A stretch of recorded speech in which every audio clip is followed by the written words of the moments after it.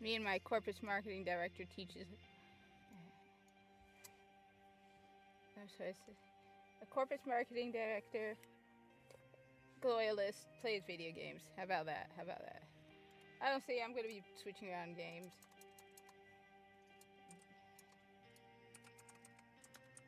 Video games. Because that's what I do. It's a Corpus marketing director. Alright. Alright. Let me see. Yeah. No big surprise there. Anyone surprised Witcher ended up getting canceled after 5 seasons? Nah, no one's surprised. Oh, everyone watched it for Henry Cavill. I haven't seen it yet. I should watch it. I don't know. It's kind of depressing. Alright. Cat's being the cat, as always. Which means she's going to the bathroom. Alright. I don't know what I'm playing. I just downloaded Grounded because I saw a video of Grounded. Right. The reason I'm playing Warframe at first is because I want to get from Barraketeer the gun he's carrying. Alright?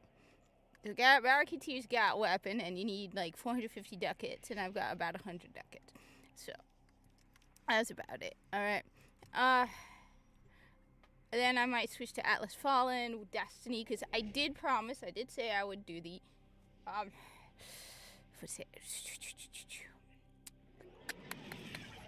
Legacy Engram, and I don't have enough strange quotes. I'm wearing a Halo hat with a Warframe pin, so the pin says Corpus, which, by the way, you can't get that pin anymore. Oh, and no, unfortunately, I did not try to buy a physical ticket in time, so I am sold out on going to Warframe, to TennoCon. I wanted to go to TennoCon this year. I wanted to cosplay as Corpus, but unfortunately, the ticket sold out pretty fast.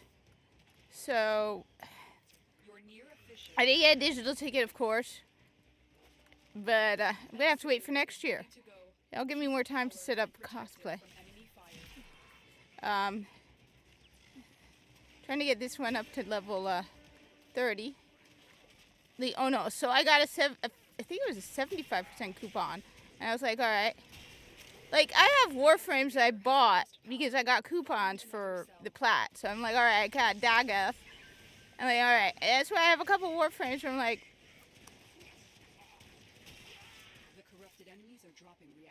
honey, I know that. Sweetie, we all know that, alright?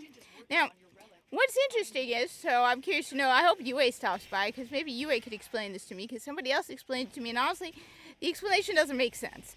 Alright, so I was playing around with Copilot on a Windows computer, right? And I'm like, alright, because, Corpus Loyalist, I'm like, alright, me, I'm always going into the Corpus side of things. I'm like, is Alad V dead? I just wanted to ask. I'm like, okay, because as far as I know, Alad V is dead. At this point, if you don't think Alad V is dead, I mean, come on.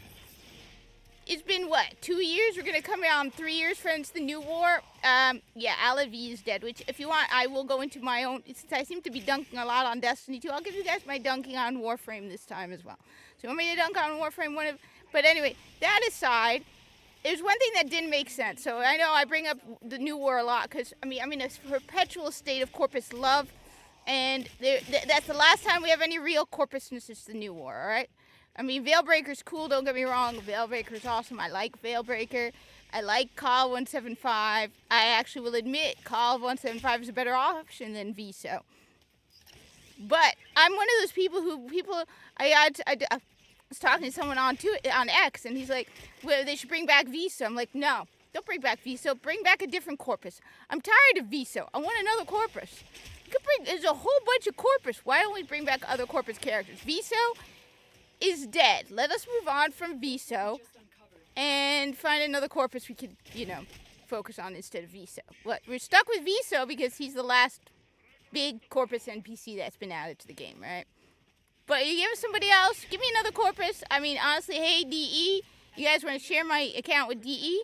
Hey, DE. I've created over a dozen Corpus characters easily. Each one of them is unique. And it would be hilarious because some of those characters, it would be hilarious. It'd be like, this is Commander Shad Tico. It was like, wait, Tico's real? Yeah, there's a guy named Tico. His name is Shad Tico. Yes, honey, I know that. I absolutely know that. So anyway, all of that's me going into multiple directions. All right. I was looking on Copilot, just, the AI on Copilot. I was like, okay, is Alad V dead? And at one point it comments that Alad V's ship was too big to be destroyed and is in orbit around Eris. Now, the guy I was talking to said, yeah, it's the same ship from the New War. But I'm like, and that, there's an alternate, the whole, eternalism, where it's like multiple options, where one version of the universe, Alad V and Viso don't die, one version. It doesn't make sense. Because Alad V, and you can see it, so you can see if you play the New War, they show you the ship they're on. Alad V and Viso are on a pillar ship. Pillar ship is one of the smallest Corpus ships there are, alright? I mean, I'm pretty sure if in the world of Corpus hierarchy, they'd be like, I'm a tech first class. Okay, on what kind of ship? Pillar ship. Yeah, good for you, Habibi. If you're on a stanchion or an obelisk, that's different. Those are the mega ships. Those are the ships that, you gotta be, they're basically cities in the space. Like, one of the fascinating things I love to think about is the fact that they point out that obelisks and stanchions are so big, they're basically cities in space with factories and warehouses and, basically cities. So they probably have full-on, like, corporate schools and stuff in these massive obelisks. I mean, if you go to Europa, that's basically a Corpus ship. That whole debris field is just a Corpus ship. So it's like, that don't make sense. Viso and Alad V were on one of the... So my guess is it doesn't mean the New War.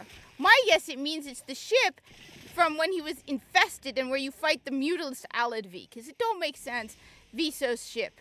As I said, Alad V and Viso are on the same... Alright. Alad V and Viso, right, we're on the same ship. We know this for a fact. Alright, you can absolutely tell when you listen to the New War, Alad V, alright, and Viso are on the same ship. Alright? There's no doubt about it. Alright? It's clear from the way Alad V talks. The conversation between Alad V and Viso is they are on the same ship. And you can tell beyond a doubt when you get the cutscene, that Viso is on a pillar ship. So if Alad V is on the same ship as Viso, and Viso's on a pillar ship, yeah, what the? I hate this. Come on. This is me being really embarrassingly stupid. Alright. Alright. Alright. So, that didn't make any sense to me. It's like, no. I'm beginning to think, because I looked at Eris, and mutalist Alad V is in orbit of Eris. So my guess is it wasn't the New Warship. Because again, the New Warship is a pillar ship. Alright. The only reason I used a pillar ship for Tico and crew was because it's easier. Honestly, it's also because if you play the New War, you can play as Viso, you can explore the pillar ship. Alright? But honestly, I wanted to put Tico on a obelisk or a stanchion. Because those ships are awesome. Hey, Ajit, what's up? So, I don't know. Like I said, I think the dude was wrong. I don't think it was,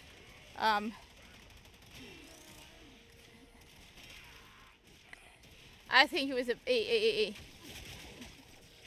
anyway. I said, I disinstalled Grounded because I'm curious to try that game out. I want to finish Atlas Fallen because I want to finish a freaking video game for once in my life. I have so many video games like, yeah, I played Immortals of Avium. I loved Immortals of Avium. I have not finished Immortals of Avium. Hello. You are infamous. I see you have a reputation for infamy. I have a reputation for profiteering and corporate greed. I love profiteering and corporate greed. The funny thing is truthfully, I would be a really lousy Corpus in real life. Because I'm too nice. Alright? On top of that, this may come as a shock. One of the reasons I like to earn when I do, so people are like, Well, why do, like, the rare times I get a super chat, it makes me uncomfortable because I haven't done anything to earn it. Hey, no! Give me. Damn it. You are infamous.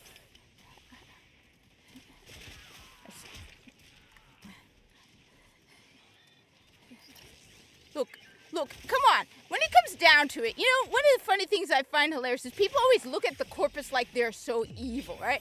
Everybody looks at the Corpus like they're evil. I bet you every single one of you is greedy. Even the most, like, giving person on the planet is greedy, all right? Greed is just like, so everyone, like, looks at the Corpus like, oh, they're so evil, they're so greedy. All right. Things to consider, all right? Ask yourself this, all right? Would you do your job if you didn't get paid? Would you actually go to work, even if you do your job and are willing to, like, oh, I don't know, clock out at, even if you were to clock out at, like, 3 o'clock, let's say, and continue working off the clock in secret. I'm not saying anything. Hey, you could argue that. I mean, I've seen some of the arguments. I'm not going to say no. I mean, to everyone, the opposite side is evil. But just even if you are willing to work off the clock for like 3 hours, right? Or 2 hours or something. Why are you doing it? I'll tell you why you're doing it. Because you're greedy. Because you know it'll make you look good in front of your boss. And that when the time comes for a raise or when they're cutting people, right? They're like, yeah, Joe was off. We secretly, without anybody knowing, because you're not supposed to do that. You're not supposed to work off the clock. If you're an hourly person, right? You're not supposed to do that. But everybody knows when you do it. They're like, yeah, we're going to definitely keep this person. So everything you do is motivated by greed. I mean, even Doctors Without Borders probably has a greedy motive behind it. Hey, Zelner, even the goddamn Tenno are greedy as hell. People are like, in fact, I've argued that the Tenno uphold the Corpus tenets better than the Corpus do because, I mean, why am I doing this? Why am I doing this mission right now, all right? But, okay, if it's your company, then yeah, but actually, think about it. You're doing it, but also to grow profits so in the future you can have money because we all need to live. Like, if you don't have money, you're going to starve, right? But, like, I have argued that the Tenno are more greedy. I mean, just pause. Why am I doing this mission? You want to know why I'm doing this mission? I'll tell you why I'm doing this mission. I am doing this mission right now because I need ducats, all right? I'm doing this because I need ducats so I can get a gun. That's it. Greedy Tenno going after a gun for ducats. That's about it. We need another power cell for the excavator. Honey, you piss me off every time you tell me that. I get it. You want to know something, Lotus? I got something for you, honey. You could have told me before I went out on this mission, hey, Tenno, bring some power cells with you. But no, you didn't. You didn't tell me anything, and now I got to go on begging for power cells. Well, no words, woman. No words. So yeah, am I greedy as a Tenno? Absolutely. To hell with it. I want my new gun. I'm going after this new gun. It's all about gun. And that's about all it is about. All right? Dig complete. Your hard work has just been rewarded. You know, it's a shitty reward, woman. It's a lousy reward. I'm just gonna flat. No, I need ducats. I got 2 million. I got almost 2 million. I think I got 2 million credits. Yeah, I got almost 3 million credits. No, I need ducats, which you get from dismantling a prime stuff. That's what I need. So every prime, so look, okay, mission results, view mission progress, right? So I got, what did I get? Oh, it doesn't show me. Oh, it doesn't show me what I got. All right. But every one of this stuff, I can dismantle it for ducats, and I want ducats.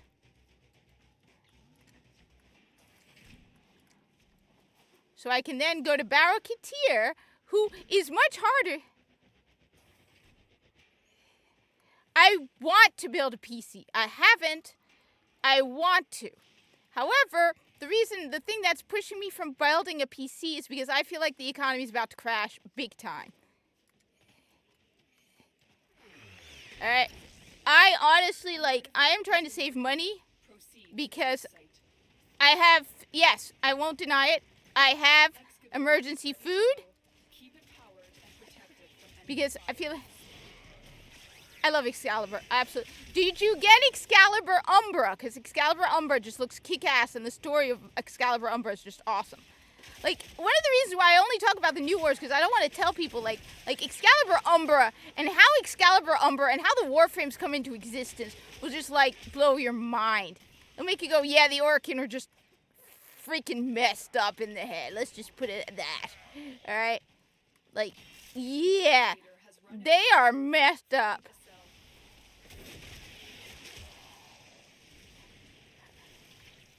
Besides, Calarvo, I love Calarvo. Calarvo's got this thing. Where what? Alright, I'm not gonna say anything then, because there's some things you don't tell people in Warframe, because then you find out stuff. Excalibur Umbra just looks kick ass. Hi Dukify, what's up? I'm being a babbling idiot. Yeah, no, and I understand it. Look, alright, so people are saying I bash on Destiny 2 a lot, alright? So it's my turn to bash on the new war. You want me to bash on Warframe? I will bash on Warframe. First big problem with Warframe. Will not deny it. Absolutely will not deny it. Warframe is hard to get into.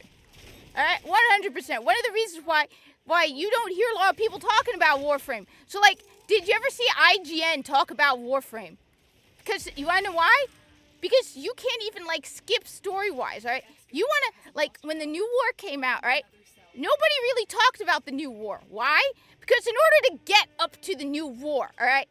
To get to the new war, if let me put it this way. If Viso's voice actor himself, all right? Because I've been trying to get him to come on. I've been trying to get him to get onto my YouTube channel. Calvin, if you're watching this, I highly doubt it. Calvin, offer's still open. I know you're busy. I know. You got stuff going on in your life. I get it, kiddo. I get it. But you're still open. It's still open. The offer's still open, all right? Offer's still open. You can come to my YouTube channel, all right? Okay. His name's Calvin. I follow him on the YouTube on the Twitters. Tell him, be like, hey, Calvin. But even if he were to come to me, be like, hey, I want to get into Warframe. I want to go up to the new war. I want to play as Viso, the character I voice. I'd be like, Calvin, love you, man. I ain't doing it. I am not carrying you. Love you, man. I ain't carrying you to the new war. Hell no. New war is a lot of work to get to. But that's why you notice none of the... Oh, I totally agree. And one of the reasons why people are like, oh, you don't like Helldivers because it's not Warframe. No, I like the movement in Warframe. I love the movement. Just, come on. There's even Destiny 2 and Destiny. No, this isn't me bashing on Destiny, all right? I will not deny it, all right? Let me be clear. I will not deny it. Destiny has phenomenal movement, all right? You can do stuff movement-wise in Destiny you can't do in any other game, right? Except Warframe. Warframe's got the absolute movement. But one of the great things, and this is something me and Yue were saying, right? You were saying, one of the great things about Warframe is nobody plays it. Why? Because then they won't get the Wokies. Wokies won't come after it, right? Can you imagine, all right? Can you imagine if IGN, or worse, The Gamer, or Polygon was like, Viso is white. Viso's a man. If he wasn't under Corpus drugs to make him a celibate, he'd probably be straight. Oh, the horror. Viso-R is a straight white man who died to save thousands. Or even worse, Call 175 is probably a straight white man too. So we got Viso and Call, the two heroes of the new war, and they're both straight white men. Oh, and they're cis. Oh, the horror. On top of that, worse and worse, all right? At least Call is like Grenier, okay? Grineer are basically slaves, right? Viso is a capitalist. You call Viso a communist, he will probably punch you in the face. Alright? You call Viso anything but a pure, bored capitalist who loves his profit and his money and his greed, he will punch you in the face. No doubt about it. There's nothing more insulting to a corpus than to be told, you communist scum. Viso will probably break your legs. Well, not, okay, maybe not. He will probably just get really, really insulted by you calling him anything but a capitalist because he's Corpus. Alright? Which is one of the reasons why it's so great that people like AGN do not pay attention to Warframe. But I will not deny it. Warframe is ridiculously hard to get into. Alright? Absolutely will not deny it. Alright? I'm stuck. I need help. I am stuck on the steel path. I want Incarnate weapons. You want to know how to get Incarnate weapons? Alright? Look, I'll be clear. You want to know how to get Incarnate weapons? You got to do the circuit on steel path difficulty. And you want to make it even... Oh, shoot. What the... give me 1 sec. Lost my... Okay. Alright. I am absolutely stuck because every YouTuber's like, oh, well, you want to get the best guns in Warframe. Yes. Yes, I do. All right?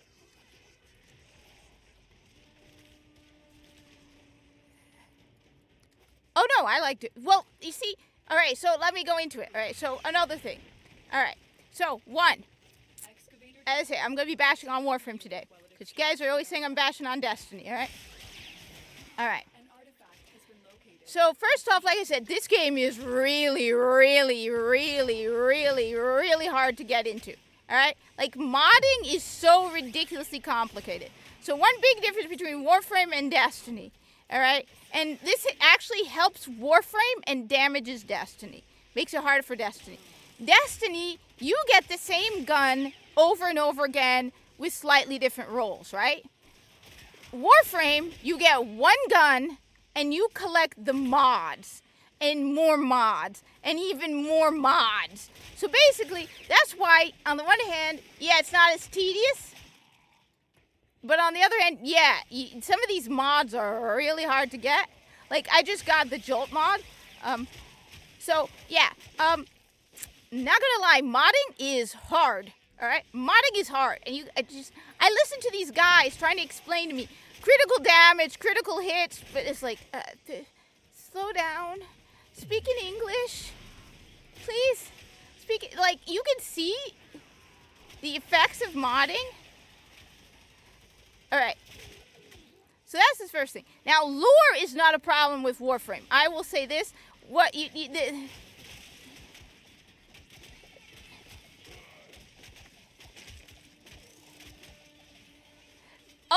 Oh, I'm so jealous. I want to go back to college. Right. But exams, so I know that feeling. I still remember. It's been a very long time. All right.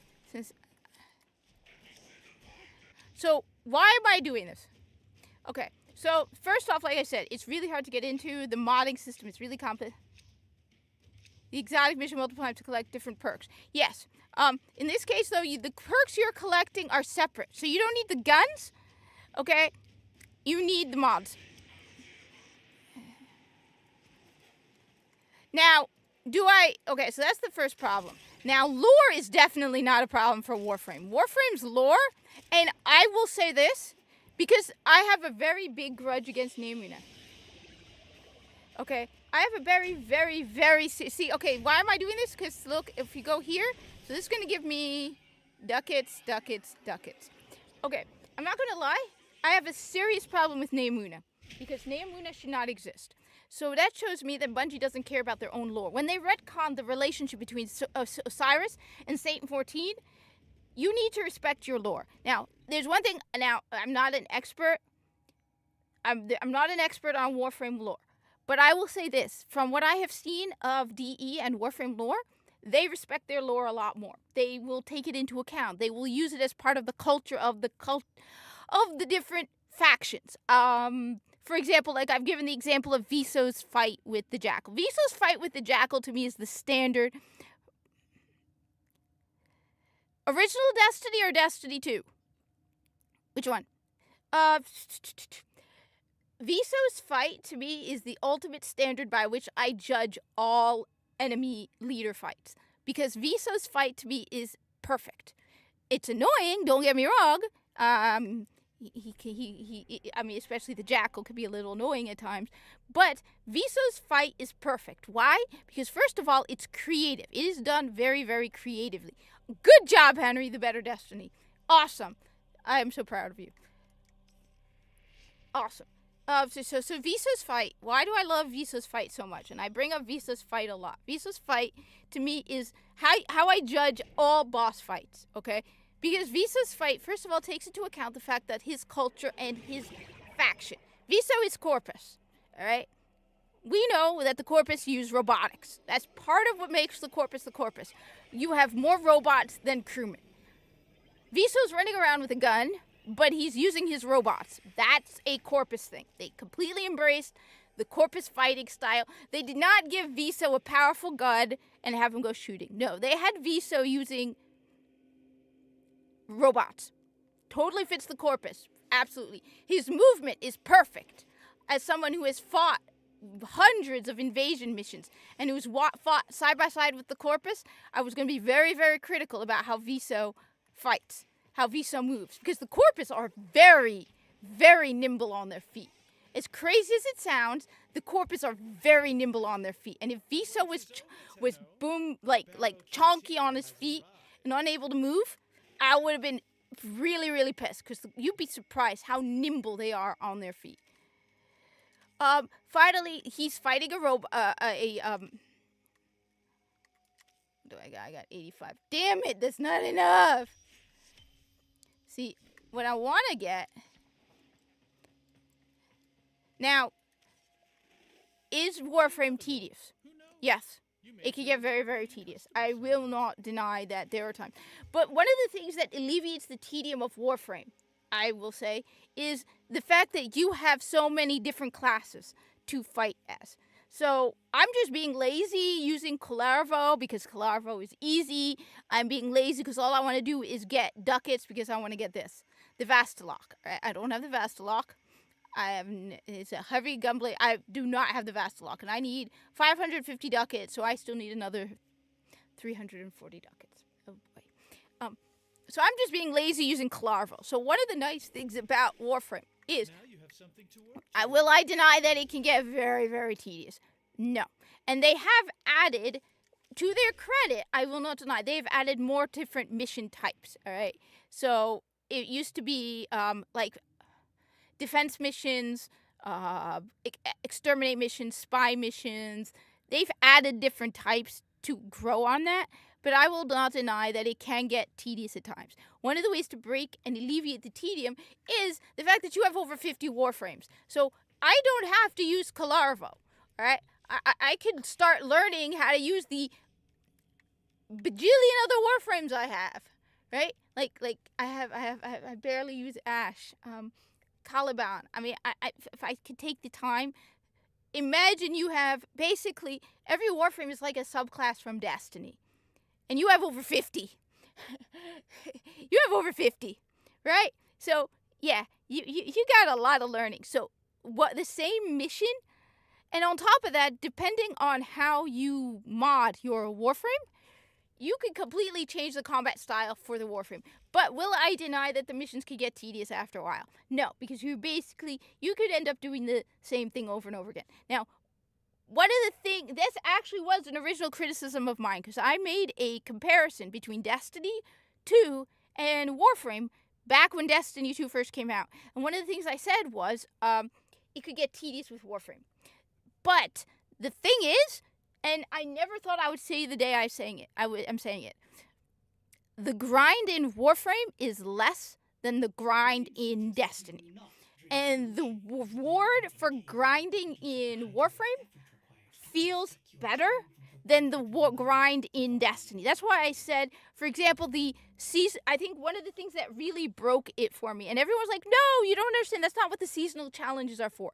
Look, why aren't you giving better rewards for the season? Everyone's like, "Oh, the seasonal challenges are just a means to move." No, but think about it. If you had, for every week of seasonal challenges, you had a unique reward, it would give you something to grind towards. Because I don't have a problem with grinding. My problem is, what are you getting for the grind, and is the grind worth the effort? So, like, for example, there are certain for example, all right, go to Warframe's map, all right? All right, so, well, first off, we go over here, all right? Every Warframe requires 4 parts, all right? I got a bajillion at this point. Every Warframe requires 4 parts to build a new Warframe. So you need the blueprint for the Warframe. So, like, right here, we have Ash's blueprint, we got Ash's chassis, we got Ash's neuroptics, and Ash's systems. You need all 4 parts. You build the 3 parts first, and then after that, you combine it and you build the Warframe. So you first build all 3, all right? Then you build the Warframe, all right? A lot of these Warframes, you can get them by killing bosses. I'd say I was doing Equinox. It took me about... That's the other thing. So one big thing that woke me up to why I like the grind in Warframe more than Destiny 2 is the seasonal challenges. Because the seasonal challenges give you nothing. They give you Bright Dust and XP. And everyone's like, "No, Kat, no, this is so you can advance the season pass." No, you're giving me every week a bunch of season... Like, for example, all right, Nora's Nightwave. Nora's Nightwave is basically Warframe's battle pass, all right? Every week, they give you a bunch of daily, weekly activities, okay? First off, the rewards you can get from Nora's Nightwave change every week. So you get different mods, everything here. Every week, you get different stuff, all right? You get different stuff. But on top of that, all right, so you beat these, and you get points which extend this. So it just... You get better rewards from Nora's Nightwave. And I do not like Nora. I find her very, very annoying after a while, right? You get better rewards for Nora's Nightwave than you do for the seasonal challenges for Destiny 2. And like I said, no, you made a weekly list of challenges that you should accomplish, and you gave us garbage rewards. So that's one of my issues. It's like, look, I have no problem grinding. Most video games, you're doing the same thing over and over again anyway. All right? I don't have a problem with grinding. My problem is, if you want me to do the same thing 50 times, which at one point, literally, I was doing the same thing over and over like 50 times in Destiny 2. And what do you give me for doing that? The same guns over and over again and Bright Dust. It's like, well, the Bright Dust is worthless. It's garbage. It's just, you get every week, a limited selection of what you can get. So for me, it felt like, okay, I can do a boss in Warframe 24 times maximum. It takes less than 24 times to get all the parts you need for a Warframe.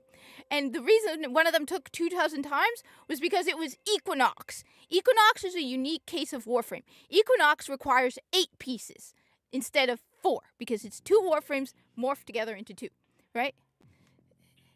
No, well, like I said, I consider Destiny 2 as completely copied Fortnite at this point. So, I that's one of my issues. This is meant to be me dunking on Warframe. Do I deny that some of the missions can get tedious? Yes. I mean, okay, every one of the missions on Mars is either sabotage, rescue, all right? You got the assassination.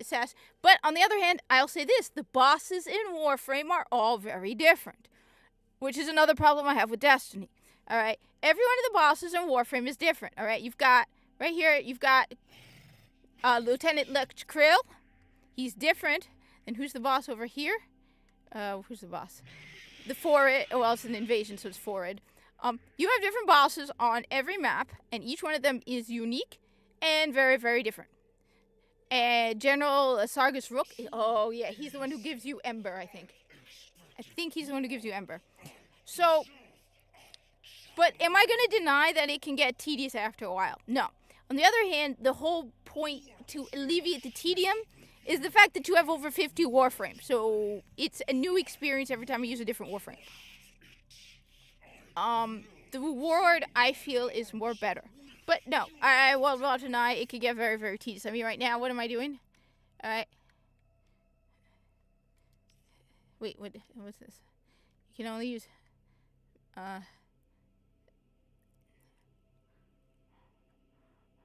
on top of that, I won't deny that the conversations in missions can get really, really annoying. Like, seriously, the Lotus, sometimes stuff the Lotus says doesn't even make sense for the context of the mission. Alright? Like, woman, I am doing an invasion mission on the side of the Corpus. And some of the stuff she says doesn't make any sense. Like, okay, I do survival missions on the side of the Corpus, right? And she's like, while a fellow Tenno raids, it's like, woman, I'm fighting on the side of the Corpus. Shut down all systems. I'm sending life support capsules your way. What are you talking about?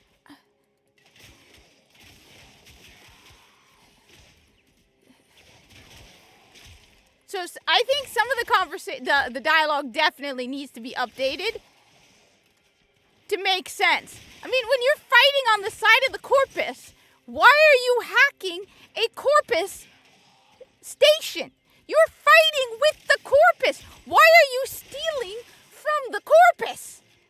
That doesn't make sense. Like, I have done missions, like, mobile defense missions, right? Invasion mobile defense missions, where you are hacking a Corpus console, and you are fighting with the Corpus. You're literally stealing from your allies. That's not the point. The Corpus are paying you to help the Corpus. Another big criticism I have is the New War. The New War was way too short. The New War basically completely upset the solar system.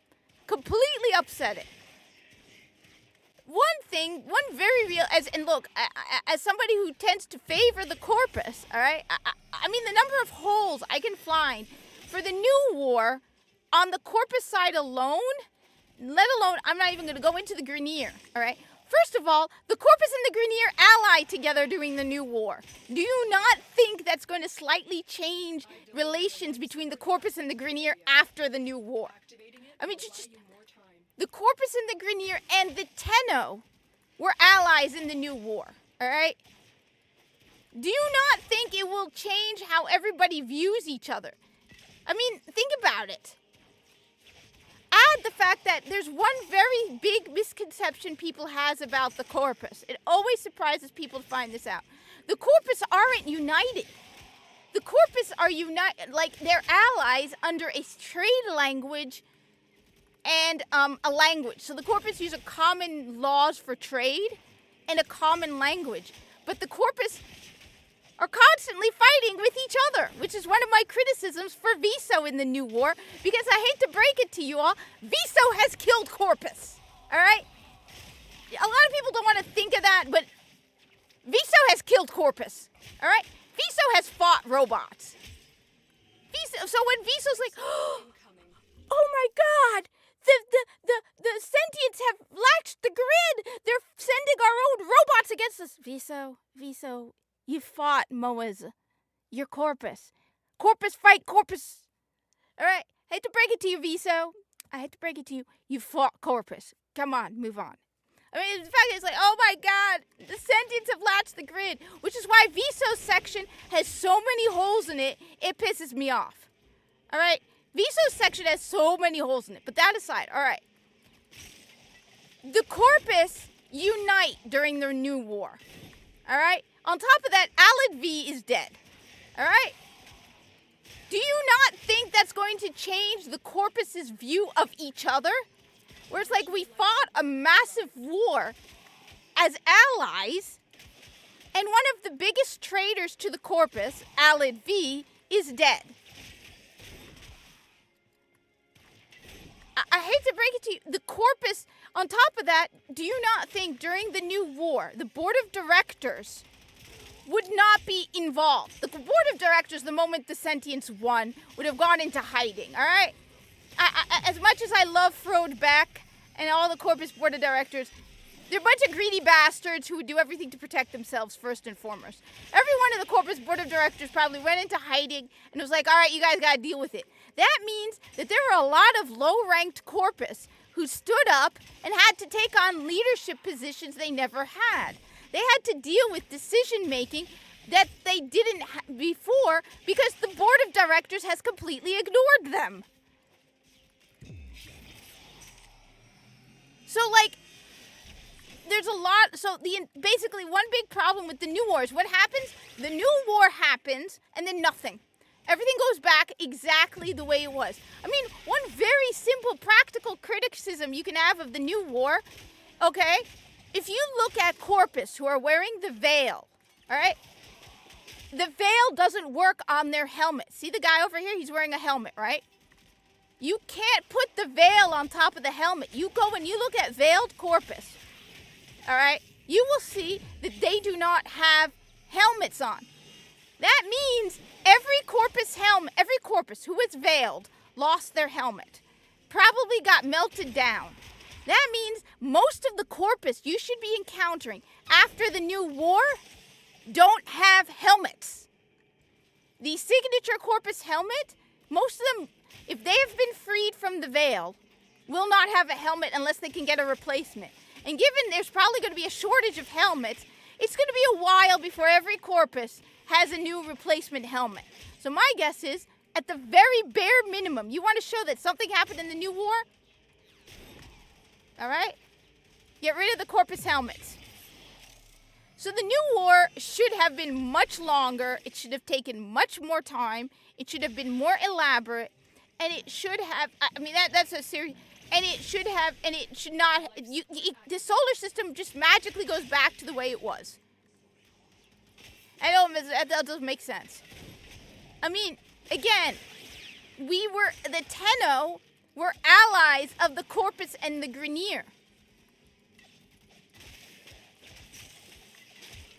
Okay? So that's another one of my criticisms. The storytelling, while good, is very, very small little bits and pieces. Are the updates free? Yes. They keep adding new stuff. I will not deny it. Whispers in the Wall, though, was tiny. I mean, don't get me wrong. I love the Whispers in the Wall.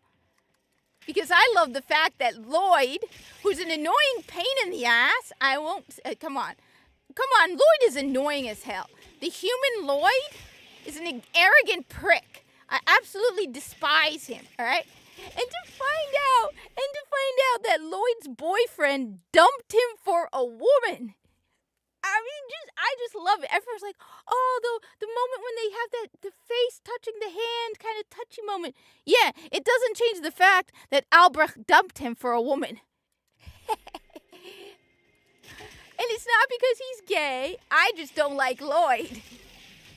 So I don't care. So the fact that doesn't take away the hilarity of it. It's like, Lloyd, you are such an unpleasant person. You turned your gay boyfriend straight. Good job, Lloyd. Though he could also be argued that he was bi, whatever. I just like the fact that Lloyd is so unbearable, and he is. Like, I hated him from the moment I started playing the Whispers in the Wall. I absolutely despised Lloyd from the moment. I didn't even know at the beginning that he was going to get dumped by Albrecht. Somebody had to tell me, oh, by the way, Albrecht is like the father of, it's like, he has a wife.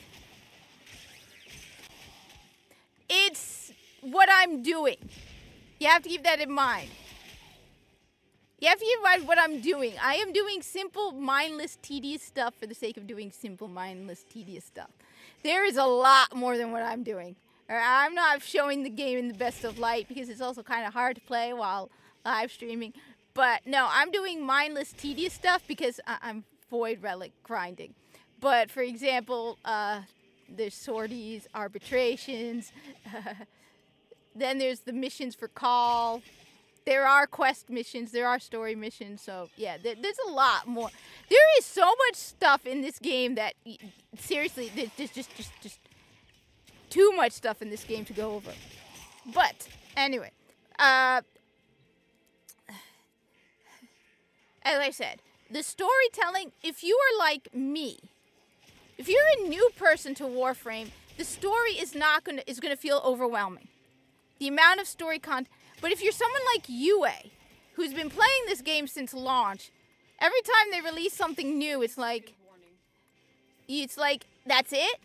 Whereas for us, like most of the when I started playing Warframe, most of the story content, there was a ridiculous amount of story content. So I kept going from one story mission to the other story mission to another story mission.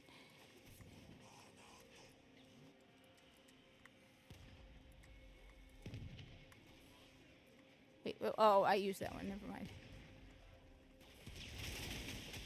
I'm doing what's called the Gift of the Lotus. All right.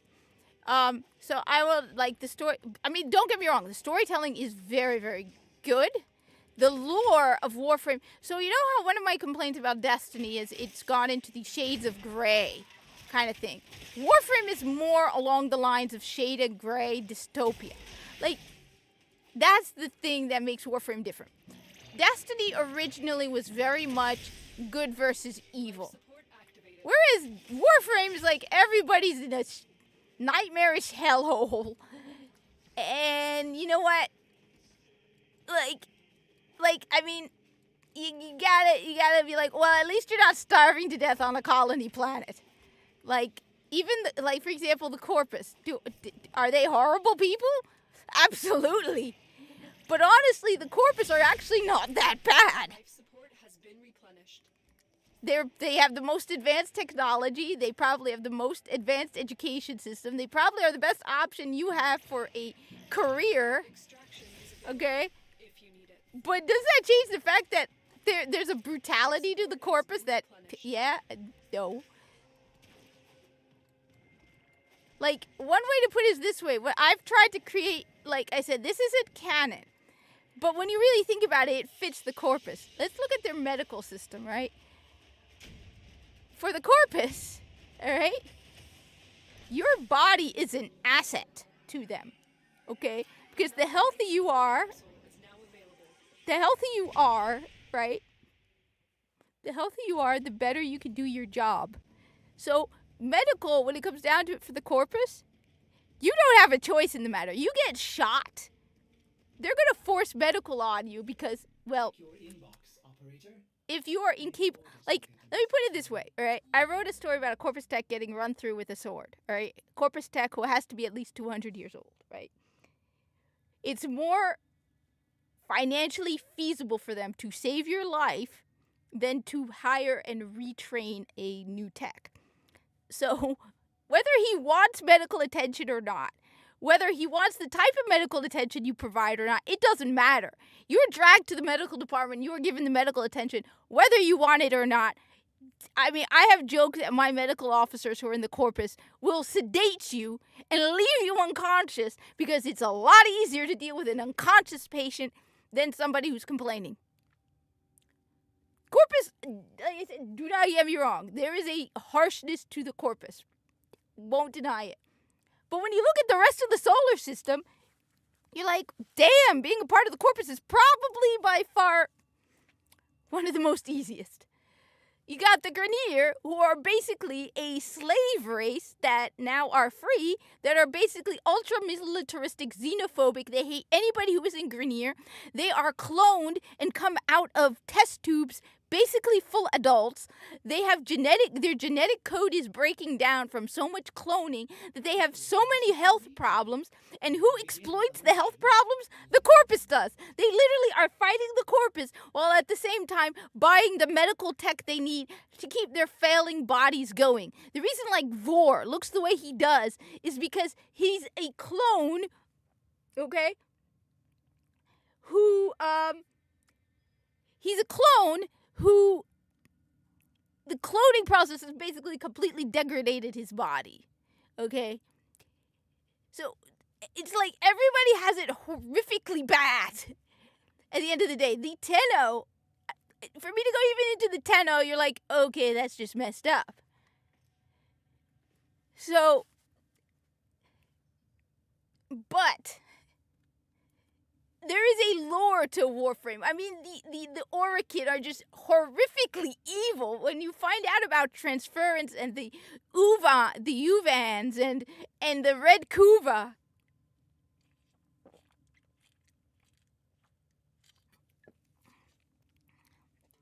I mean, like I said, even when you think, like I said, you have the Grineer, who are defective clones with ridiculously low IQs, who are basically born and raised to be enslaved to the queens. Then you have the Corpus, who the majority of them, look, the Corpus except recruits, were born, probably my theories, out of artificial wombs, raised by the corporation and taught. I mean, think about it. Is there anything better than having an employee? All right, let's go with Target. All right, let's go with Target. Now imagine Target reaches the point where they can genetically create employees. So they basically, you are born from an artificial test tube from Target, okay? Target has a whole bunch of artificial wombs where they basically genetically engineer the employees they need. So they have genetically engineered truck drivers, genetically engineered shelf stockers, whatever, right? They raise you. I mean, think about it. The Corpus literally worship profit and hard work. They are workaholics from birth because they are raised that the way to be the most superior is to basically work yourself to death. Okay? You live for centuries in a state of stagnation where all you know is to work yourself to death and get as much profit for your employer as possible. They're like one step above robots. Okay, and that's probably one of the better factions in the game. So the darkness of Warframe, I mean, it's nothing like Warhammer 40k. Yes, I did. I mailed it back to them this week. Yes, I did. I haven't gotten my refund yet. The package probably hasn't even arrived, but I mailed it back to them because it's not worth it. Look. All right, look. First off, let's see what I got. All right. First of all, let me just check on the state of Destiny, right? Is it saddening to me that I sent it back? Yes. I love the original tower, all right? Have I canceled my Final Shape pre-order? No, I have not. I really should.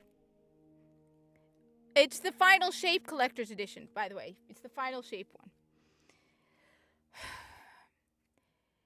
It breaks my heart. I have said this multiple times, all right? The collector's editions for the original game from the beginning were gorgeous, all right? All right? The collector's editions for stuff like Shadowkeep, the original Destiny 2 collector's edition, all right? They're all great. Yeah. And one of the, I got it. I got it because it was the original tower. And then I look at it and it's cheap plastic. Like every time I look at the collector's edition, I go, oh, but it's the original tower. And then I remember the price. $175. And you don't even get the code for the game. I would not have had a problem paying $175 if that included the game code. It did not.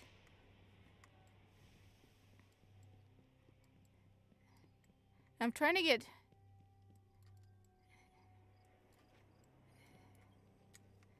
What do we get? We got Fallen, Vex Minotaurs. I'll show you that. All right, you want to know something? All right, Vex Minotaurs. All right, here we go. All right, watch and learn. You want some secrets? Who wants some secrets from Destiny 1? All right, let's go with. All right. I'm going to give you some Destiny 1 secrets. So, $175. Yes, the code for Final Shape. It doesn't include it. All right.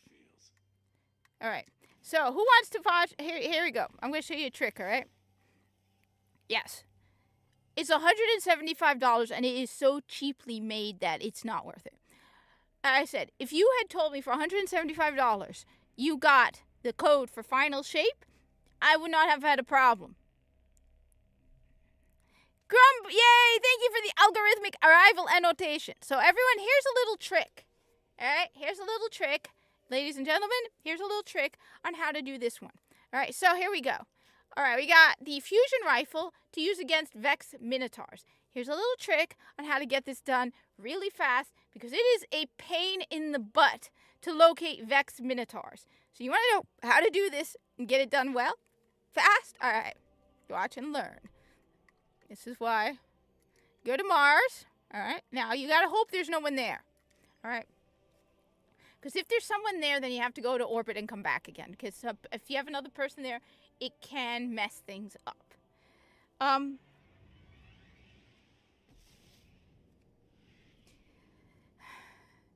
mean, there's small tweaks that they could do to Destiny 2. Oh, come on. Why haven't they done? No. I just got told. I tried to cancel that. God damn it. Are you kidding me? God damn it. I've been trying to cancel that Geeks and Gamers premium for months. I just got charged for it again. I don't use it. I like Geeks and Gamers, don't get me wrong, but I'm getting tired of paying for premium that I don't even use. And I tried going on the Geeks and Gamers website to find where I can cancel it. And it just automatically charged me for it again. That money was supposed to be for Stellar Blade.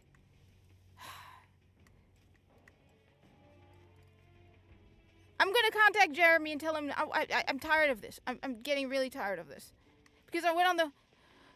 You can pay $100 a year for Geeks and Gamers Premium. Okay? First year, I was willing to do it. Second year, I forgot about it. I went on Geeks and Gamers to try and cancel it. It automatically charged me again $100 for Geeks and Gamers. I love Geeks and Gamers. I think everyone there is great. But I don't want to keep paying for it. It's $100. And I went on the website trying to see where I can cancel it. And it didn't give me an option. And now I'm stuck paying them another $100. And I like Geeks and Gamers. Again, this isn't a criticism of Geeks and Gamers. But I'm getting tired of paying them $100 every year. Okay? And I just got charged another $100 for this. Yeah.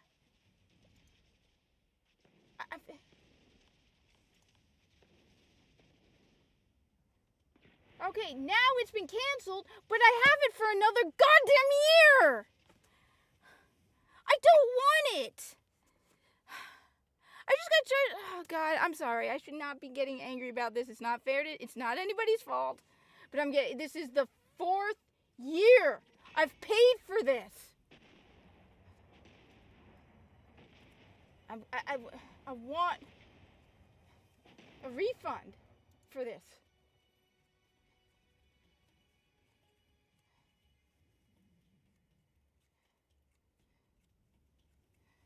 I want to try and see and get my money back. It's a lot of money for something I don't use.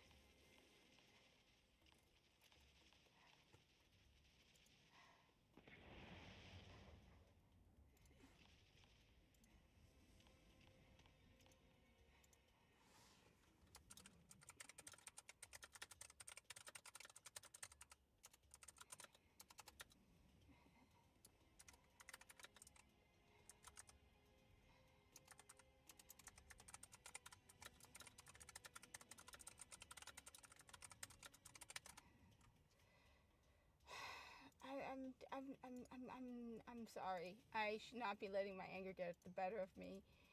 I'm just really frustrated with this thing because I don't need. Give me a sec.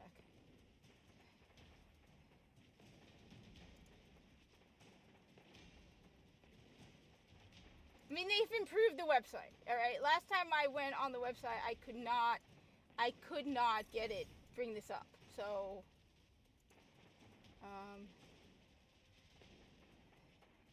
No. The last time I could not find an option to cancel. But I want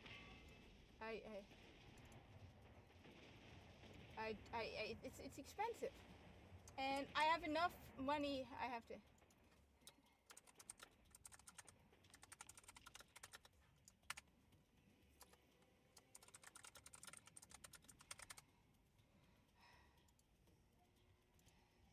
All right. So, yes, I like Geeks and Gamers. Please, this is not meant to be a criticism of Geeks and Gamers. This is, I don't use it because I don't spend a lot of time on the internet. That's actually one of the things I wanted to, I have a lot of, I do not understand the internet. All right, first off, all right, all right, I do not understand social media. I have a lot of problems understanding social media. I don't understand these people who are constantly posting stuff on Twitter. I get so many alerts from DMs from people. There's one group, and they're constantly talking. And I'm the one person who's like, I could go a whole month without going on the internet and don't care at all. All right. First off, let me post. All right. The secret is, all right, how to get this one here, right? All right, what you need to do, all right? Here's the Minotaur. Got him.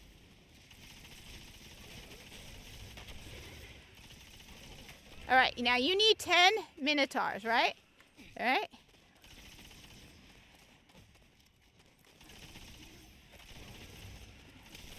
That money was going to Stellar Blade. I don't have a ridiculous amount of money. All right, so then what you do is you go past the rock. All right, and you wait. Then they come back again. So that's how you get the Minotaur to come back, all right? Minotaur comes back again. Kill the Minotaur with the fusion rifle. Kill everybody else. Don't waste the ammo from your fusion rifle because it's secondary. All right. Then the Cabal come here. All right. One of the things I have a lot of problems understanding, and maybe people can help me understand it. It's like people have to share everything. Like honestly, I could probably go for weeks on end without posting anything on the internet. Easily. All right. Go over here. You need people with you to do Wrath of the Machine. You can't do it by yourself. And you go over here. You need people. And there we go, Minotaur. And this is how you do it. I do not understand the internet. Like, I see people posting their medical information on Twitter. I see people posting everything they do on Twitter. I'll sometimes do it because it's like, okay, that's what everybody else does. But I mean, maybe I like sharing my Corpus stuff, but I kind of lost all confidence when there aren't a lot of people who really care for the Corpus. Like, I wish DE, I mean, I don't know. Like,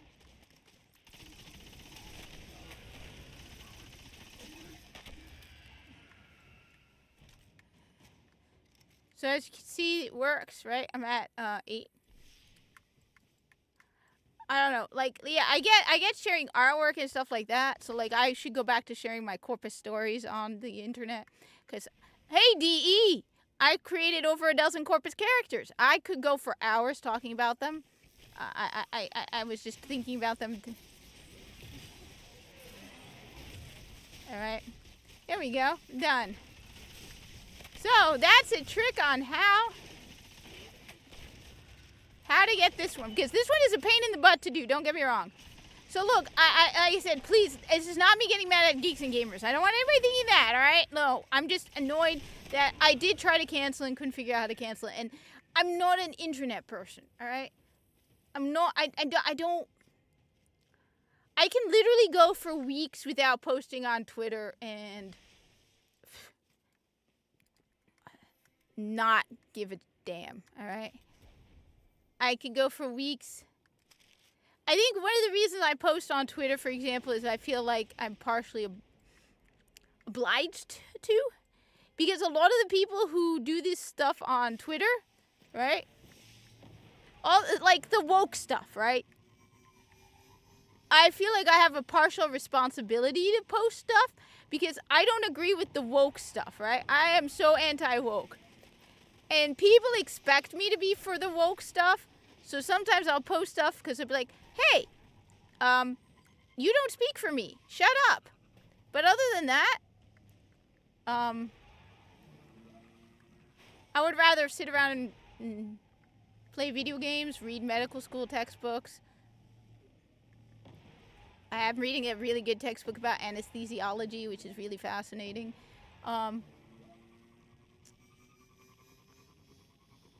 Because anesthesiology is really, really fascinating. One of the hardest medical fields to get into is anesthesiology.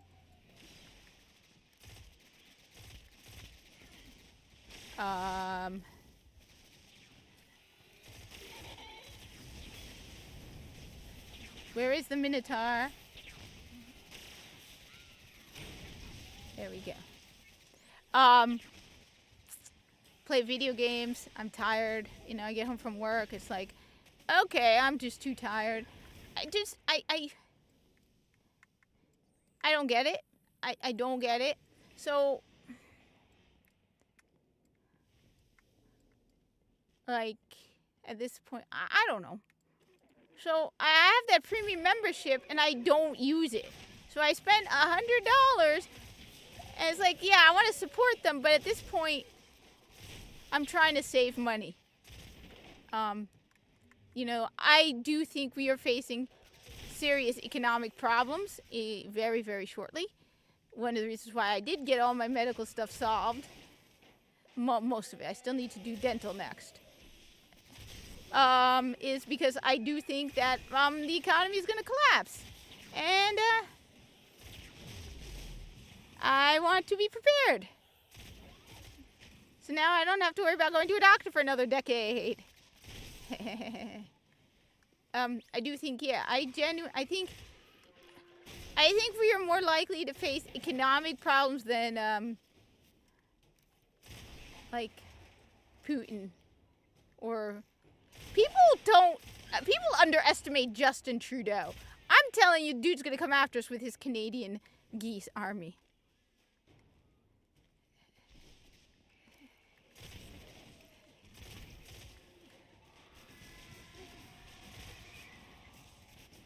Like,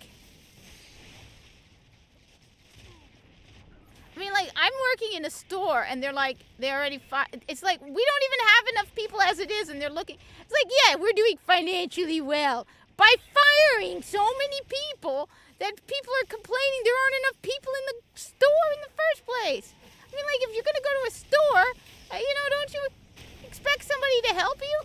No. It's like, well, then why not just order online?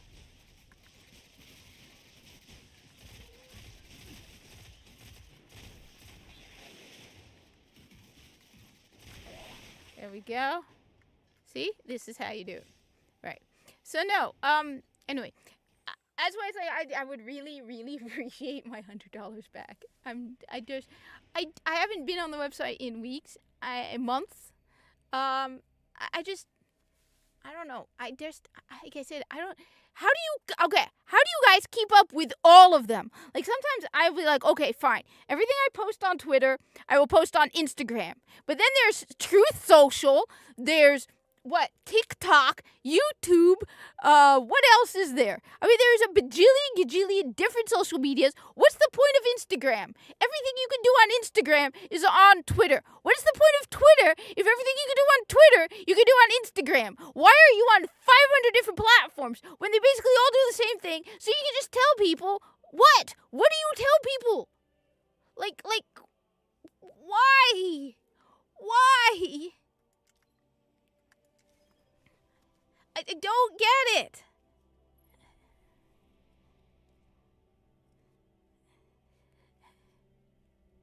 And, like, I try to be nice. When someone's like, yeah, I've been busy, I've been dealing with a lot of things. It's like, Okay. Prayers? Cool. Mostly, though, I don't know. I mean, at most, I will go on X to troll people. Or just, like I said, argue with the wokies every now and then. Be like, hi, I'm a woman. I'm a minority. I think you're stupid. I hate this stuff. I'm buying Stellar Blade. Okay, I got a question then. All right, you know what? All right, I got a question. Hades. All right. The video game Hades. I have played Hades, okay? I saw somebody post that it is full of... Wait, what is it? What did they post? Because I'm sitting here like, I do not understand where people are getting this view of Hades. I am so confused. Okay? All right, where is it? It was on X, okay? And I'm okay. All right.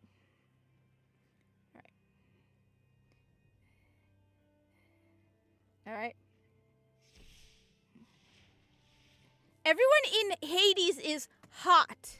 Am I the only person who never noticed that and didn't care? And the only thing I liked about Hades was the gameplay. I will say this. I didn't even notice the story of Hades. All I liked was the gameplay in Hades. All right. This is a Crucible kill one. All right. Let's see. It's not going to make me go up a level, but I might as well do it. I'm reading this post by this person, and they're like, and every character is hot, and the story is rad. And then there's this thing about Hades 2, and everybody is hotter. I didn't see the YouTube video, but I saw the title where they're like, Stellar Blade versus Hades. The characters in Hades are hot? No, they're not. They're cartoon characters from... they look stupid. I don't know. I never really paid attention. Am I the only one who's completely and totally confused? I would not compare the hotness of Stellar Blade, which, look, I'm not a man, okay? I do not find women hot, okay? Just putting it out there. I don't. I'll play Stellar Blade because I know Muggsykins will find Eve hot. Not me, okay? But I can understand why I get it. Guys find her hot. I don't see that with Hades or Hades 2. I am so confused. What is it with... What is he talking about? Okay? I didn't even notice there was any kind of representation in Hades, let alone Hades 2, which I requested early access, but honestly, could care less. The game is fun, don't get me wrong. I liked Hades. I thought the gameplay was fun. I've played it on Xbox. I've played it on Switch. Do I still have it on Xbox? All right? Or did I uninstall it at some point because I was running out of space? No, I have it right here. All right? There's nothing hot about this guy. I am so confused. Can someone please explain to me, what am I missing? Like, they're acting like, from what I have heard, that is some kind of great LGBTQIA plus minus divide side, whatever, marketing in Hades. And I'm like, it's about the Roman gods. Okay. And Hades' son. That's all I got out of it. I am so confused. I would never have put Hades on the same level as Stellar Blade. But then I'm looking at Stellar Blade as something to piss the wokies off. And it has action combat, and I like action combat. So, please help me to understand. Please help me to understand. Careful around the Hellmouth Guardian. Getting some Am I missing something? And how, I mean, you know that there's something LGBTQIA plus minus divide ampersand -1 positive multiplication division exponents. When the gaming journals think it's great. Because the only way the gaming journals are going to think anything is great is that way. Oh, the gameplay can absolutely suck. All right? But the only reason they will like anything is for the alphabet. Okay? That's it. Okay? That's the only guideline they have. Tell me I'm wrong. You can make the worst video game in existence that's broken and barely runs, but the main character is a lesbian. It's phenomenal. I feel not me personally, okay? Like I said, I'm not a fan of... No. Alright? I've been hit on by lesbians. Not Muggsy. Not Muggsy. Not Muggsy. Before anybody reads into it, not Muggsy. I have been hit on by lesbians. I have. Which you'd think the hijab would be a big no. But apparently...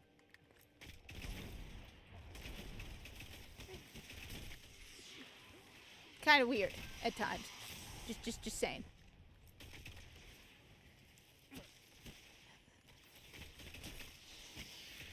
But I mean, maybe it's just me.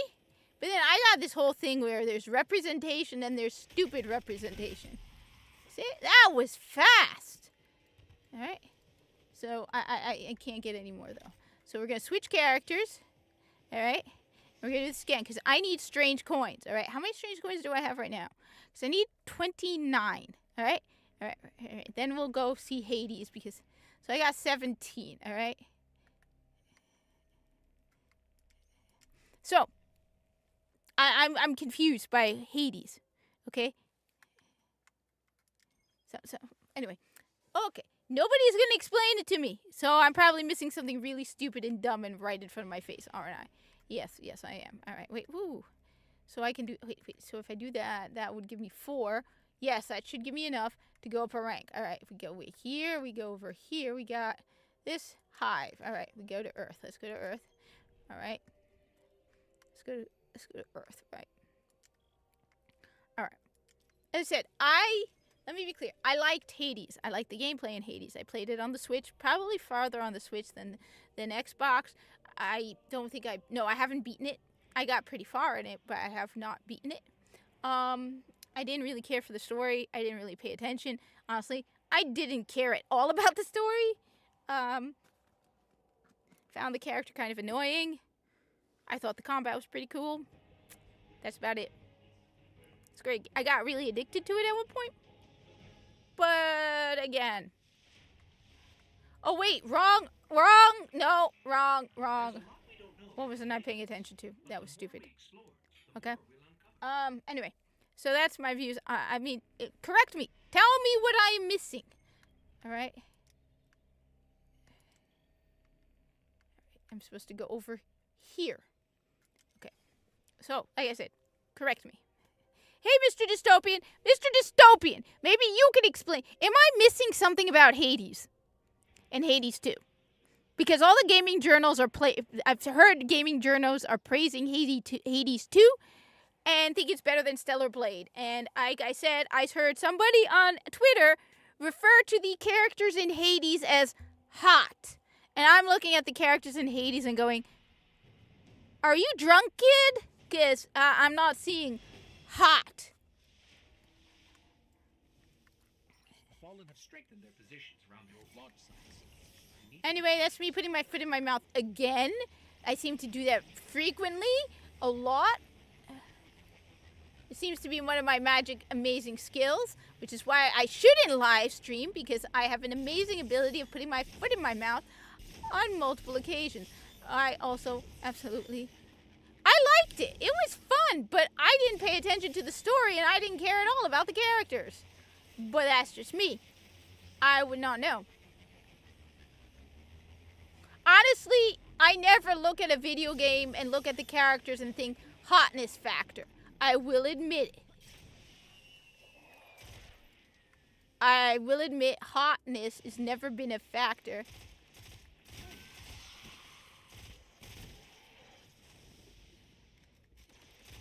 I've never looked at a character in a video game and went, yeah, he's hot. I apparently like the taste of feet. Because I am constantly putting my foot in my mouth. Which is really embarrassing.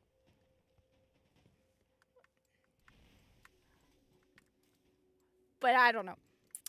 Righto. So, anyway. And the thing is, how do I see people commenting from Twitter? Can people actually comment from Twitter on this?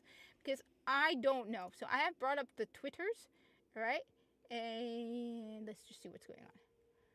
Alright. I mean, I haven't even looked at, I will not deny it, I have not even looked at my DMs in a while. It doesn't show me if I can see, there's a comment. Alright. Oh, come on. Really? Seriously? What is it with all the stupid nudes in bio? Nudes in bio. Honey, I don't want to see your nudes. Alright? Do I look like the type of person who wants to see your nudes?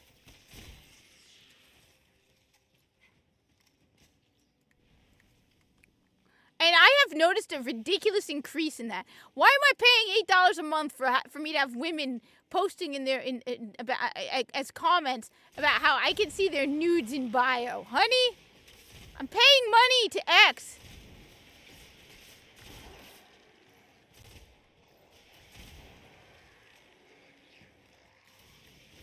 I hate the Titan jump.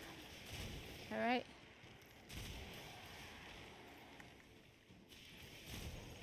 Alright. So, it's original Destiny. Come on, there's just a je ne sais quoi about the original game. Capes in bio. I prefer that. It's just the Corpus peddling their wares. Alright. I haven't bashed enough on Warframe. The problem is it's kind of hard to bash on. I mean, there are problems with Warframe. I will not deny it. There's a lot of grinding in Warframe. But I feel like the grind gives me better rewards right now. Hi, Drag. I sometimes feel like they use the Corpus and the Grenier a little too much. Like I said, one of my biggest complaints for the Duviri paradox is why the hell are we fighting Corpus and Grenier in the circuit? Can we please fight something other than Corpus and Grenier? I mean, I'm starting to wonder about the population of Corpus and Grenier. I mean, I hope that, like I said, my theory is the Corpus use artificial wombs because that's the only way possible that the Corpus and the Grenier could keep up with us. All right? Oh, right. You said capes. We don't have capes in Destiny. We have cloaks. Right.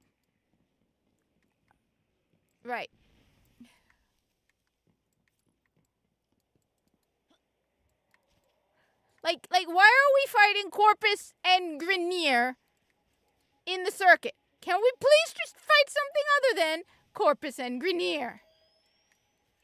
This is Lakshmi 2 of the Future War Corps. What the? We're looking for help. Give me a sec. Decrypt for details.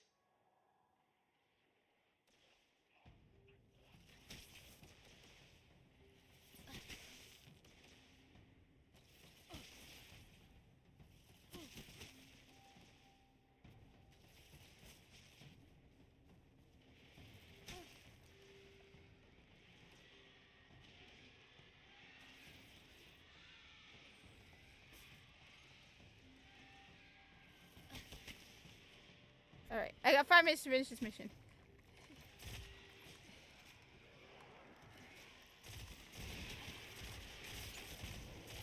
Alright. I will be right back.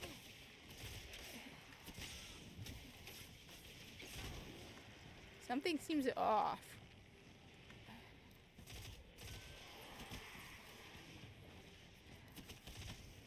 Alright. Anyway, as I was saying, Turkian forces are corrupting the area. Oh boy, oh boy, oh boy, oh boy, oh boy! Why did I do this? I'm tired. See, I'm not very entertaining when it comes down to it. Because I am not good at cheering the stuffs on the internets. Alright? I mean, when it comes down to it, alright, what do you need to know about me? I am anti-woke. I am anti-SJW. I am very much against the bashing of male gamers. I am boring. I work in retail. I like my job in retail. That one always shocks people. You work in retail. Yes. Yes, I do. I like working. You like working in retail. Yes. Yes, I do. I love my job in retail. Now, on the other hand, I will not deny a part of me is like, I was the smartest kid in my class. I was the one most likely to go to medical school. Why didn't I go to medical school? I want to go to medical school. I will admit it's always a lot of fun when you go to a doctor, like in my position, and you're like, I spent more time in a hospital as a volunteer than as a patient. And they look at me like, Well, I think you got your point across. or when you tell them, I've been in the operating room. I've never had surgery myself, but I've seen surgery. Anyway, be right back. Be right back. Something's going on upstairs. Give me 5 minutes, all right? I don't know why. They never call me. I don't know what's going on. I hope it involves $1 million. Mega cash.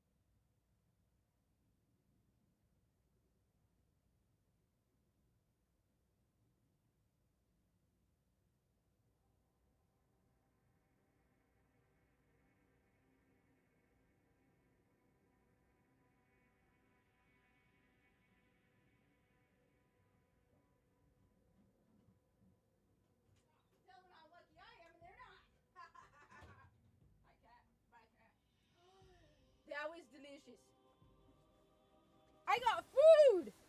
All right, so I'm back now. I got food. All right, I got food. My mom made bread with like sesame on it. All right, and that's why she called me. And I'm like sitting here like, wait.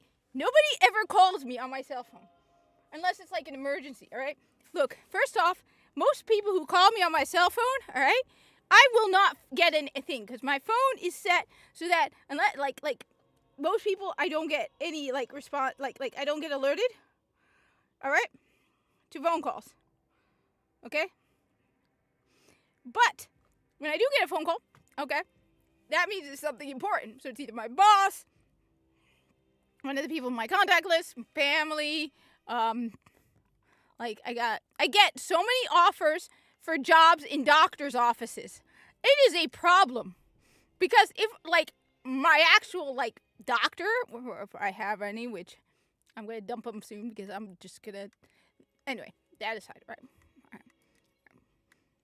I will not answer because I get so many offers from doctor's offices to work as a nurse. I swear. I keep getting offers. I keep getting contacted and be like, Margulis, which by the way, Margulis is the name of the lotus. Excuse me, doctor. How dare you call me Margulis? I am a loyalist to the Corpus.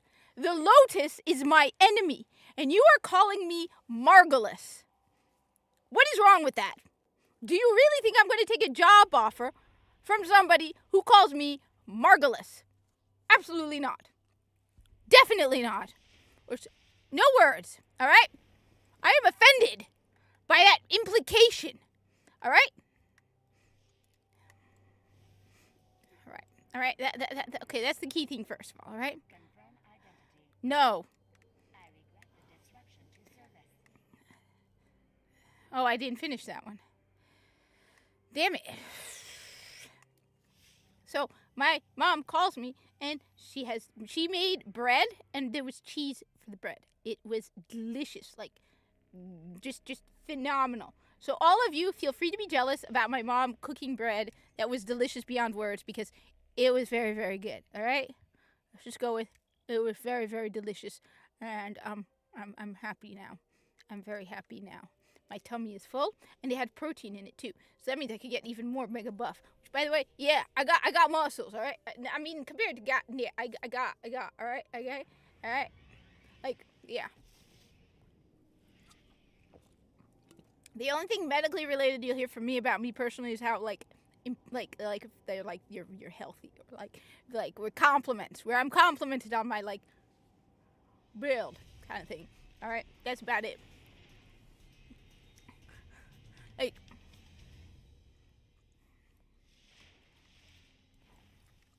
I could come on, right, next week, right, and be like, I got a new nose job. And people like, wait, when did that happen? Like, yeah, I didn't tell you anything. Not gonna happen, though. No, it's not Muslim. I got bread. Yes, I got bread and cheese. Not just bread. I got bread and cheese. All right? It was yummy. All right? My mom made the bread. So, amazing. Yes, she made it. It's delicious. Better than anything you can buy in a store. Yes. Feel free to be jealous. In fact, I expect you to be sitting there feeling really, ridiculously jealous. Yes. All right.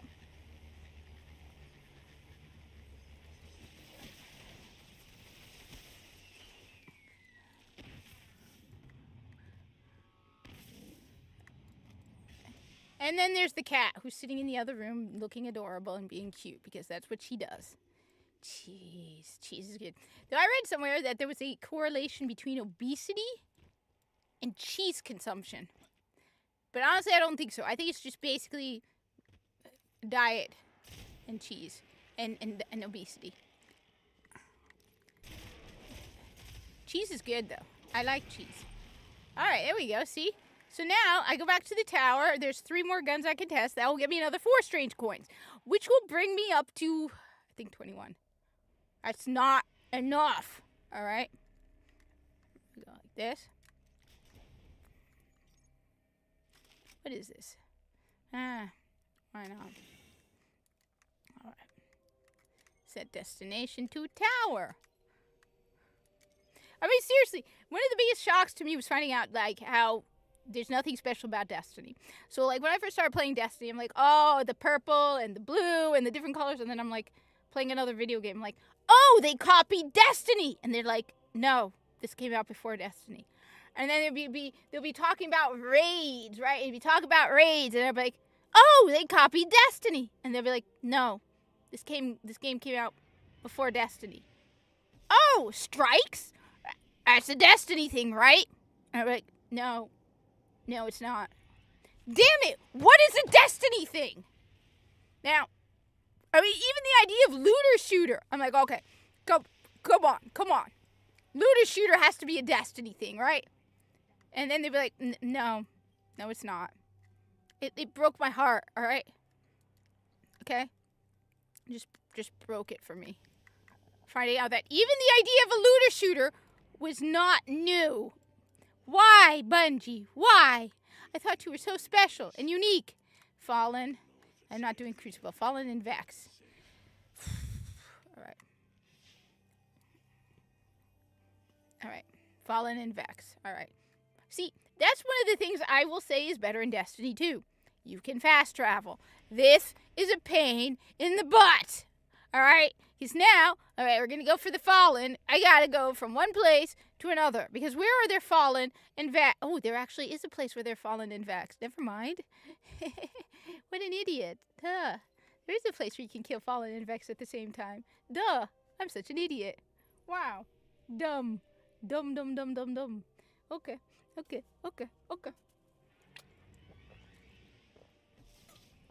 Right. This, by the way, is my newest Fed Will favor. It is Sea Blue. All right? I love Sea Blue. All right? I absolutely love it. Can't wait until I get paid because I buy like 2 crates of it every payday. All right? Incredible to think Venus was once a bastion of research and learning. Maybe someday it will be again. What destroyed Venus?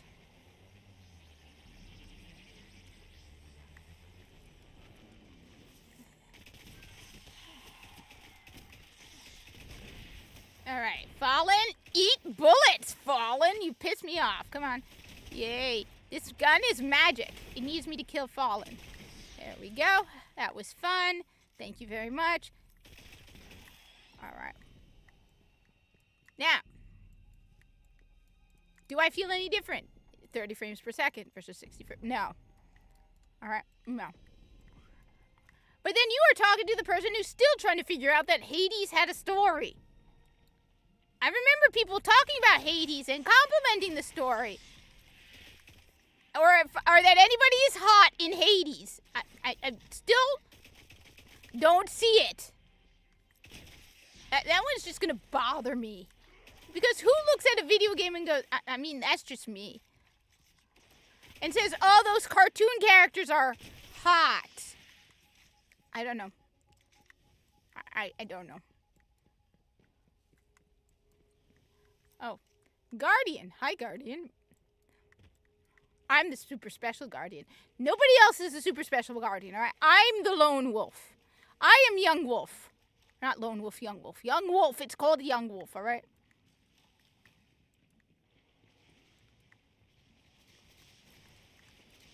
All right. I need to kill Fallen first. Well, I hate the Titan jump, all right? Oh, no, I got shot. I'm a Guardian. Oh, no. Yay. Wee-hee. All I know is about the Greek or Roman gods. That's all I know, all right? Look, you're talking to the wrong person here. All right?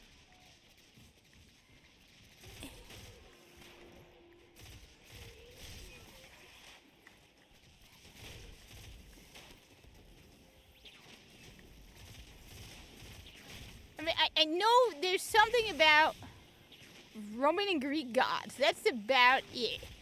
That's about it. I did not care. I just like the combat and the gameplay. Some games, I mean, look, as I said, story is not the most important thing for me in a video game unless it's abysmally bad. like Destiny 2. Then it's like, okay, that was just a crime. Where it's like, I got invested in Destiny 2, and then you do what you did to Destiny 2, and it makes me cry. But Hades? Nah. Don't care. But the fact that there are gaming journals right now praising Hades 2 over Stellar Blade makes me very curious. That's why.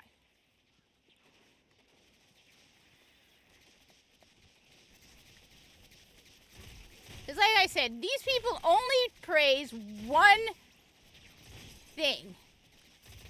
Like I said, you can have the worst video game in existence, but if it has a black female lesbian as a lead, it is the greatest game ever made. Right? I mean, you could literally have a game that does not turn on, right? Like, it crashes every time you play it. But you have a black female lesbian on the cover, and the gaming journals will praise it to high heaven. Oh my god, so stunning and brave! So amazing! Yeah. Of course, for all you know. No, I haven't. How is Rise of the Ronin? Should I get it? I have not bought it yet. And until I get my refund.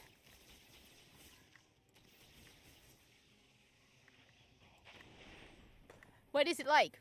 Tell me. Is there a black female lesbian lead? I mean, you can make a video game, right? Hey, you know what you do? You put a black female lesbian on the cover, alright? And you make her, and you say that she's the lead. And then you kill her off in the first 5 minutes. Like, actually, the lead is this mega Chad straight white dude named Bob. That was his little sister. His little half-sister. And he spends the rest of this game killing alien enemies to avenge his... Yeah. Because they don't say that the diversity has to live. I said, you want to get your ESG score up, you put all the diverse characters in the beginning and kill them off within 5 minutes. You're like, yeah. Stunning and brave. So stunning and brave. She died. Stunning and brave.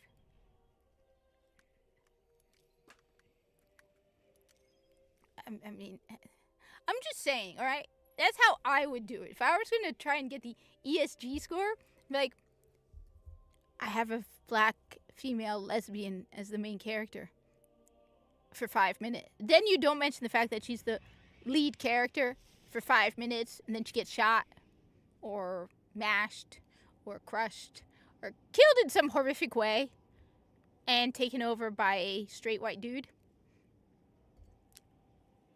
You'd be like, I technically had a black female lesbian as the main character. But then she died. Okay? I'm just saying, okay? Alright? Alright? I'm just saying, alright? Why not? You know? Come on. Let's see. What am I doing? I gotta put this. Alright, once more, we watch Cat's crazy shortcut. Alright? Ladies and gentlemen, what is my shortcut? Okay, we're gonna see it again. Alright? This. We have Vex Minotaurs, ladies and gentlemen. How do you kill Vex Minotaurs for weapon tests in original Destiny? Here it is, ladies and gentlemen. The secret tip on how to do it. This will make your life a billion times easier, all right? Because this one is one of the most annoying weapon tests to do in the game, all right? All right? Because you got to find Vex Minotaurs, all right? Well, let me know about it then. Should I buy it? All right? Wait, so what do? You go, no, you don't go to Venus. Damn it. You go to Mars, all right? Go to Mars. All right? Go to patrol Mars, all right?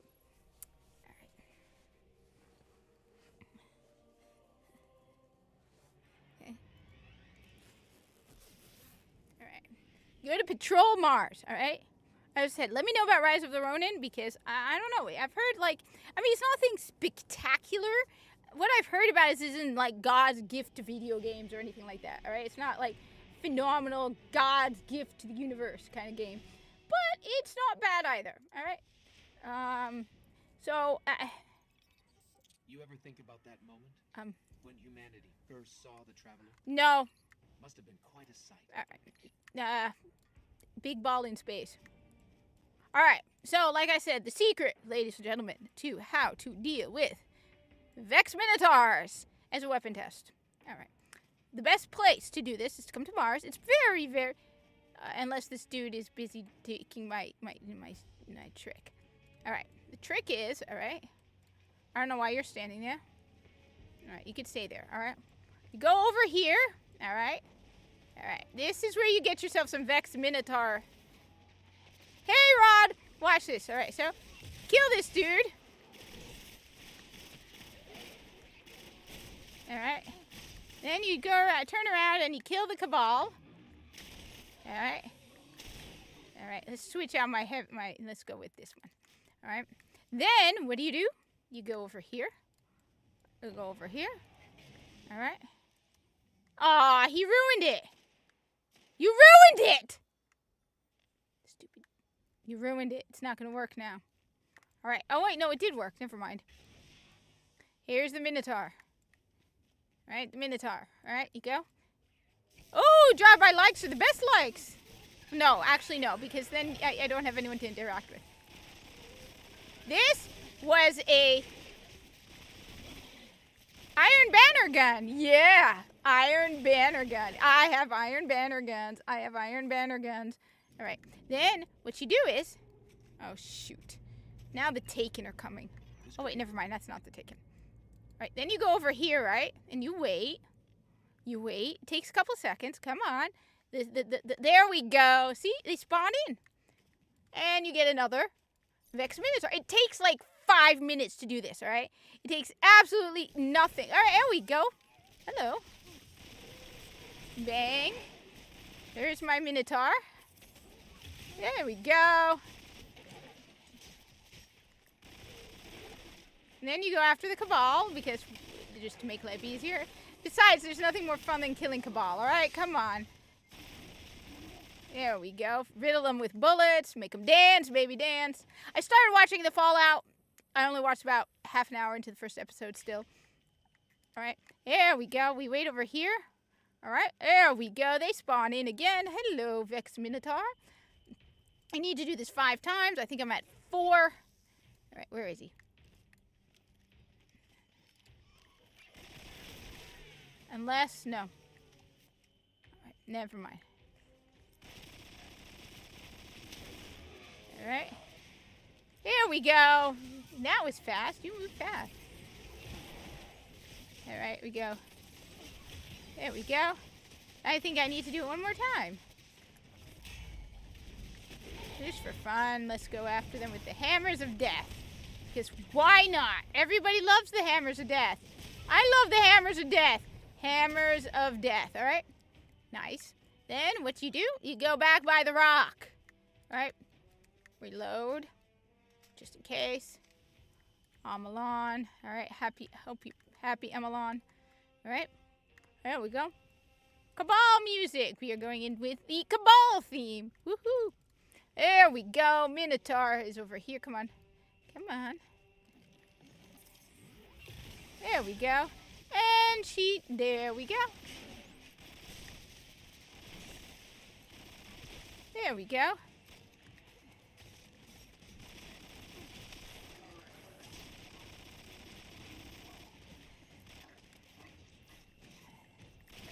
There we go. And now we go to Banshee 44 to get another 4 strange coins. All right. We go like this.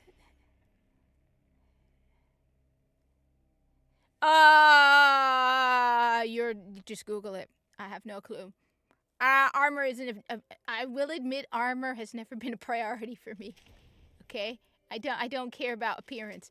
You're talking to the wrong person, all right? You're absolutely talking to... What I care about are guns, okay? Guns. Nothing else matters to me except guns. I mean, I think one of my biggest problems, from my understanding, is that Vault Tech dropped the bombs. That's what they're implying. I am not a fan of that idea. The thing is, to me, the only way I would agree with Vault Tech dropping the bombs is if there was one theory that Oxhorn brought up a couple years back that made sense, which is they dropped one bomb to scare people, and that basically got out of control. That they meant to start a minor conflict so that people would get scared and buy more vaults. Alright,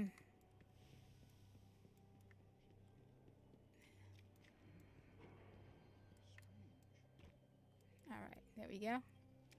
And we go like this, see? He gave me strange coins. Yay, so then we put the strange coins in my vault. Alright, there we go.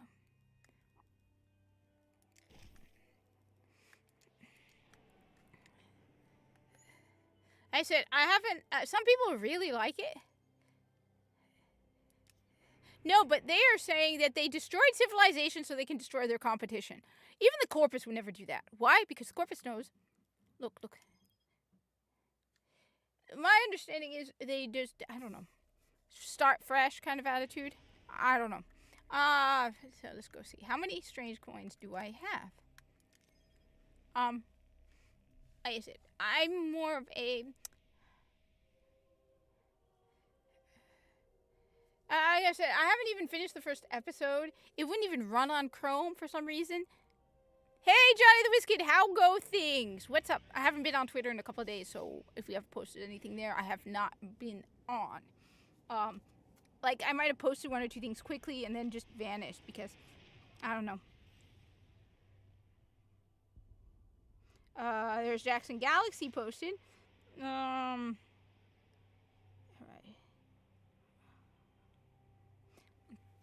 Okay.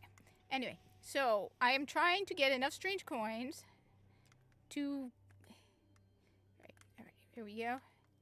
Go over here. That should get me to what? What am I at? You are airborne! Wait, you have... How do you on the phone? 21. I need 8 more. Alright. Let's go Future War Cult.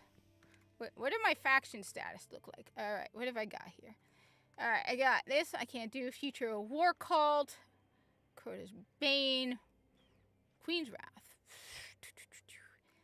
Crypto, but I can't really do that much. I mean, Crucible. Crucible is impossible to do. Let's go Future War Cult. Alright.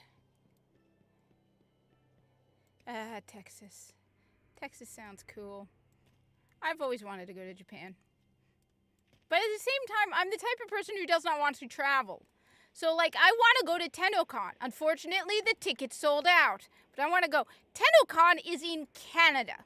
Alright? Literally north of me. Alright? I don't know if you can. Are you on Xbox?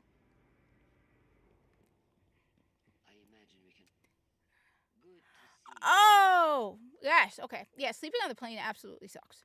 That I will absolutely 100% agree with you on. All right, let's get this down to like 500.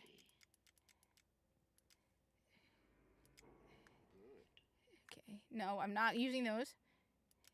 Is that everything? I think I probably get more helium. All right, let's go grab some more helium. Until we meet again. So I need to go up 2 ranks. I mean, sure, but I'm not doing much of anything. Like I said, let me first finish this up, right? I need helium. Wait, let me go to my vault. All right. First off, let's see if there's any new people here, all right? All right, where are we? All right. We got me, who's not new, obviously. Not new, yeah, we go borderline new, okay? Loki's Vision, you're borderline new, because you're under 1,500, all right? You are absolutely a new player. Welcome, Baxteru, to the world of Destiny. You're 185. You definitely not new. You definitely not new. You are definitely new. Welcome to Destiny. Definitely not new. Definitely not new. Not new. 3 new people. 3 new people. All right, to all the people who are like, it's just nostalgia. 4. Yeah, but we got new people in the tower. All right, so... How do everyone was like, it's nostalgia? How is it not nostalgia? Because if it were nostalgia, it would be people like me with high grimoire scores. people with new low Grimoire scores, you basically need a whole new account. So unless you've created, either you've created a new Xbox account. Oh, wait, we have spin metal, right? Spin metal. All right, where we go. All right, we go. Do I have any legendary? No, I don't. All right. Damn. I am in a bad state. All right.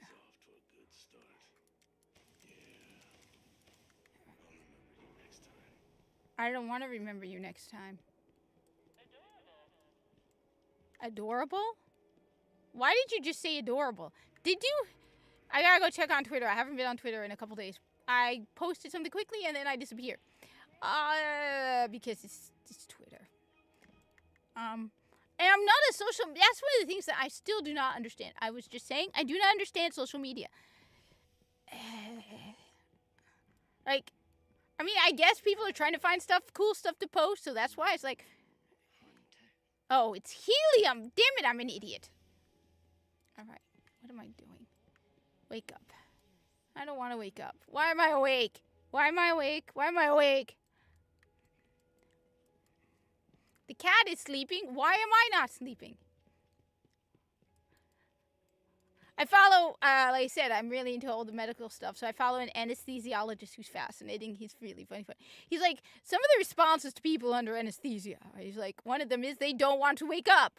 He's like, they tell me to give him another dose and let him go back to sleep.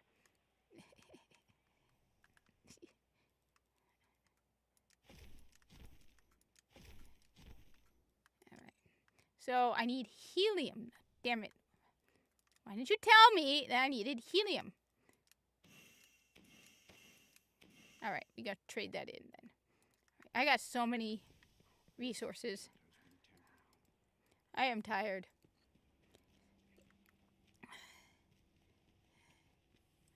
And I wish I was at work. Yes, I love work. I love work. I am the only person you will ever meet who, if you want to punish me, you give me PTO. It's like a joke.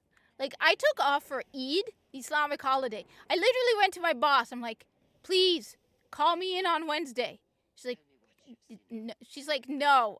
Her way of punishing me is to be like, no, I won't call for you to come in for work on Wednesday, on your Islamic holiday.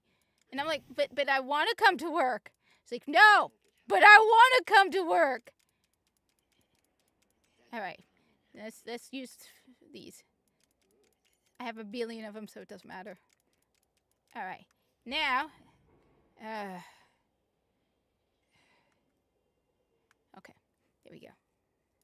I am definitely the Corpus. Absolutely, I am 100% the Corpus.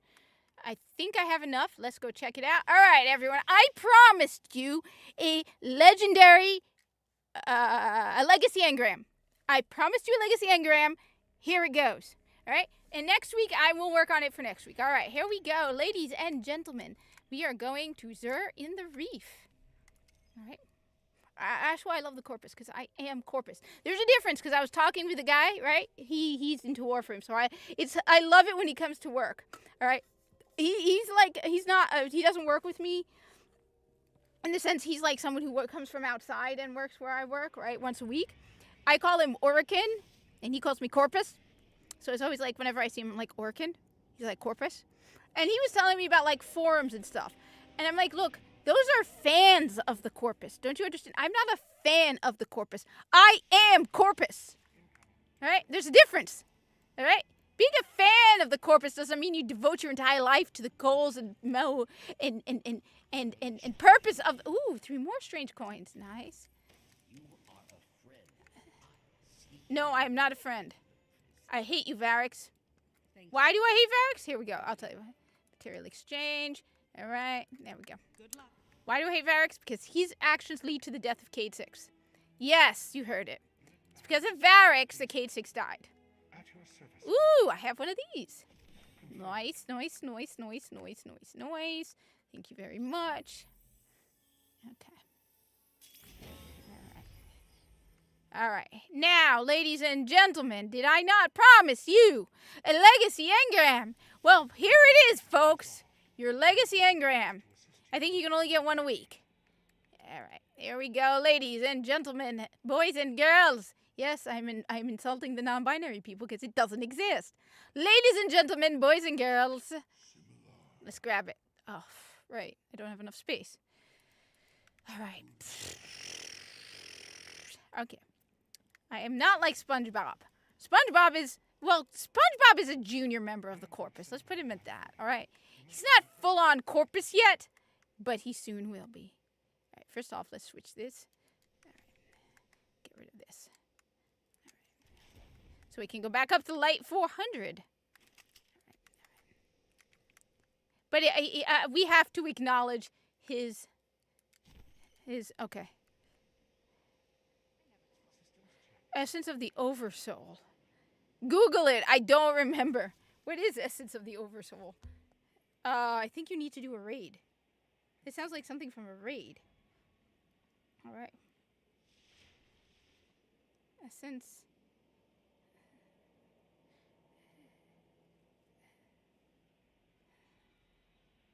of the Oversoul. All right. Essence of the that's in Destiny 2.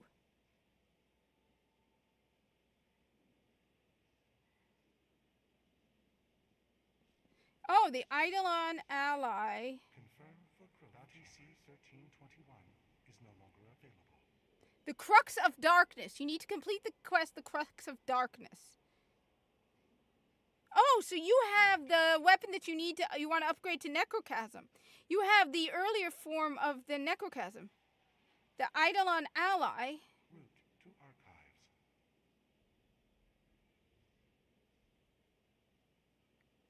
Oh, you're getting Necrochasm. All right, first off, everyone, pause. Pause.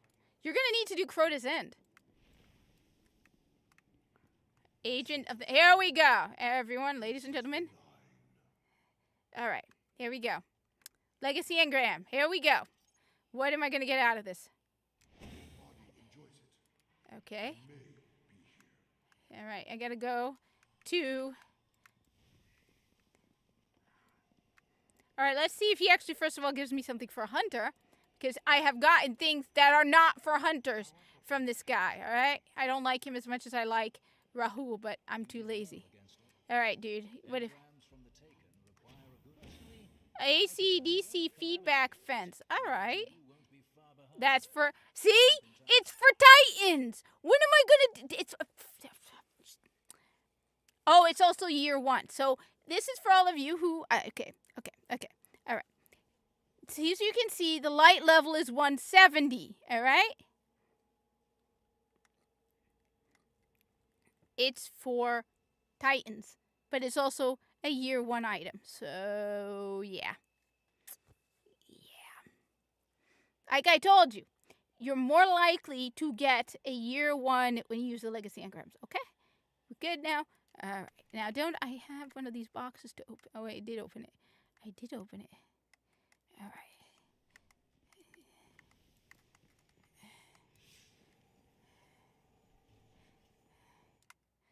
All right. What is my status in game? All right. God, I need to... Are we friends on Xbox, by the way? Settings. Audio.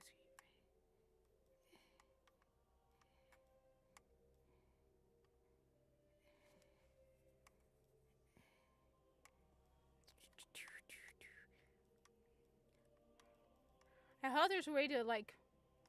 Alright. Are we even friends on Xbox? Because first friend me on Xbox. That is me on Xbox. I am Feline Uprising. Am I even visible on Xbox? That's the other question. Can you see me on Xbox? What is my status? I appear online. Alright, so you should be able to see me on Xbox, right? By the way, that beautiful, gorgeous little fuzzball over there, right there. See that beautiful picture? That is Buster. That is one of the best pictures. The thing is, she was actually lying down in this picture. It looks like she's sitting up. CSP.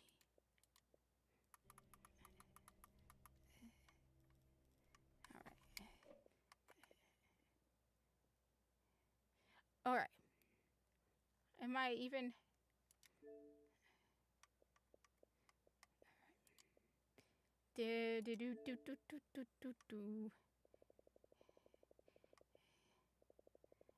I lose track, all right? I lose.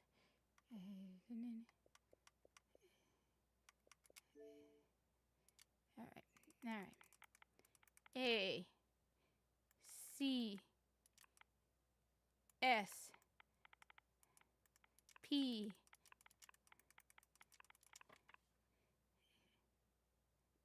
There you are. I think. Okay. Okay. Submit. You have been added as a friend, which is kind of cool. All right.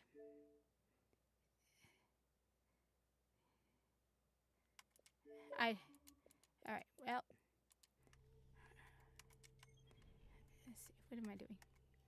So let's just see what is the status of this. We have, oh, really? Exposure? Are you kidding? Melee kill bonus.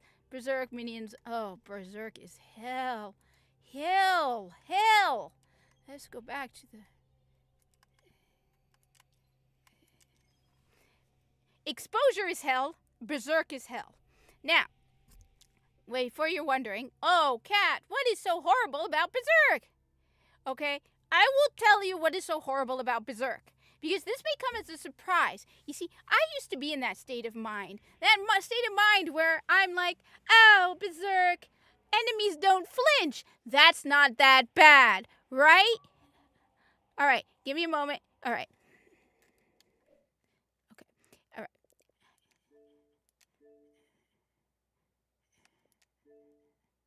Oh, wait, no, that's the wrong one. I won't be able to join you in party because I'm not using a microphone hooked up to my Xbox, all right? I can't use that. Okay, that I can't use. All right. All right, where is it? Do you want me to be in a party? Okay. Anyway. All right. Why did I come to the reef? All right. Okay. So, first off, why is exposure a pain in the ass? I will tell you. No, why is Berserk a pain in the ass? All right? I will tell you why Berserk is a pain in the ass. Okay? I hate sniper rifles like this. I really do. All right. Okay? Why is Berserk a pain in the ass? All right, there's a very good reason why Berserk is a pain in the ass. Because I'm probably sure you're all sitting there going, psh, what you talking about, you noob? Berserk isn't that bad. All right. This is why Berserk is horrible. Okay. What makes Berserk so annoying? Minions of the darkness won't flinch even after massive damage. Now, here's a reminder to all of you. This is original Destiny, okay? Original Destiny, the Cabal have shields.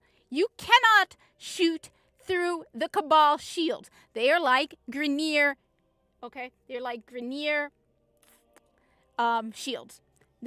You cannot shoot through them. You can't. Don't even bother. You will not, unless you have certain weapons, you cannot shoot through them, okay? Don't even bother. Don't waste your time. The way you kill Cabal in original Destiny, one of the best ways is you shoot them in the shoulder. So they hold their shield. You shoot them in the shoulder or the foot. And you know what they do? They flinch. And when they flinch, they drop their shield. You can then shoot them in the head. Which is why Berserk is a pain in the butt. Because Berserk means...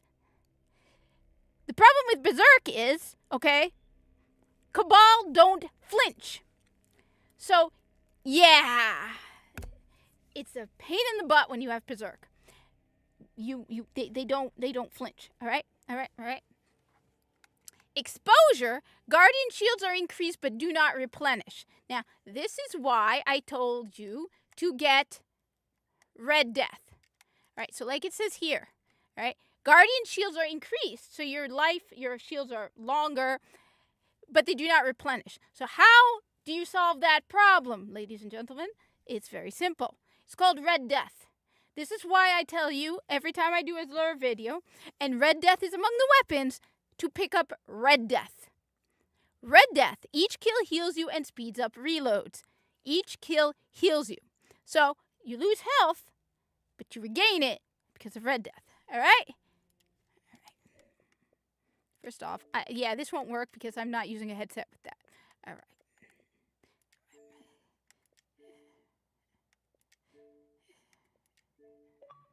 All right, let's see if this works. Then we'll have fun if it works. Let's see what happens. I'll wait a couple seconds. So that's one of the reasons why I like Destiny. It's because I know all these little things from having played it so much, where I actually know things that other people don't even know about Destiny. Not all of them. A lot of stuff people already know because a lot of other people have played ridiculous amounts of Destiny. But there are some things I do know that I could be like, yeah, double kills on a weapon test. Yeah, all you gotta do is go to Crota's End. Did you know that? Oh, you did not know that you could go to Crota's End? Yeah, I know that. Yeah, yeah. You start to learn all these little tips and tricks from original Destiny. All right. There's definitely a delay from YouTube because YouTube delays things. Okay.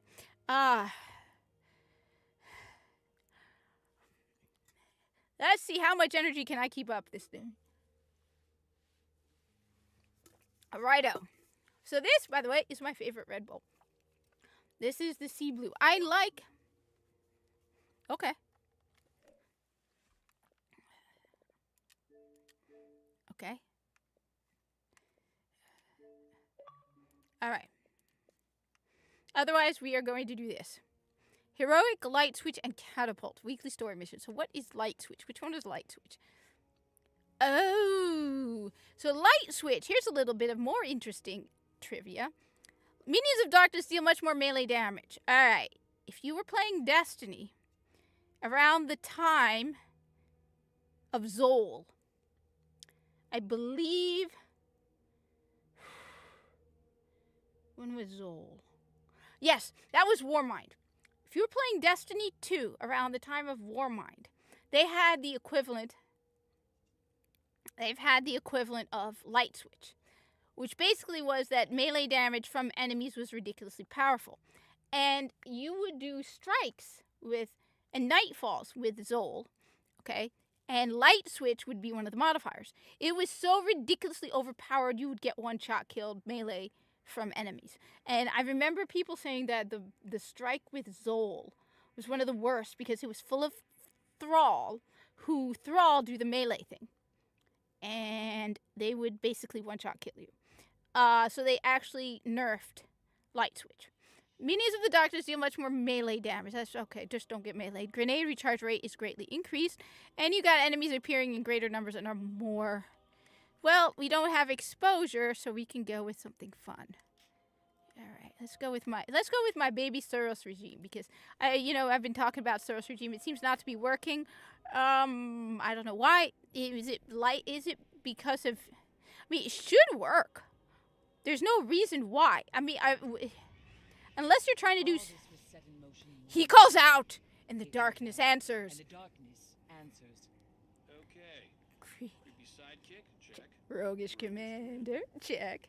And then we have the Guardian. My greatest... Thank you. I'm his greatest success story. Ready to get this done? Yes, let's do it. I am your greatest success story. Oh, shoot. No. No, I don't want to do this. No. No. She's right, Guardian. No. No doubt in my No, I don't want to do this. No, I don't want to do this. I don't want to do this. I don't want to do this. You want to know what mission this is? This is patricide. Okay? All right. Which is patricide? Patricide is the one where you kill Oryx before the strike. It is a pain in the butt. I do not feel like killing Oryx right now. Look, it's not hard. It's just annoying, all right? Let's see if it's something more fun. Sometimes you just want to play a fun mission instead of a crazy-ass difficult one. Sometimes it's a Saturday, okay?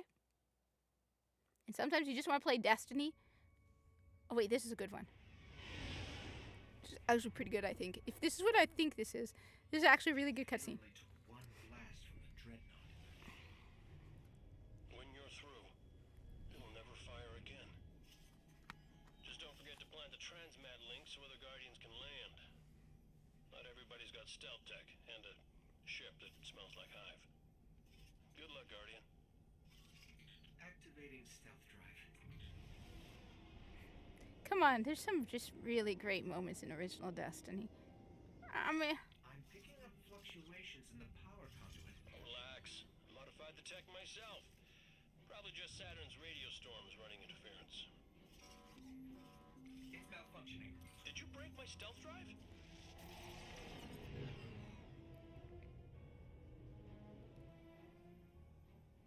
think they can see us?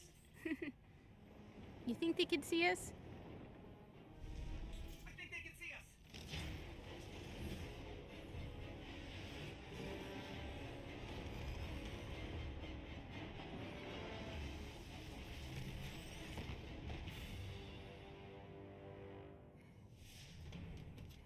What happened? Everything all right? Why wouldn't we be all right? We're just stuck here with no ship and no transmat zone. Great. Told you my stealth drive would work. Come on, some of the cutscenes in original Destiny, you gotta give them credit. D1 was great. D1 was great. I love D1. And here it is, Suros Regime, one of the guns that I've been talking about with Zur. I'd like to tell you the strength of the city is behind you, but as long as that dreadnought's still firing, we can't risk reinforcements. All right. Head inside, see if you can find whatever's powering that weapon.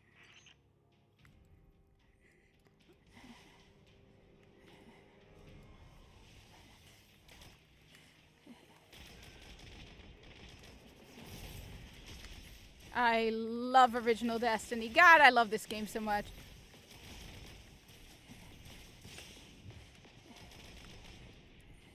All right, that's it. You are asking. Nice. Done. Honestly, though, one thing about Destiny is when you play Warframe and then you play Destiny, Destiny's so easy. It's like you're just bouncing all over the map in Destiny. Let's go with a sniper rifle. Because there's a wizard. All right. She's going to be right over there. Hi, honey. Hi. Hi, sweetie. Yeah, I've been playing this game a lot. I knew about her. She's going to send her little thrall after me, aren't you, sweetie? Hi, sweetie. Guardy, you missed me? Oh, you missed me, didn't you? Hi. Gonna miss you, sweetie. Love you, darling. All right, and we bring out Ghost. All right, all right. All right, there we go.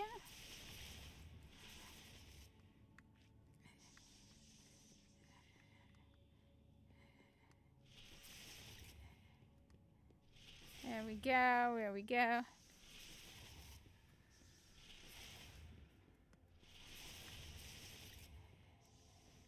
There we go, all right.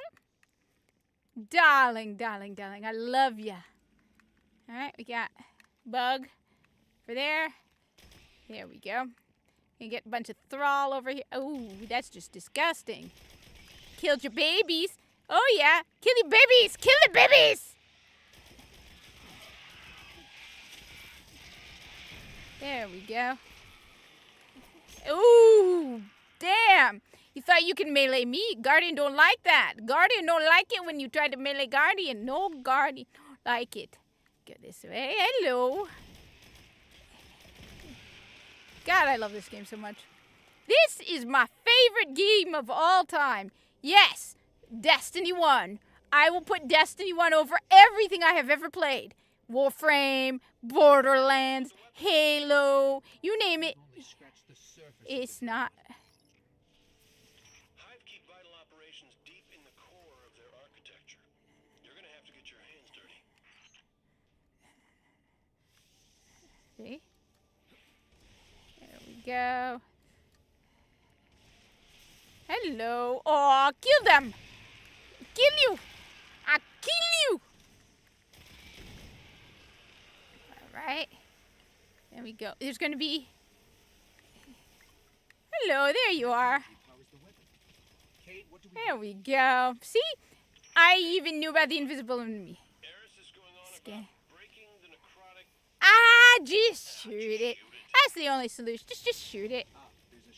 Got it, Ghost. See, that's what Suros does. It goes Bang! And then he goes fast, fast, fast. Ooh, we go. Boom, boom, boom. Thank you very much. Okay, it's down. I'm picking up other channels. Yes, I know, Ghost. We all got this. Don't worry, Habibi. Guardian got it. There we go. There we go. Oh! Right in the head. Thank you very much.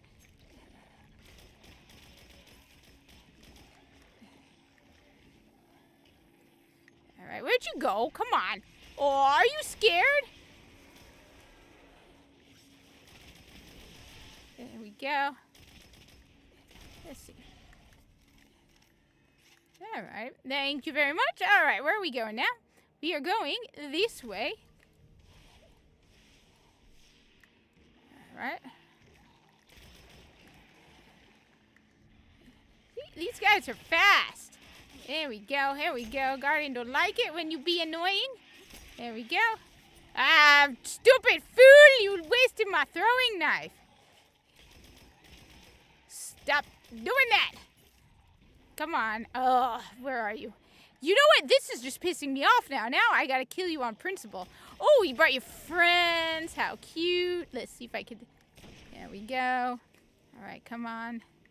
No, that's a bad shot. I'm trying to get better at sniping. Alright. Okay, that's nice. I think that was Firefly. Oh, because that's that good sniper rifle. Yes, ladies and gentlemen. That is a good sniper rifle. That is a strike sniper rifle. Yes, it is. You got that sniper rifle from Strikes. I believe it was Nightfalls. Yes. Yes, yes, yes.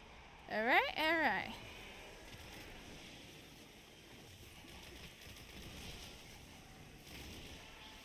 Alright, come on. Hi, Habibi. Yeah, I missed you. Of course I missed you. Got you. Because you piss me off sometimes. There we go. Because why the hell not? Alright. Yes, yes, yes. Thank you very much. Applause. Hold the applause until the end of the mission. Why the hell not? Let's just get rid of you. Where'd you go? There we go. Because I feel mighty super. Alright. Sometimes it comes back again. Alright.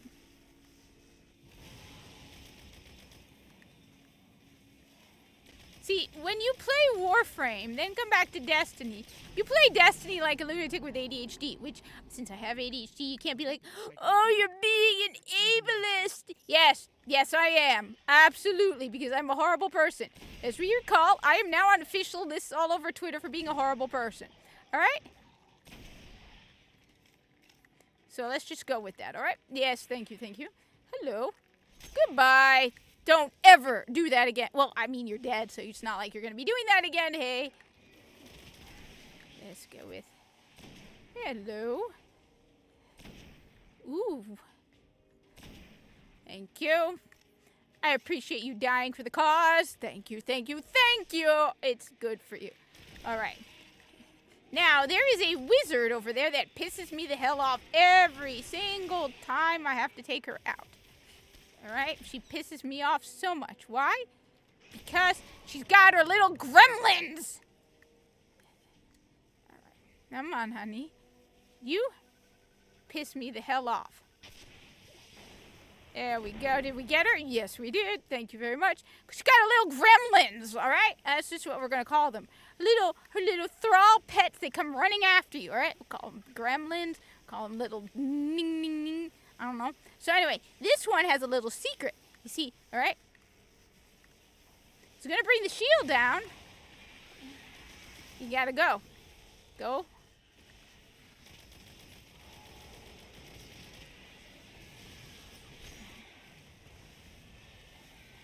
Now, where is that wizard? Hello, woman. Woman, I hate you so much. You are in the way. Oh, shoot, shoot. And I'm not dying. Or I will embarrass myself if I die. Did I not kill your mommy? I didn't kill your mommy. Aw, where's your mummy? There we go, I'm in the mood. There we go. Let's go after you. And let's go after you. Okay. There we go. Let's go after you. Not fast enough, cat. No, I did not play D1 at launch. Alright, everyone is always surprised. Alright, when did I played D1. Alright, and this will come as a surprise. I played D1 about a month before Rise of Iron came out. Yes, you heard it. Wait, where's my, where am I? Yes, you heard me. I played D1. Alright. Okay. About a month before Rise of Iron came out. Yes. Okay. I know. It always surprises people to find that out. So, for me, my first real Destiny DLC was Rise of Iron. Taken King was already out. Age of Triumph was phenomenal. I played Destiny 2 at launch. I played the beta for Destiny 2. Hell, I played the beta for Destiny 2. Oh, we want wait, I could actually prove it. Alright. Watch this. Alright, my games. Alright, see you all. Alright, go to my full library. Alright, we scroll down. Alright. Go over here. And, where is it? Alright, where is it? Alright, Destiny 2 beta. There it is, folks. For anyone who doubts it. Destiny 2 beta. Okay? So, I've played Destiny 2 since the beta. I can tell you exactly what the beta was because I remember deleting my character multiple times because I liked playing the first mission. Because you got to play the first mission, you got to do that strike with the Vex in the middle of the earth. The one on Nessus. Yes.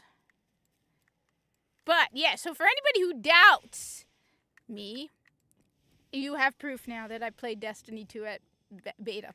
Alright, let's just go with it. Alright, she played Destiny 2. I was so ridiculously excited about Destiny 2. Oh my god. Yes, ridiculous. Like I knew I was going to spend, I knew, my family was like, you're spending $250 on the collector's edition. I'm like, yes. Okay, that was embarrassing. You did not see that. I was not paying attention. Oh my god. That is just sad. That's what we call being stupid. Alright, there we go. I want to get better at sniping. I want to be able to just go, okay? Point and shoot, alright? I don't want to do that. I want to be like, okay. Well, I'm out of special ammo anyway. Okay. Yes. So, yes, I played Destiny 2 from launch. I played the beta. I was looking forward to Destiny 2. Alright. I don't know if you'll be able to join me, but let's try. Let me put it this way, alright? At one point, I don't know why he keeps telling me to do that. Let me just finish this mission and then I'll see if I can join your party. Just force my way into your party. Just join you. Anyway. Yes. At one point, I remember being like, we were talking about something at work and I'm like, no, today's not special. Destiny doesn't launch until Wednesday.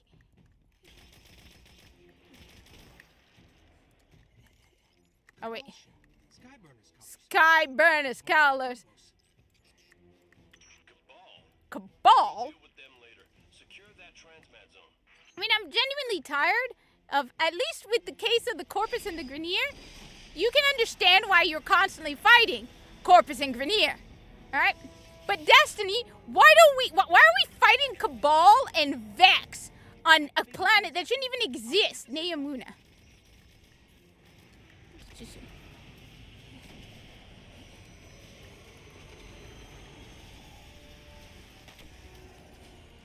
Banged my head against the wall. The ceiling.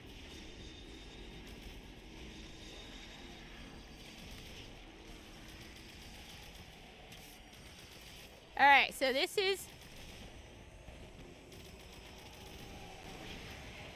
Hey, Zavala, wanna know what a transmat zone on the Dreadnought looks like?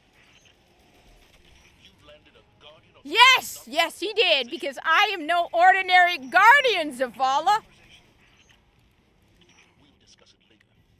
Guardian, take care of that tank, or the transmat zone won't matter.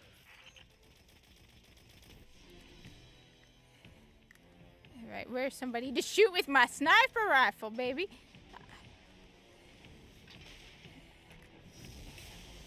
Alright, shoot. I'll bring down some ammo. Yes, good job. You're going to need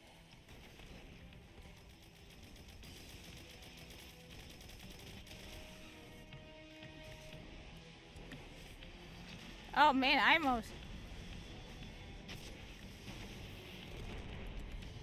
See, look at this. Why? You're gonna have to wait. 1 sec.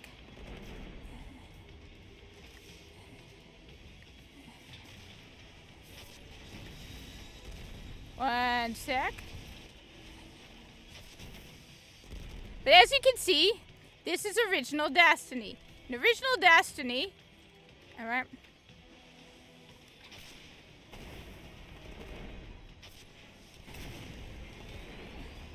You cannot shoot. Alright, let's try it, alright? Alright, let's try shooting through the Cabal. You can't do it. You can't do it, alright? You can't. You have. Is a Vanguard victory. What you have to do is you have to shoot him there in the shoulder. Bad idea when it Alright. Now, excuse me, Guardian, I have to go have an uncomfortable See, conversation. that's why. See, he flinched. Alright, see, you shoot him in the hand, and they flinch.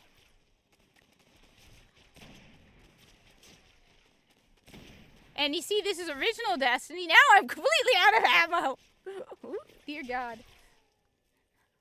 Alright, completely out of ammo. See, this is why there we go. But then the game gives you ammo, which is nice. The game does give you ammo. So, match game. Oh yes, it's match game. Match game is, I think that's what the modifier is. The one with,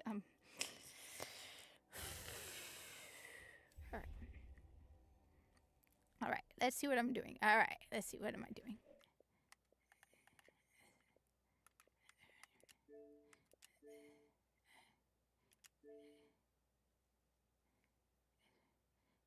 Join game in a multi. Alright. I'm not sure if that will work.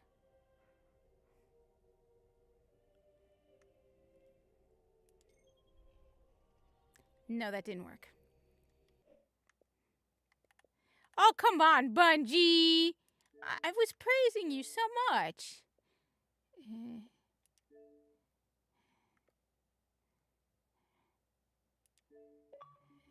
Alright. Now I'm going to stay in orbit and see what happens, alright? Let's see what happens. Right. So, as you can see, that was awesome. That was awesome. That was cool. That was awesome. Let's see what we got in the magic box. What did we get in the box? Ooh. Fellwinter souvenir. Let's use that. Why not? So now my head. Will it or will it not? Yes, it should. I think it's when I go. Anyway. Okay. So now I got. Oh, I think I already have that. That's for the Kvostov. That's for the. Oh, that's the other one for the Kvostov. Okay. I got the Kvostov one. Thing is, I keep hoarding these and I should just like dismantle them all. Anyway. Did that work? Waiting for party stabilization. Come on, Bungie. Come on. You can do it. You can get those servers working. Good job. Come on, Bungie. All right, this is what we're going to do. We're going to go like this. All right. And then we're going to go back into the game. All right. Now, it could be the internet on my end because I'm like multi-streaming.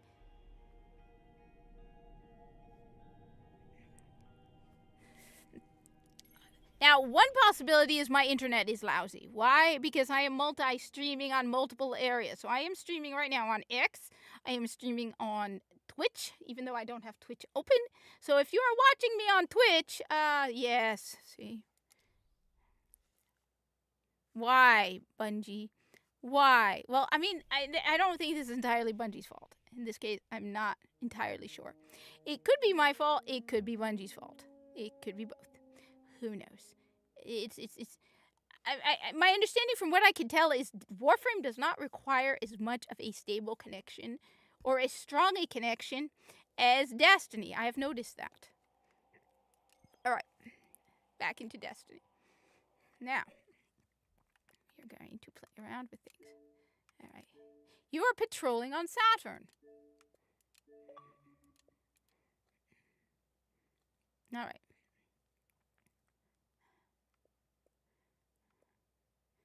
All right, he's cool. He's one of my favorite Destiny players. I haven't played Destiny 2 with a Diet Cola in a very long time. But you know what? He's one of my favorite people to play Destiny with. Massive amount of respect. All right, this guy here, all right, I'm going to tell you.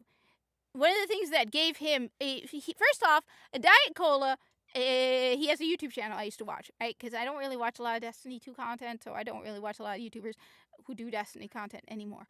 But this guy, first off, he taught me one of the most important lessons you need to know if you're going to play anything multiplayer, all right? Because I was still new to Destiny and to playing with other people online. I didn't know what I was doing. I had never run a raid or anything. I was watching his content. He said, what do you need to do, like advice for playing like raids and stuff in Destiny. He gave me the best piece of advice, and I always share it with people. The best piece of advice I could ever give to anybody who wants to play Destiny, who wants to play any game, like with a raid or a dungeon or any of that.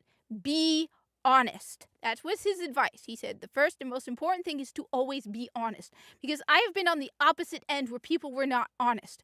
If you are doing which is why you'll notice, for example, with me, when I say, oh, I would love to do a raid, but then I will add caveats on my knowledge skill when it comes to the raid, because if you are doing a raid and you have never done the raid, but you lie, okay, and you lie to them, I can't join you on a party. I can join you in game, but I can't join you in a party because my headset won't do that. Let me just be clear.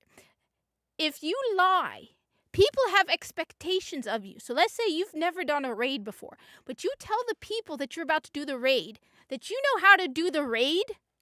They're going to expect you to know what you're doing. On the other hand, if you are honest, now yes, there's a chance where they will tell you they don't want to do a raid with a newbie. They will tell you, no, you'll find another team. On the other hand, there are times where they will tell you, okay, good. They know your skill level, so they can then tell you what you need to do. They are expecting you to be at a certain level. So always, always, always be honest. There's nothing more annoying. I've had this happen to me with a bunch of squeakers who we were doing Wrath of the Machine. And seriously, I wanted to just smack these kids because we were in a fire team of 6. We were not even doing it on the hardest level, right? And these brats were going on about how we did this raid with 4 people. We got through it by ourselves on the hardest difficulty. It was just 4 of us, all right? And these were the brats who were constantly the reason why we were wiping. Oh, yeah, sure, I believe you that you 4 did this raid by yourselves with only 4 people when you are the ones holding us back in a raid with 6. So shut up. Always be honest and do not tell me that you did something that you have never done, all right? Just nothing more annoying than that, all right? Absolutely nothing more annoying than, yeah, you guys suck. We did this with 4 people. And then why are we failing? Because you idiots don't know what you're doing.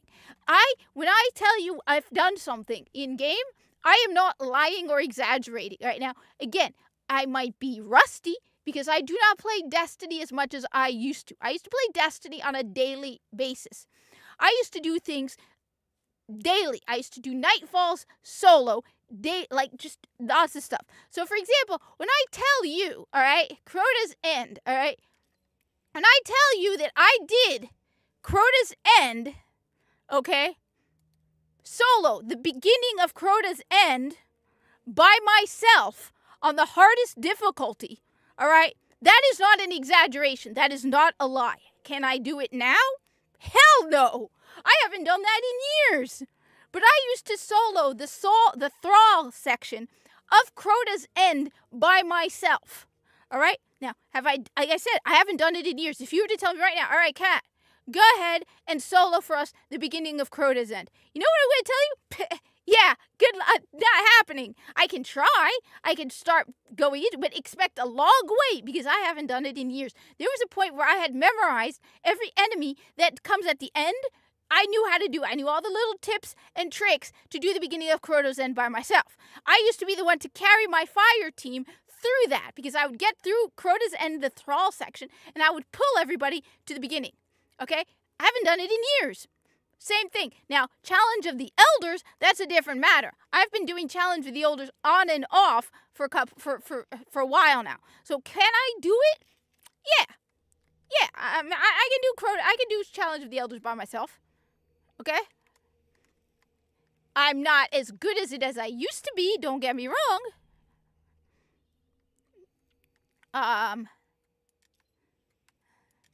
But I can solo Challenge of the Elders, and you guys have seen me solo Challenge of the Elders. There are a couple of Nightfalls I can't solo. Now, do I want to? Absolutely. I have never soloed Omnigul. Alright? I've never soloed Omnigul. Honestly, the reason I haven't played as much Destiny 1 isn't because of Destiny 2. As I said, one of the reasons why I am happy to try and force myself away from Do you not think I want to play Destiny 2? The thing that pushes me away from Destiny 2 is I want to play other video games. So I keep telling myself, no, I want to play other stuff. All right? I want to get good at other kinds of games.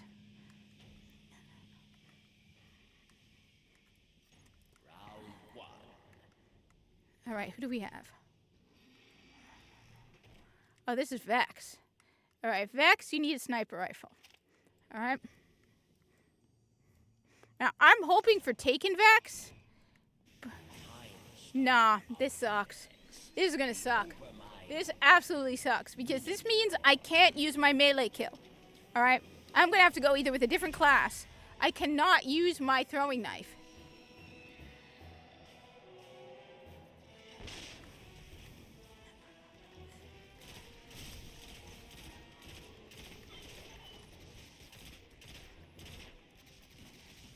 See, there is an aim assist. I never said there's no aim assist in Destiny 1. I did say it's not as strong as Destiny 2, and I remember there being a huge amount of controversy over the aim assist in Destiny 2. There is...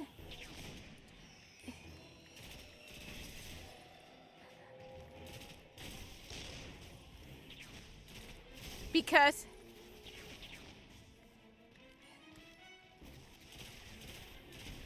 Because the throwing knife has an aim assist, so watch. It's going to go for the head. Now, the problem with Vex Goblins is the precision kill for a Vex Goblin is not the head. So the aim assist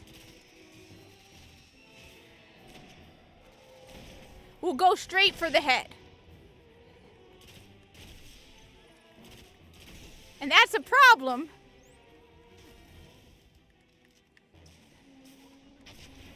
If you are trying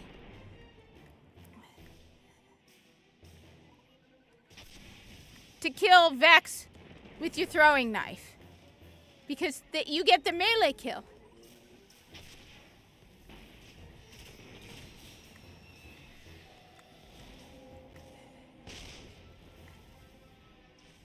All right.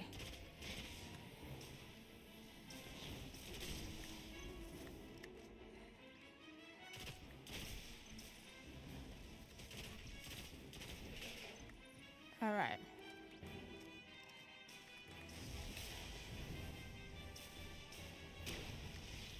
Reinforcements incoming. Good, good, good, good, good.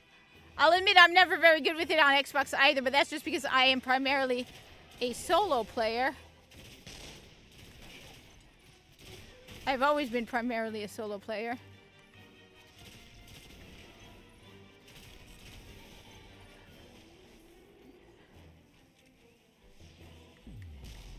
Because it's fun. See, that's one of the things you missed me saying earlier. All right? I don't mind grinding. It's fun. I enjoy the challenge.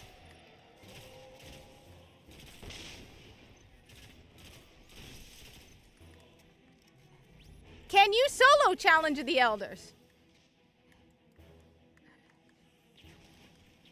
Bragging rights.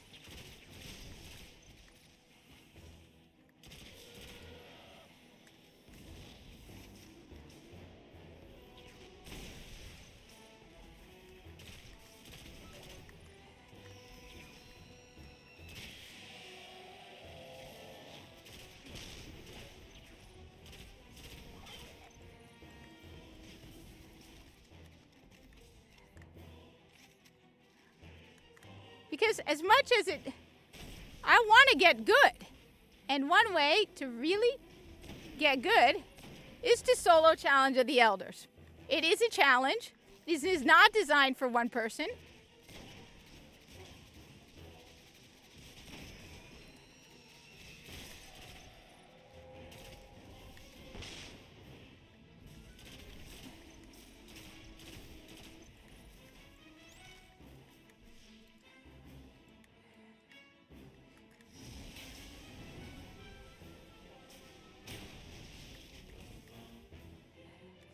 It's by myself. Onslaught isn't by myself. I don't want to play with... One of the reasons why I'm not a big fan of Helldivers is because I want to play by myself. Okay? I want to play by myself. I am doing something right now by myself that is designed for 3 people. Alright? That is specific, okay?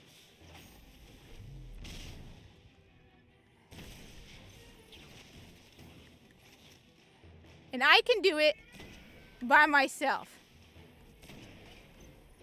Why would I want to play with other people? It's stressful playing with other people. It's not fun playing with other people. I don't like the fact that 90% of the stuff now in Destiny needs other people. Or automatically places you with other people.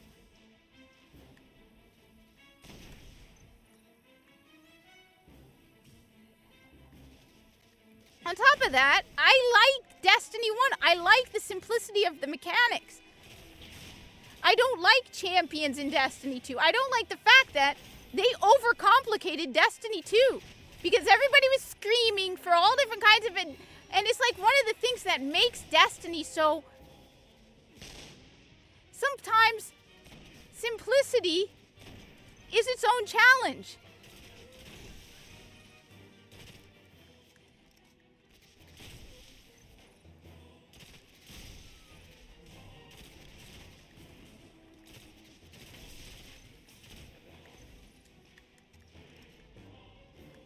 And besides, when you say no matchmaking, it's not designed for 3 people. That means it's going to be ridiculously hard with champions. Okay? So basically what you're saying is now you've got something that is so hard. Alright? You're telling me that they have something that's so hard then that they don't want to put matchmaking because if they put matchmaking, it's too hard. It's going to have champions and I don't want to deal with champions. To me, like I said, all of the arguments I said last time, champions are cheap. Gimmick designed to make it so that it's very, very hard to solo something. I don't like the mechanics of Destiny 2. I don't. Destiny 2 has gotten so convoluted, complex, and kind of cheap. This requires skill to do. And it's not, oh, can I make my build right? It's I need to be able to not get hit, move fast enough to not get hit. It requires me aiming.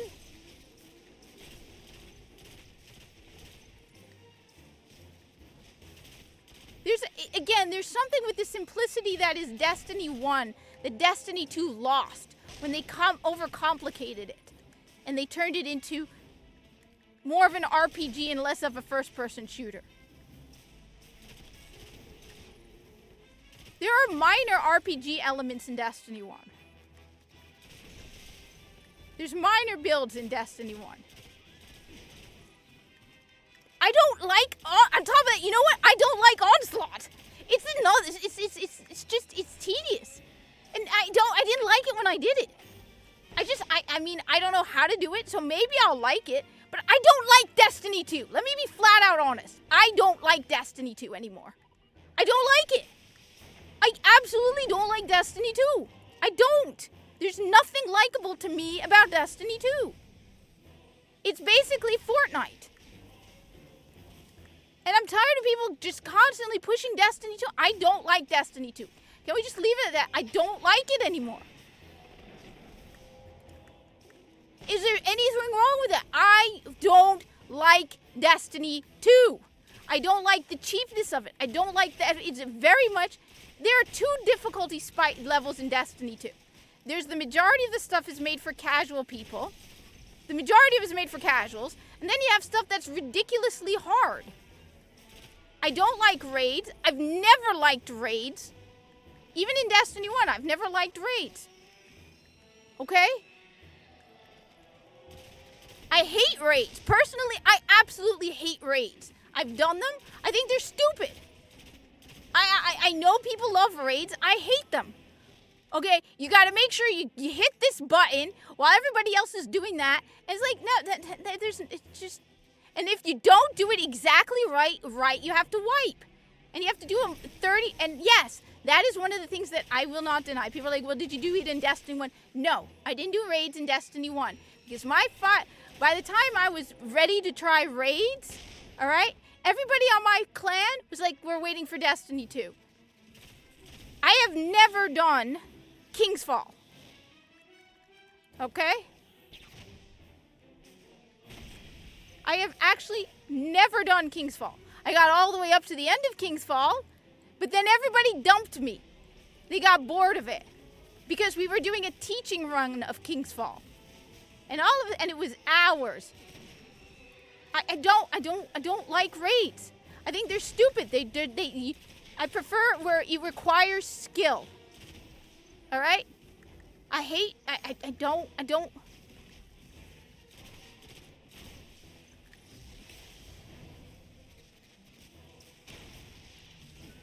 don't like the direction Destiny 2 has gone in. It feels like Fortnite. Destiny 2 feels like Fortnite. All that matters is, can you get the cosmetics? I don't like the feel of Destiny. And I'm tired of people also being like, why do you play Destiny 1? Destiny 1 sucks. Destiny 1, first of all, I was just in the tower. There was like 4 new people, all right? So I'm tired of the whole nobody plays Destiny 1. A lot of people play Destiny 1. There are always new people playing Destiny 1. There's always new people playing Destiny 1. And it was like, nobody's playing Destiny 1 except for nostalgia. No, there's a lot of people. Every single time I have gone into the tower, there's at least 1 or 2 new people. I'm not talking low level. I'm talking low Grimoire, all right? There are always people playing Destiny 1. I don't like the direction Destiny 2 is going in. It's Fortnite. All right? It's Fortnite. It feels like Fortnite. This requires skill. All right? This isn't like Champions. Champions don't require skill. Champions require that you have the right gun. That's about it. If you don't have the right gun, you're not killing a champion. This, if you have the right skill, you can do this regardless of what gun you have.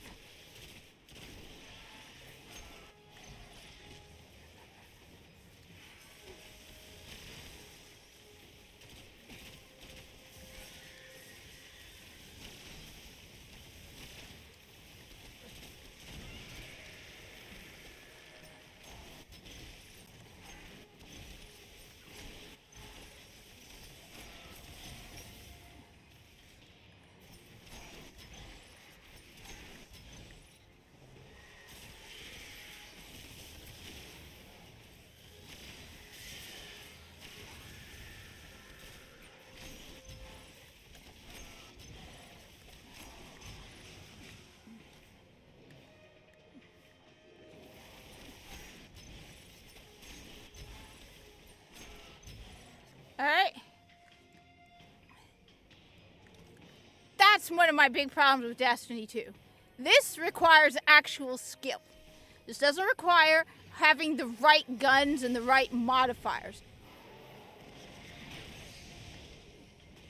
Alright? When I fail at Challenge of the Elders, it isn't because I didn't have the right gun on me because of the champion. I failed at Challenge of the Elders because I wasn't doing good enough. Because I could not duck the enemies enough. Because I kept getting shot at. Because I didn't play fast enough or skilled enough. Alright? Destiny 2, I didn't fail because I don't have the goddamn right gun I need. Alright? That's one problem I have with it. I don't like the fact that it's just about the goddamn cosmetics. Like right now. Can I...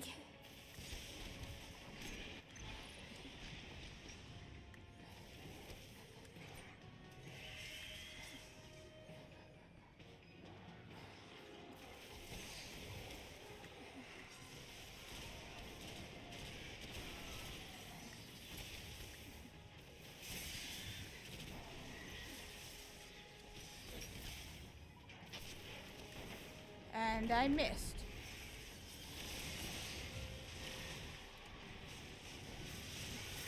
I'm gonna die. And I owe it because of myself.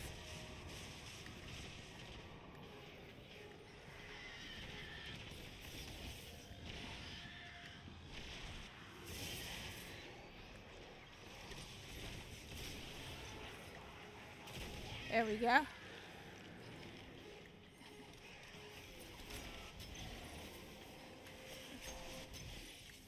I don't like that feeling of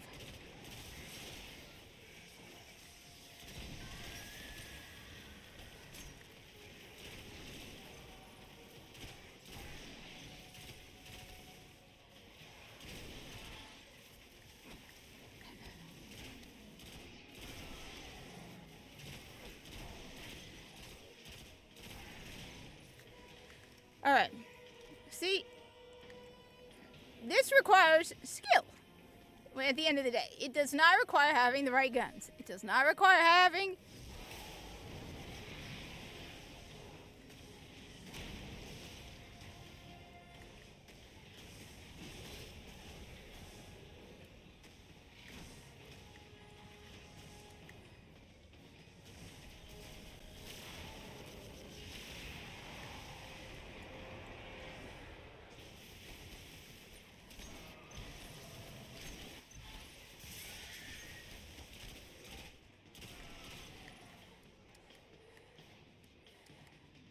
Where is she?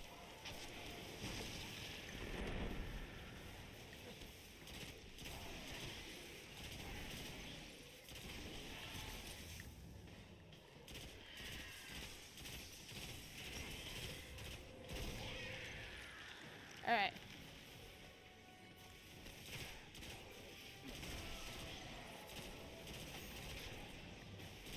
It requires, I mean, and my skill isn't high enough. Why? Because I should be killing these guys faster and getting this done faster. The fact that I am running out of time and Varix is taking points off from me not, you know, not doing this fast enough, right?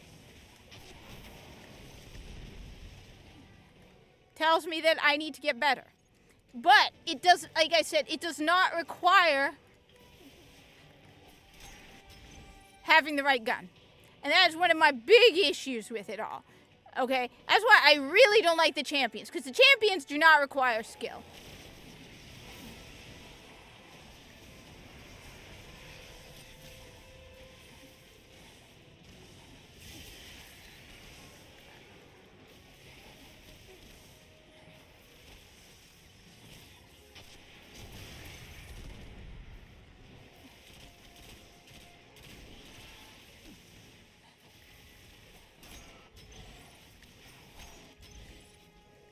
I mean, that's why I'm not even like trying to solo stuff in Destiny 2.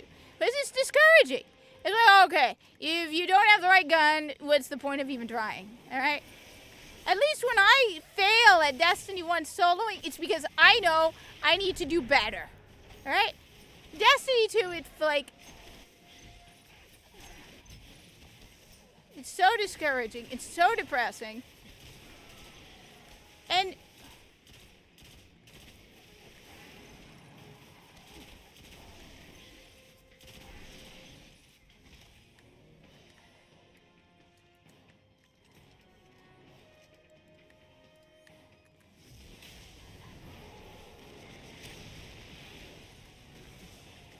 on top of that, again, it's this obsessive need. I don't understand it. This constant, like, it's all of the time. It isn't just when I live stream. These people are like, why are you playing Destiny 1? Why aren't you playing Destiny 2? Why does it matter to you that I'm playing Destiny 1? Like not you guys, but in general, I get people all. One of my worst videos ever was me complaining that, I was saying I was trying to make a Zerv video and I couldn't. Why? Because the servers weren't working. And people are like, well, Destiny 1, you shouldn't be playing Destiny 1. The one comment I never forgot was the idiot who was like, aw, poor thing, you're too poor to buy Destiny 2. It's like, dude, what the hell? What are you talking about? Collector's Edition, so shut up! But it's like people take it as a personal offense if I don't want to play Destiny 2. Like, seriously. There are people who get so mad at me for not wanting to play Destiny 2, and I don't get it. That's like somebody saying, oh, well, I don't want to play Super Mario Odyssey. I prefer the original Super Mario Bros. Why? Why? Why do people get so mad that I'm playing original Destiny? I enjoy original Destiny. I like the gameplay. I like the challenge. There's an actual real, like feeling of challenge that feels fair. There's a creativity to original Destiny that's not there in Destiny 2. There's a feeling that they actually cared about Destiny 2, about Destiny 1 that they didn't care about in Destiny 2.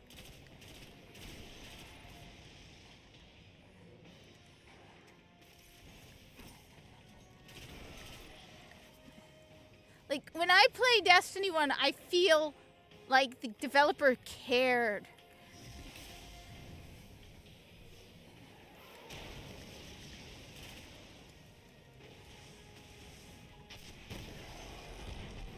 Heh. See? They Are dead. You are not. I bet you there's Cabal. return to airlock, Guardian. Now, am I saying that and the thing is, I'm not even saying I'm good at this. I'm saying I need to get better at this. Because if I were good, I would get this done faster.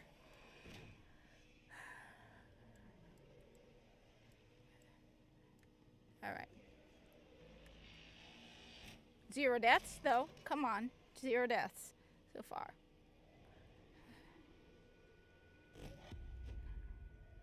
Deaths, 0. Kills, 191. Score, 18,000. Now, this is actually correct, though, in the score you should be having. So the score you should be having is 5,000, 15,000, then 30,000. Round 3. Yeah, I knew it was Cabal. Excuse me.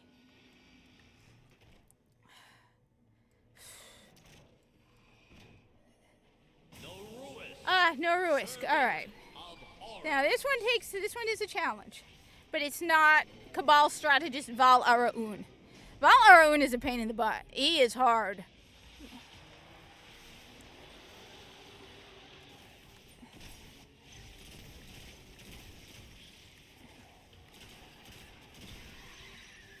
All right.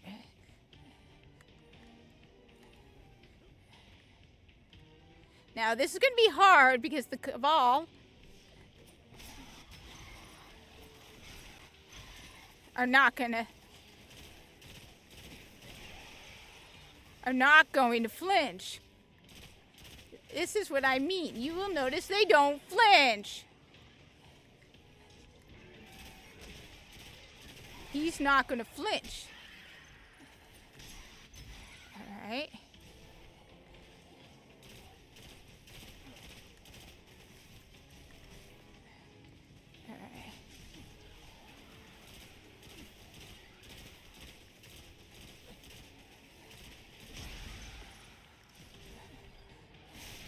Might switch to a sniper. That might be better. There's my sniper.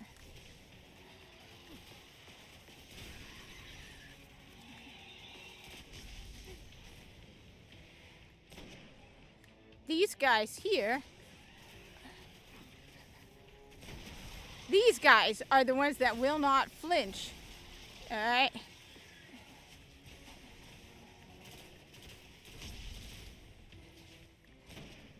See, they will not flinch. That's the hard part.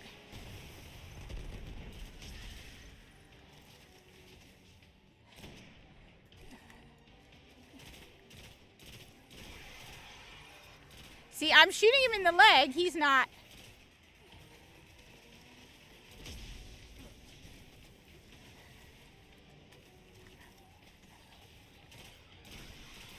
All right.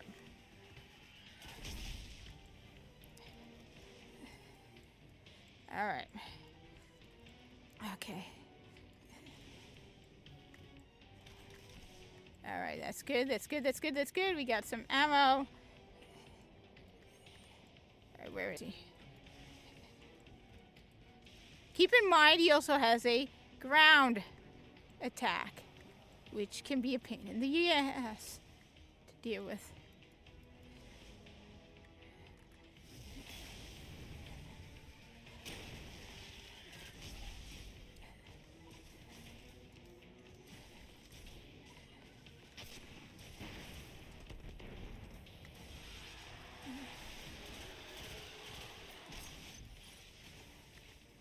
Alright. Where are they? These guys will not flinch. And that's... Here we go.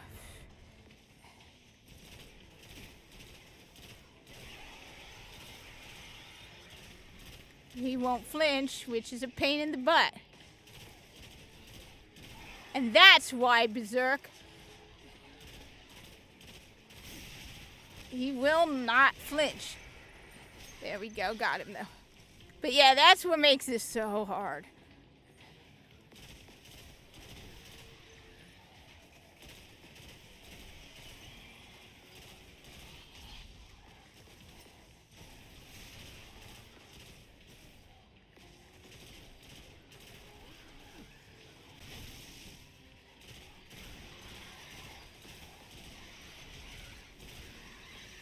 But on the other hand, you'll notice my health, even though what's called is in effect, my health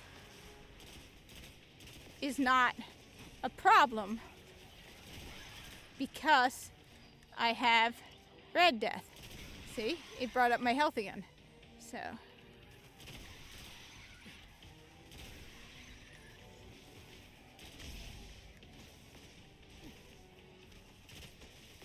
It feels cheap doing stuff in Destiny 2. Oh, that one trick, by the way, for doing that, by the way, is, you want a trick for finding dead ghosts? You're gonna have to get the dead ghosts. I have them all. You're gonna have to get some of the dead ghosts that are in, what is it? In the Crucible matches. The Crucible maps have dead ghosts. So the secret to getting the dead ghosts in the Crucible maps is private matches. Because you can go into Crucible then without anybody. And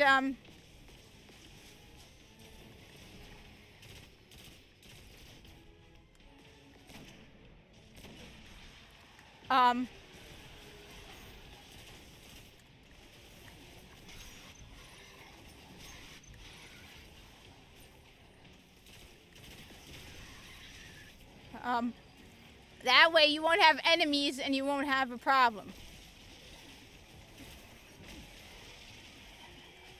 I'm out of my mind.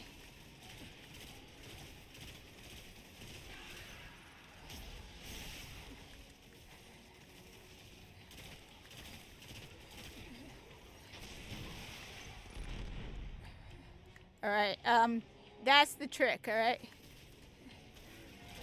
See, he doesn't flinch. I'm not gonna make it. I'm not gonna make it. Yeah, I knew I wasn't gonna make it. So, one trick to finding the dead ghosts in original Destiny.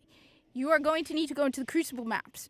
The Crucible maps, the best way to do it is to go, like I said, is to do private matches. You can do a private match by yourself, go into there, but there are videos that tell you where every single one of them is. I have every single one of them, I think, except for one.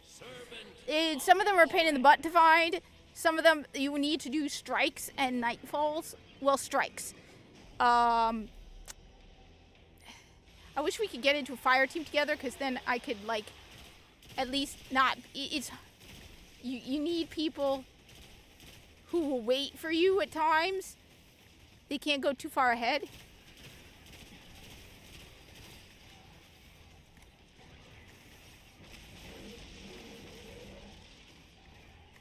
Just get through this. This is...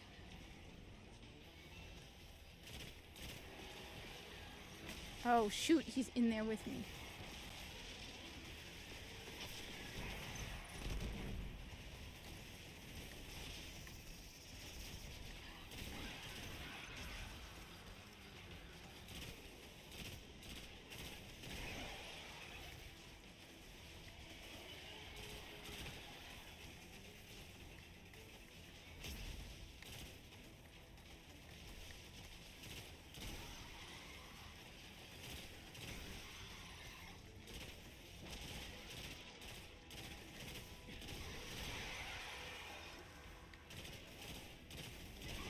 There we go.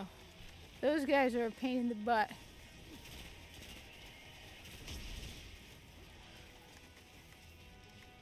But that's the secret to getting some of the dead ghosts.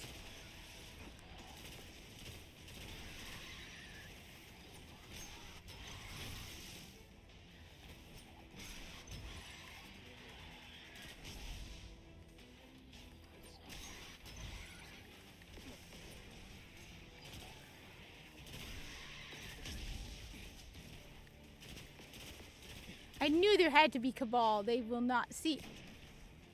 He will not flinch, which is a pain in the butt. See, when I fail in a challenge with the others, like I said, I do not feel like it was an unfair death. I deserved that death, all right? I will not say that it was, but when I fail in Destiny 2, often I feel like it was unfair. Where it's like, oh, I didn't have the right gun to do it because it was a...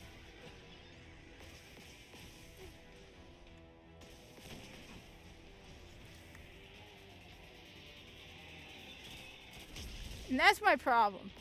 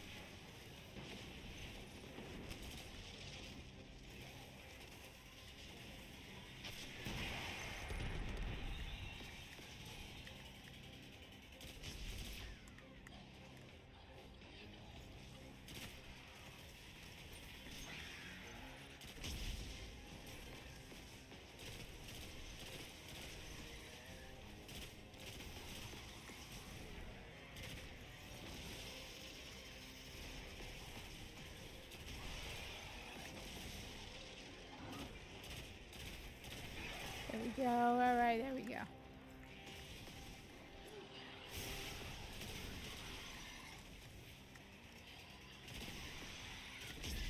Like paying attention to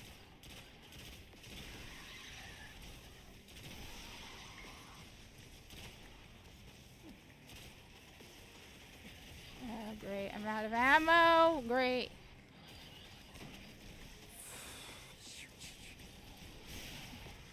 I am out of ammo, which is a problem.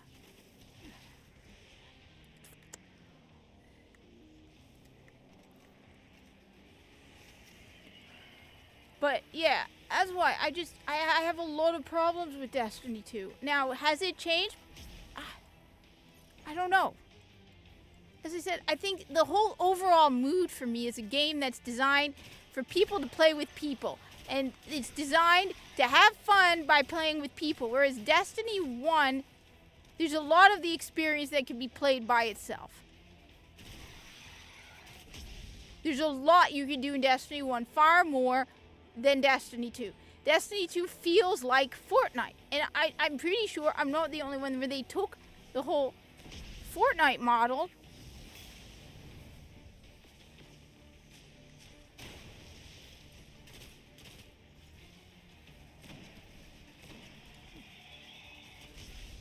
when I play Destiny 2, I feel like I'm playing a superficial, like,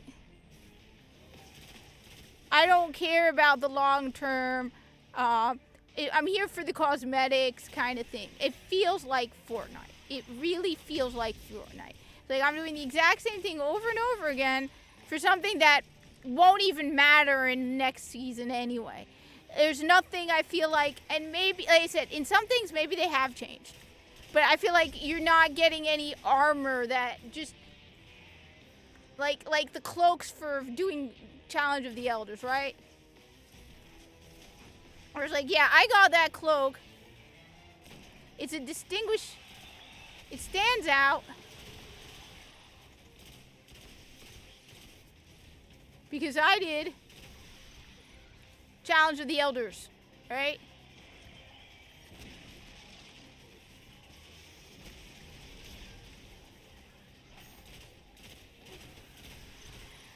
I don't feel like, I mean, to me, even the exotics sort of lost all meaning and worth because, oh, you can get multiple rolls on the exotics. I don't know, it feels like they wanted to add even more grind. And it's like, okay, so you do the same thing over and over again.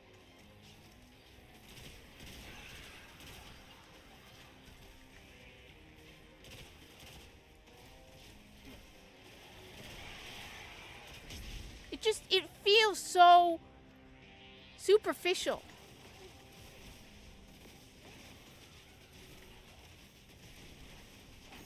And I think one of the big things is their fault is that they made the sunsetting.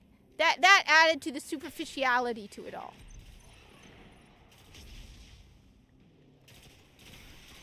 The bright dust adds to the feeling of superficiality to it. It feels like it's lost that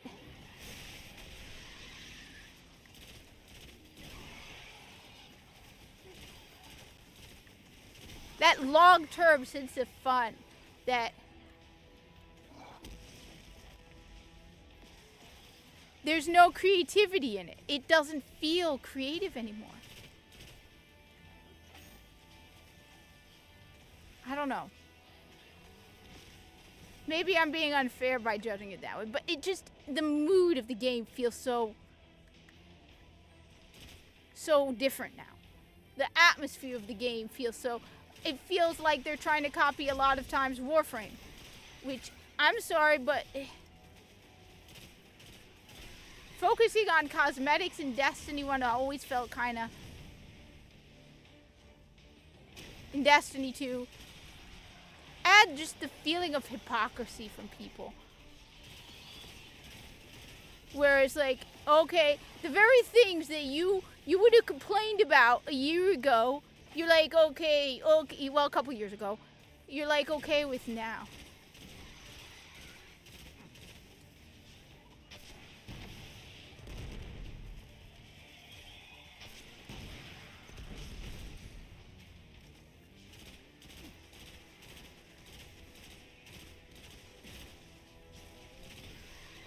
Add the whole, you get into,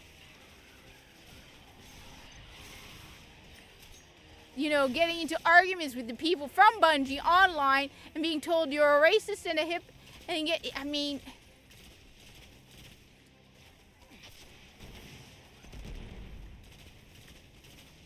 I don't feel even welcome in Destiny 2 anymore.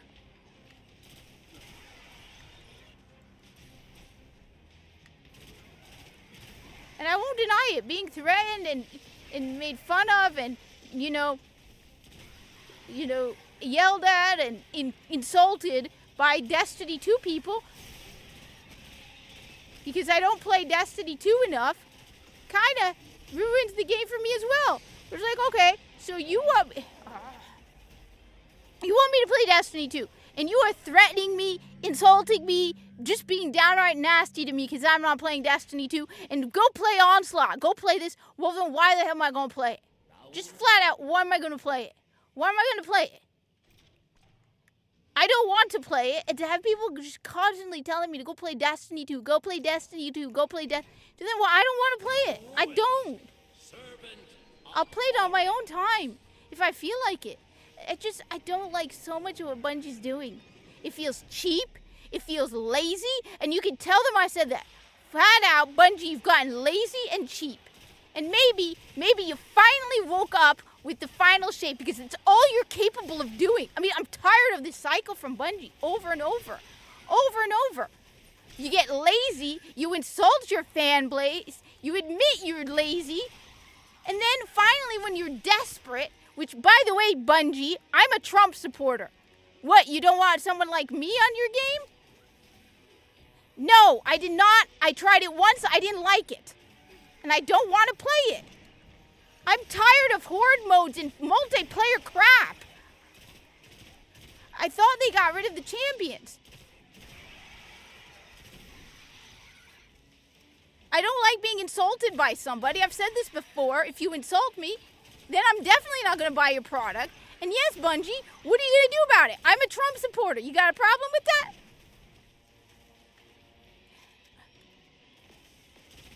You didn't fire that guy or reprimand him. You should have publicly reprimanded that guy, Lord Todd. What's his name? Thickest Yosh. But instead, you let the guy go around insulting Destiny players. You tell us about Roe v. Wade, and then your little...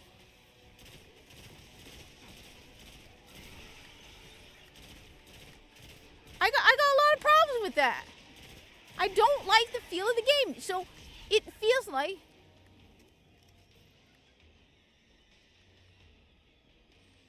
No, I don't let it live for... I don't think about Destiny 2 at all during the week. I've been playing Final Fantasy VII, and...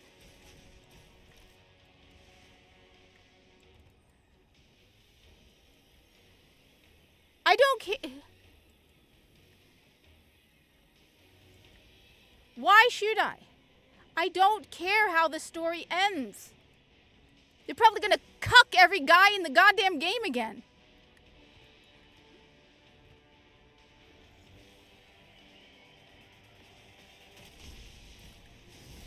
I do not like what they did with the story. I don't like the witness. I don't like the direction the story went in. I lost it. It's good. I've been playing Final Fantasy Crisis Core, Final Fantasy Rebirth and Remake. Yeah, it's good.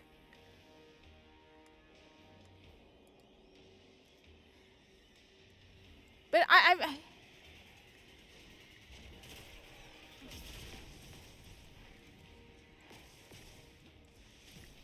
no, but every time.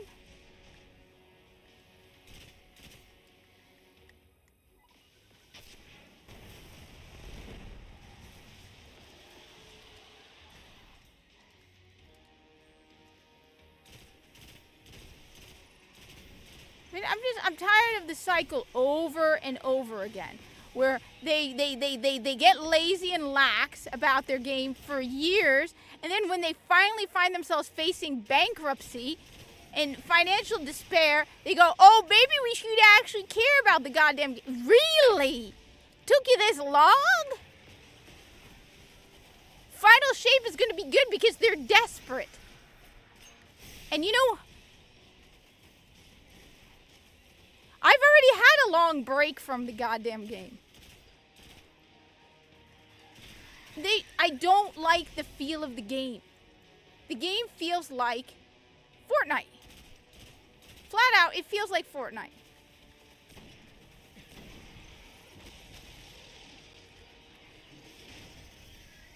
I am stuck.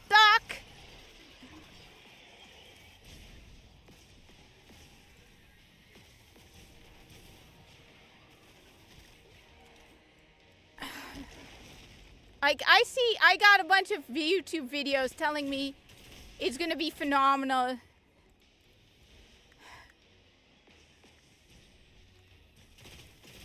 You want, one guy I know is saying they're working on Destiny 3. Alright. First off, and I genuinely mean it, I'm gonna make a video about this, and this is gonna make me sound sexist. But you know what, to hell with it. Alright? Stop hiring women to write stuff for men.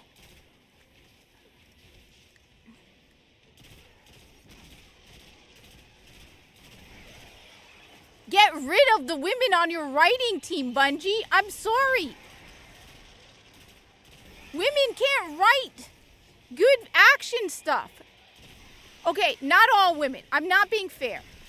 My first big criticism, Because you know me, I don't know what the story is in Hades, all right? You clearly, story is not my priority. But when I even hate the story, you're doing it wrong. And I'm going to keep saying it. And people aren't going to like me saying it because they're going to call me a sexist and a misogynist. No, women, stereotypes exist for a reason, all right? Flat out, stereotypes exist for a reason, okay? Again, I'm going to, look, most, not all women, I have said this before, all right? My first problem is, okay, fire the women. Fire half the female writing team. I'm sorry. Again, before I say, there are exceptions to the rule. I will not, I am literally one of the exceptions, okay? All of the characters I write about are men. All of my characters that I've created in the Corpus are men. And there are female Corpus, but I have not, the only female characters I have created is Sato Tage's wife, Ilan Kano's daughter, and Ilan Kano's wife. And you never see Ilan Kano's wife, except when she's trying to help him because Ilan Kano suffers from severe PTSD. Like, he's a Corpus medical officer who is a wreck from what happened to him. So the majority of my characters are guys. Sato Tage's wife is Taket's grandmother. She only shows up a handful of times, and she's basically a minor character. Ilan Kano's daughter shows up once because Ilan Kano beats the crap out of Viso and Tezen, and I thought it would be hilarious for them to be approached by a woman who's a doctor, and she's trying to help them because Ilan Kano really beat them really bad because he hates the Corpus, even though he was Corpus. And at one point, they ask her, who is she? And she says, my father sent me. And he's like, who's your father? And she's like, oh, you know him. It's Dr. Kano. And he's like, the guy who just beat us sent a doctor to check on us. And she's like, yes, my father has a temper. So she barely plays any role at all, except to make them go, wait a minute, the guy who just beat us, his daughter's now helping us. And it's like, yeah, because my father sent me. So, look, I get it. There are women who are the exception of the rule. But when you tell me the majority of your writing team is female, I would not, you know what? Bungie's writing team should have less than 10% women.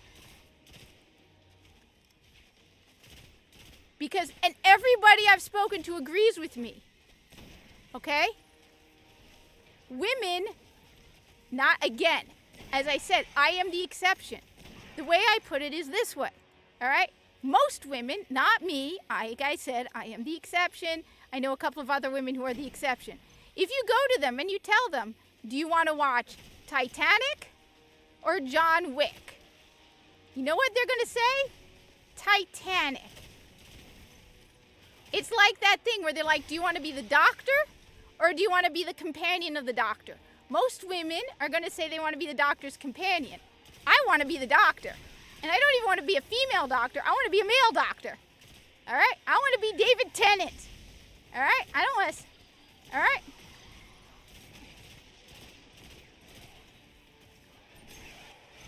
Okay? I bet you, if I could bet you... The problem is we would never get the answer. Because nobody would be honest. But I would bet you money. All right? Lord Tachimi, tell me I'm wrong. All right? I would bet you money. There's some woman on Bungie's writing team who used to fantasize about Osiris and Saint 14. I bet you money. There was some woman who would fantasize in her slash fanfic all about Osiris and Saint 14. Okay? No doubt about it.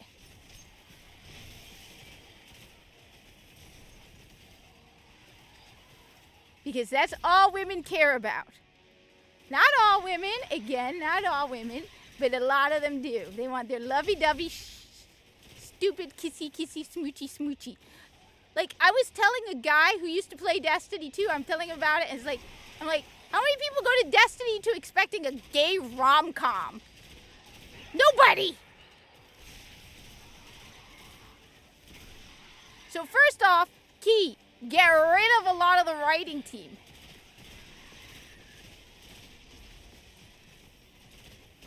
Second of all, get rid of this attitude of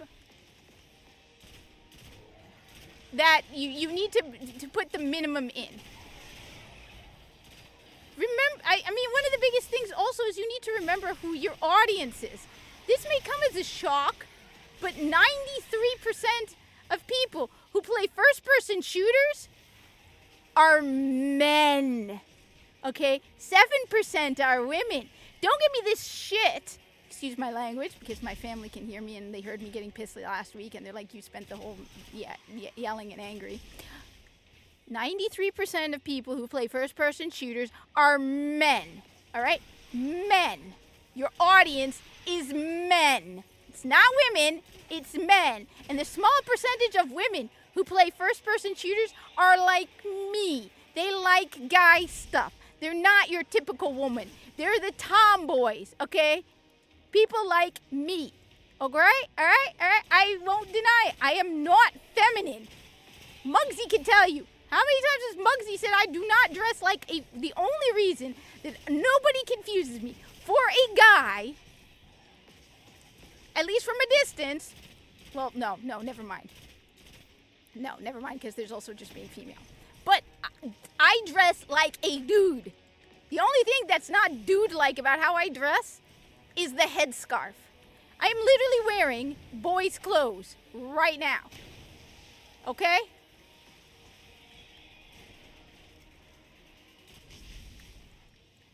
I like stuff made for guys. Okay? We're gonna go with that, alright? Let's just go with that. And the women who like first-person shooters are the ones who like stuff made for guys. We don't want you changing it into something for women because we never liked it because it was made for women. We liked it because it was made for guys. Can't we just accept that and move on?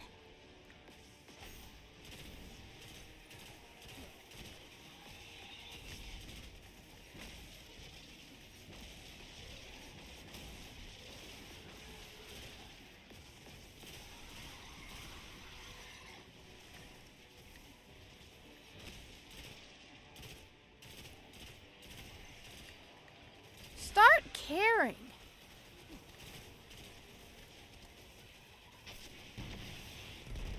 I mean, that's one of the other things that you feel when you play Destiny. They don't care. And that's the other thing.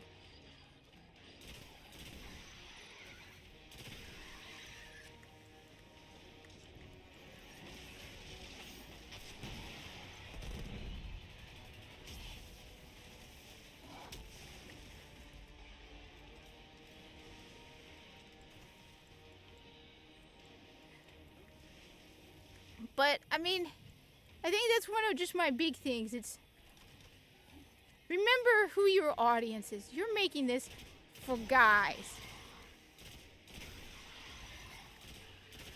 Stop with the romance. Stop with the cucking of the guys. Stop with the making guys look bad.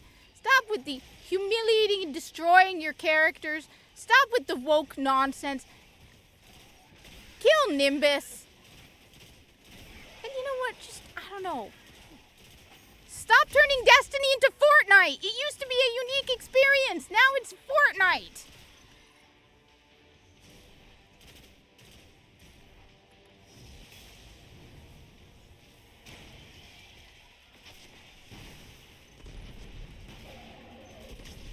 There we go. Thank you very much. I do. Done. Not as good as I would like. 24,000, that's a garbage score, but yes, I did it. Now, this is why I'd keep doing Challenge of the Elders. Why? Because I could do it better. I need to do it better. I'm not good enough. All right? All right, let's that's not good enough for my satisfaction. All right? I'm not satisfied with the results. All right? All right?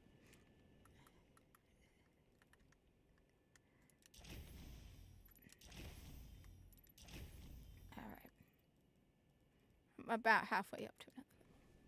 I mean, but just remember who your audience is. That's one of the problems I have with video games these days. It's like, you're forgetting who everybody uses that same argument, right? You've all heard it. The argument that 50% of people who play video games are women. No. That's a crappy argument, all right? Why? Because it depends on the type of video game you're making, all right? Okay? That's the problem you keep doing. You go, 50% of people who play video games. You know what? No matter what kind of video game what kind of character you put into a RTS game, you're not getting me to play an RTS game, all right? Flat out, you are not getting me to play an RTS game, okay? Don't care. Not interested. Don't play RTS games, all right? Most women aren't going to play first-person shooters. I'm sorry. I second that. I don't like RTS either. See, I'm not alone. But the thing, And Mahraban, cat. Yeah. Well, my argument is this. So what? Do they think that by writing a woke-ass female-centric story or a stupid romantic love story into Destiny 2 that they're going to get more women players? No, you're not. There's women who just don't play first-person shooters. And this whole argument, I am so sick of this argument. This whole 50% of people who play video games are women. What do women play? They don't play first-person shooters. Again, I am not saying... there are exceptions to the rule because we know 93% are guys, 7% are women. There are women like me. I keep saying it. I am an exception. I do not want to be pandered to. I am an exception. I am not the norm. I don't know how to put it more clearly. I am the exception. Okay? Closing out. If Muggsy were here, she would repeatedly agree with me. I'm not very feminine. I'm not very girly. When I was a child, I wanted to be H.M. Murdoch. Okay? I forgot who that is. That From the familiar. A-Team. Murdoch from the A-Team. Okay, Yes. Wow. No, it's not just that women don't want ugly characters. It's you are forgetting who your audience is. All right? That's the problem. So someone just said, yeah, Kat, sorry, but I'm so tired of women in video game shit, even the women who... Hey, I am tired of women in video game shit. I'm tired of the whiny women who play video games whining about video games like they need representation. Honey, you were never going to play a first-person shooter, so shut up. I'm so tired of it. I'm so tired of these women who expect the game developers to pander to them. One of the key things I keep saying is, one, okay... No, but it's not just that. Let me put it this way, all right? Like I said, I play Destiny. Destiny is a first-person shooter, okay? I know I am in the minority. I know I am the exception. I do not expect Bungie to do anything to pander to me because female gamer. No, what made me fall in love with Destiny was the fact that it was made for what made it for guys. It's a game, original Destiny especially, focused on their male audience because they knew their audience was men. So the few women who play it because they like stuff that was made for men. Okay, think about it. I fell in love with Destiny, original Destiny. I fell in love with original Halo, games that were primarily geared for men. That means I like stuff that's made for guys. I don't want you to pander to me. I don't want you to be like, oh well, we need to include our female audience. We need to make stuff for our female audience. No, because then you're going to drive me away with the guys. All right? I'm not a guy.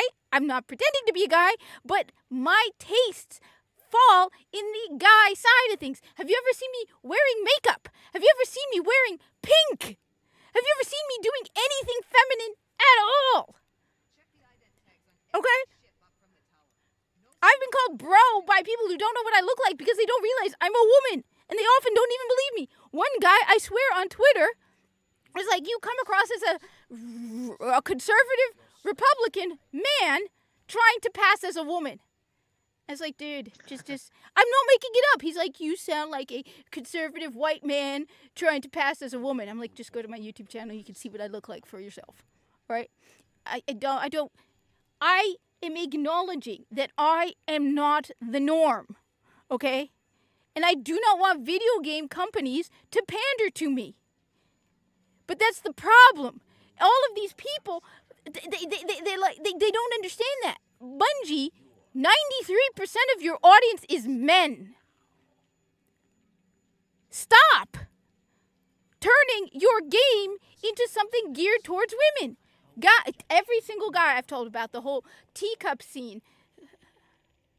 Okay? I mean, I swear I was talking with a guy I work with. He's like, I'm thinking about getting into Destiny 2. I'm like, back into Destiny 2. I'm like, you know, they turned it into at one point they had turned it into a romantic a rom-com. Well, not a romantic comedy, but they focused on the romantic story between Osiris and Saint 14. Everyone's like, why? Okay, that's not what Destiny's about. But no, that's why I'm betting you. I swear. The problem is we can't get, even if somebody were to secret, if it were to be true, you know they would lie about it. But I would bet you real money that there's at least one person on the Bungie writing team who had slash fanfic dreams of Osiris and Saint 14. Slash fanfic dreams of Osiris and Saint 14. Okay? Bet you. There's at least one of them going, oh, wouldn't it be sweet if Osiris and Saint 14 got all kissy, kissy, smoochy, smoochy? Ew.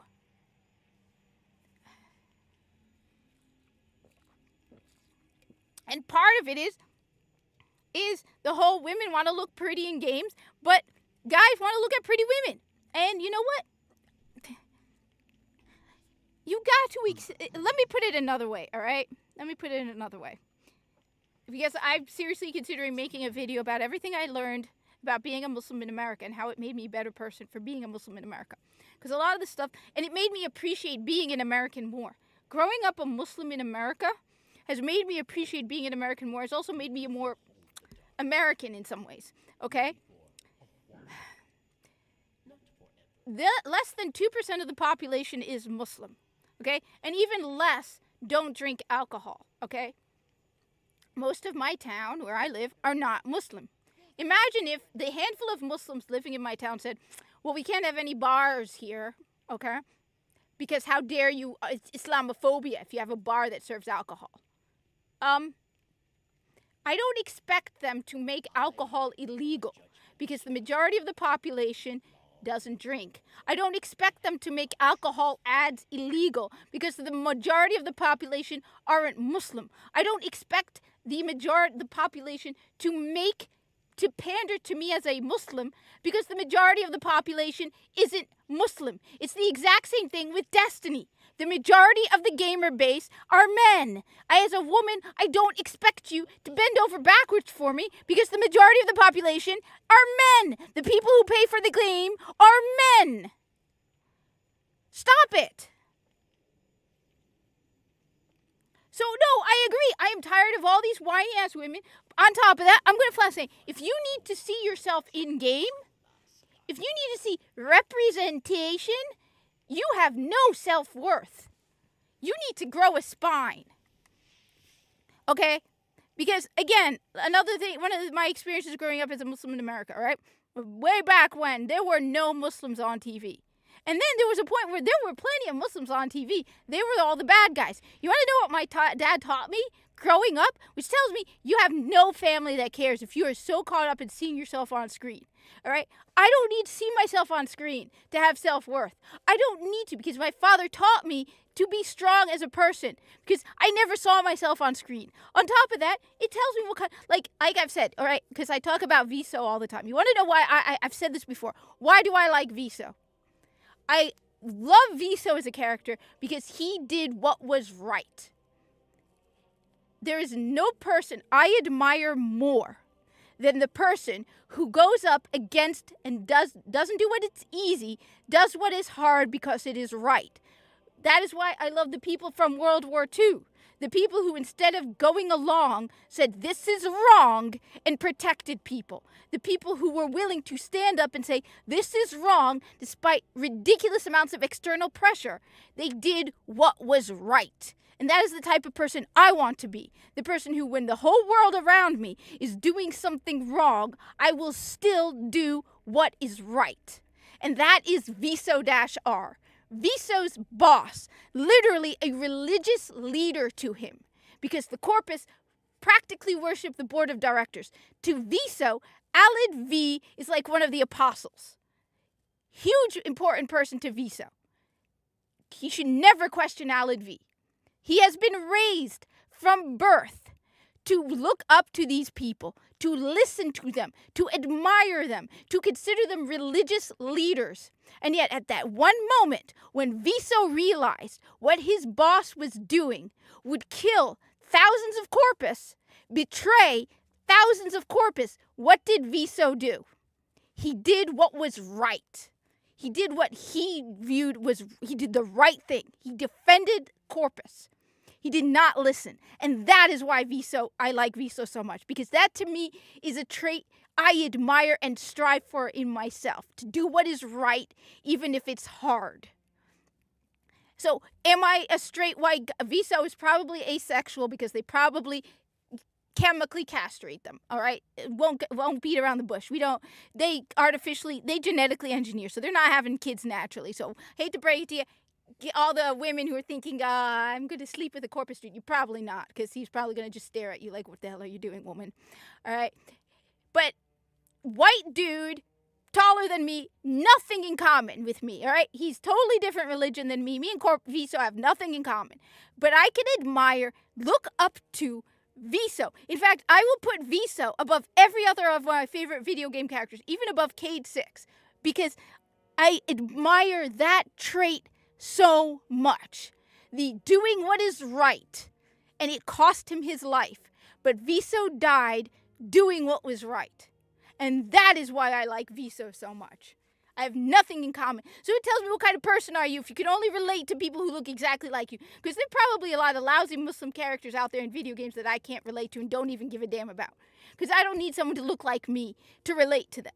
All right? A lot of the Muslim characters I see on TV, I can't relate to at all. No connection at all. There was this one episode from a crime show. Hey, Jesus. One episode from a crime show. This is why I don't want these black girl gamers touching Muslim characters, because you cannot write a Muslim character. You can't.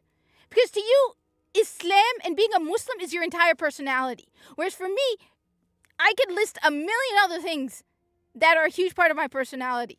All right? There's this one episode from a crime show where a father is told that his daughter's in the intensive care unit. And at one point he asks, is she dead?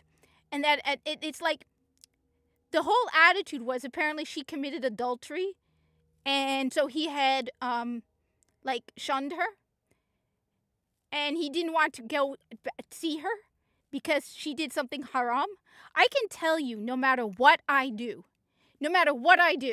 if I'm in the intensive care unit and the hospital and the police come to my father and say, your daughter is in the intensive care, it doesn't matter what I did.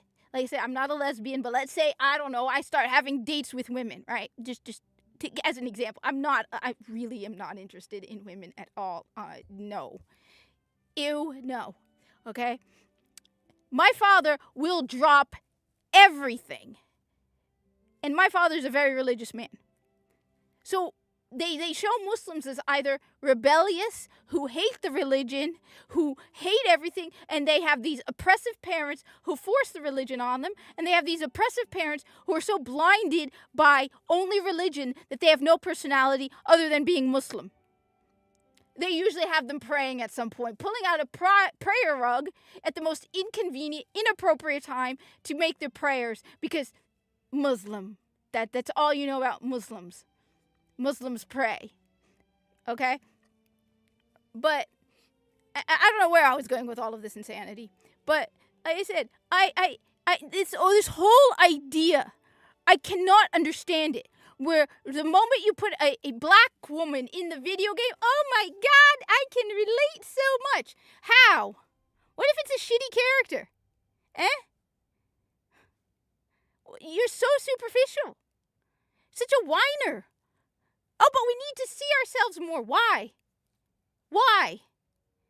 Are you so sad and pathetic? Like, I will admit, the one time that I felt, like, excited to see something Muslim was after 9/11, where everywhere they showed Muslims, it was, we hate Muslims. So not long after that, I remember seeing that the Muslim holidays were in a calendar. And this was after being hated constantly. Don't tell me, I am sorry, but don't tell me there are very many minorities that can understand what it was like to be a Muslim after 9/11. All right? Where you literally have politicians talking about how they need to ban, like, just get rid of all Muslims. All right? Where, so that one time where it was like, oh my God, they have the Muslim holidays in the calendar. But at this point, it's like years, I mean, that was like 20 years ago. That was like 2020. That was like a couple months after or something. At this point, it's like, I don't need to see Muslims. I never see Muslims. I don't care. I'm an American. I just, this whole thing, these whole people are going on about representation and diversity and all that crap. And it's like, look, I don't care how diverse or lack of diverse your development studio is, as long as your game works. Okay? If your game sucks, I don't care if it's the most diverse game in the world. If it sucks, it sucks. On the other end, if you have a video game that's made up entirely of straight white men, and it's a good game, I'm gonna play it.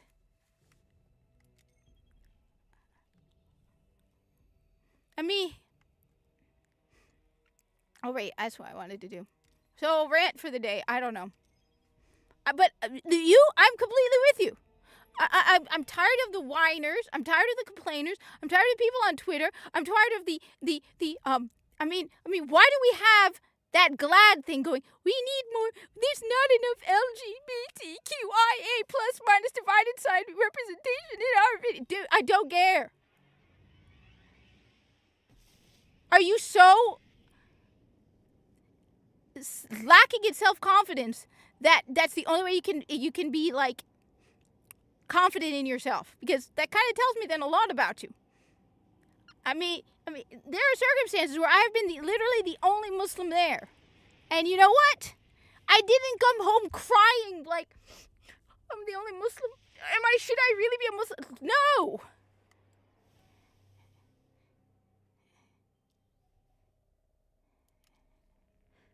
No. Grow up. I don't know. And I saw the Pokemon thing. I saw the Pokemon Go thing. What the hell? What the hell? What? Why? I mean, the whole point of video games is...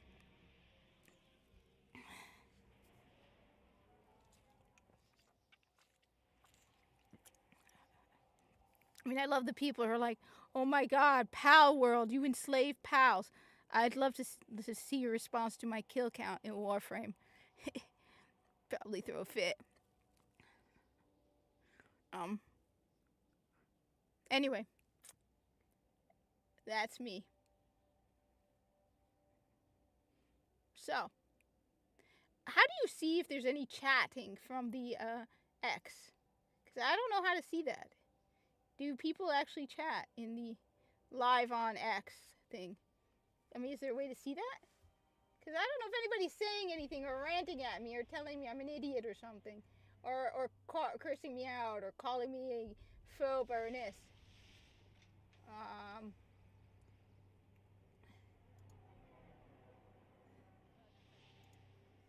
But I don't know. So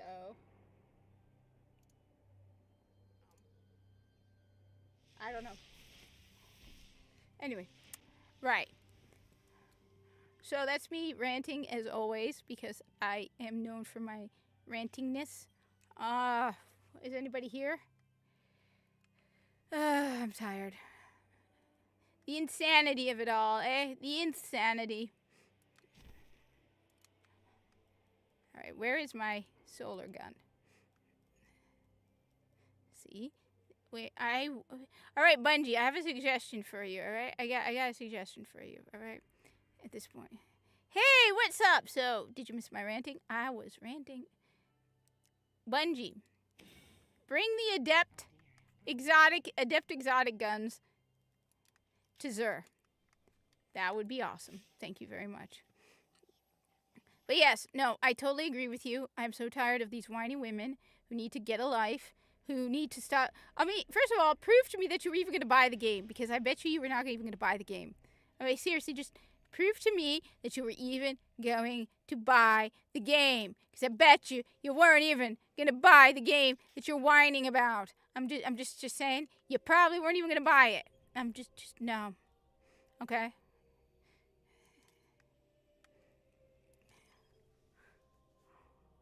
Whereas I can prove that I have a pre-order for Stellar Blade.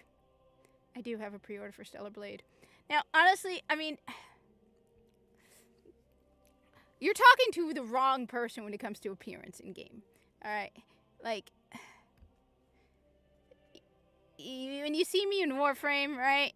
My character is by default. Like, even Barrow Katir made fun of me in Warframe, all right? Barrow Katir made fun of me. Can we just Barrow Katir made fun of me. He said I was, like, slumming it, basically. What he said was implying that I was basically slumming it. Really appreciate that, Barrow. Thanks so much for that one. You basically implied that I was slumming it. But then I can't blame him, because the only thing I had going for me was I had a Corpus Sidana and a bunch of Easter eggs running after me wherever I go. So, yeah, I didn't even change the color of my Kularvo Warframe. It was the default Kularvo. So, some creatures of the hive strain against the will of Oryx. yeah. The dark What I miss? Me ranting and just going on about crazy, stupid stuff. No, well, I mean, like I said, I agree with what Gallant is saying about, you know, women whining, and I'm tired of. I mean, look, I can't even blame guys for hating women at this point in video games, because I'm tired of it all too. Like, if you were to tell me, what would you rather have, a fire team of guys or a fire team of women? I'd tell you a fire team of guys. Hell, if I could modify, put in a voice setting so that I come across as having a guy's voice. At this point, I would probably have no problem with that, because I'm tired of the whiny ass women complaining all the time. I can't blame guys for being just fed up.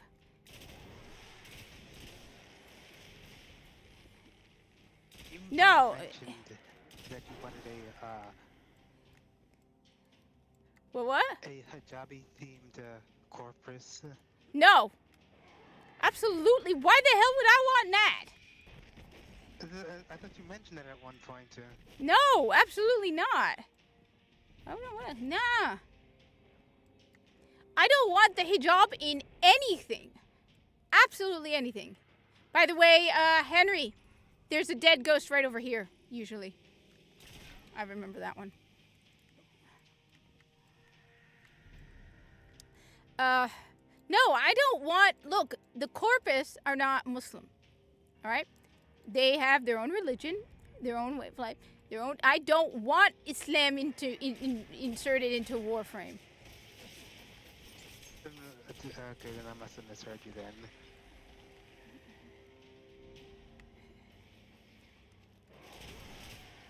Let's see.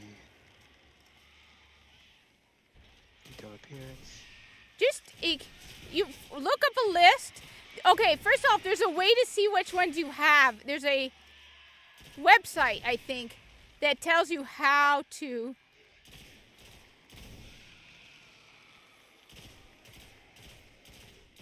And then you can just look at them all. But like I said, do private matches. There we go. I'm so excited for Elden Ring's DLC. Wait, what? Yeah, Elden Ring is getting a DLC. Oh, yeah, I heard. I haven't played that yet. I gotta play it. I highly recommend it. I recently defeated both Moog, Blood Moog and Sewer Moog. They're pretty easy. The hardest boss on this game so far for me was the Fire Giant and Radon. Somebody had their super up.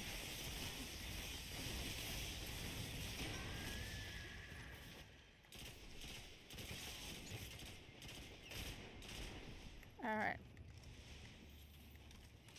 Oh, I got a fire team now. Nice. Very, very nice.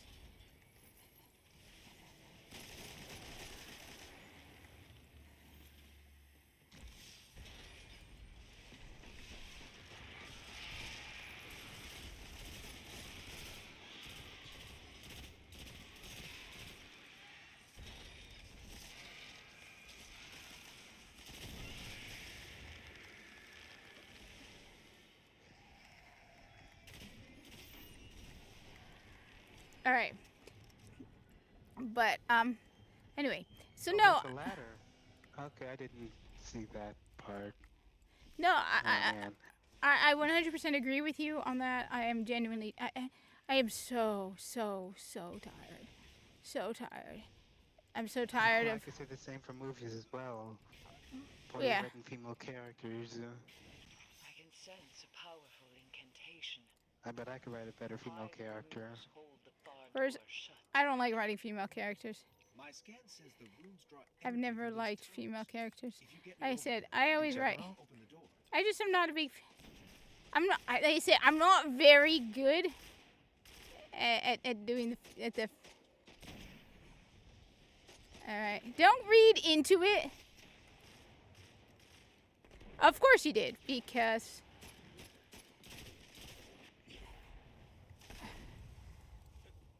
Like I said, I look, before anybody reads into it too much, just don't read into it too much. I'm just not exactly the most girly, all right? It's just.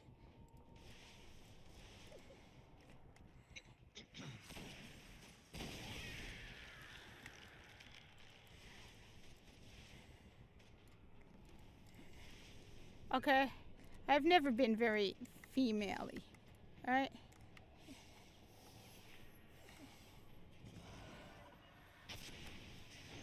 Ooh, an ancient dragon smithing stone. Nice.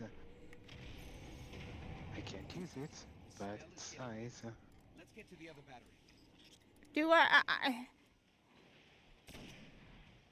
Do I really care? I'm not on TikTok. I got banned on TikTok. I almost got banned on TikTok. And then I just, get banned on TikTok. I got warnings about stuff because I basically was making fun of people and their woke nonsense. And, Oh, I was making fun of Xi Jinping. oh, well, no, I just was just going on about, yes, I heard about Warhammer 40K. There are no female custodies. Kiss my ass. There have never been female custodies. Custodies are men. Men. Men. Okay?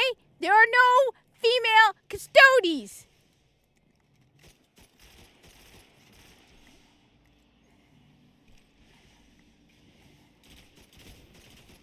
Run. Eh? I'm finding a nice.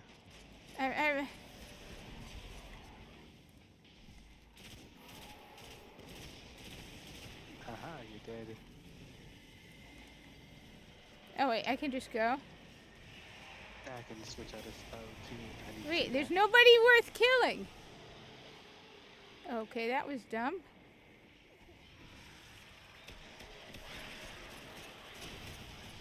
Alright, that was dumb.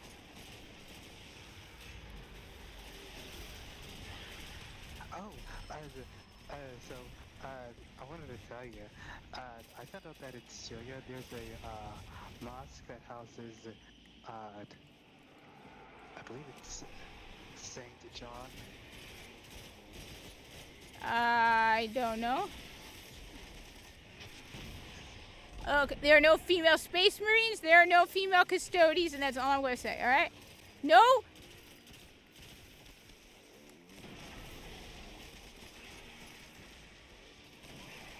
It's just, that's it. There are no female custodies. or Space Marines. Okay?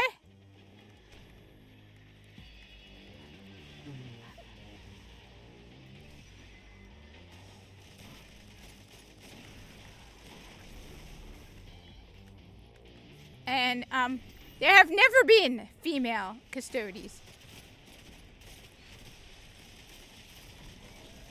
Damn it! My rocket launcher was not.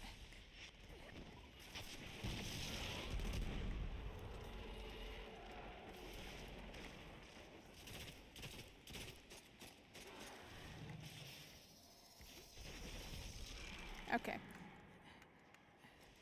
I can't believe I actually got a fire team. But yes, sir, I heard about what's happening with Warhammer 40K, and I think there's one up here in this area here too. There's a pathway to Alakul. I think there's two. There's one here with Alakul. There's at least one ghost. I don't remember exactly where in Alakul the Darkblade.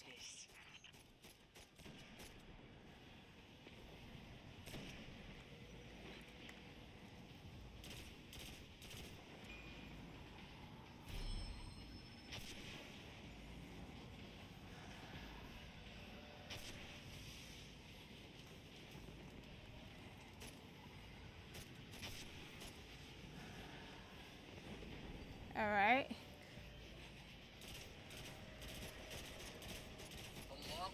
Ah, stop doing that. Where is it? Where is it? Where is it? Where is it? Okay. No, there are no female custodians. There are no female. It's just all. No. Just. I'm tired. I'm tired. It's almost like they're trying to destroy everything. I don't understand it.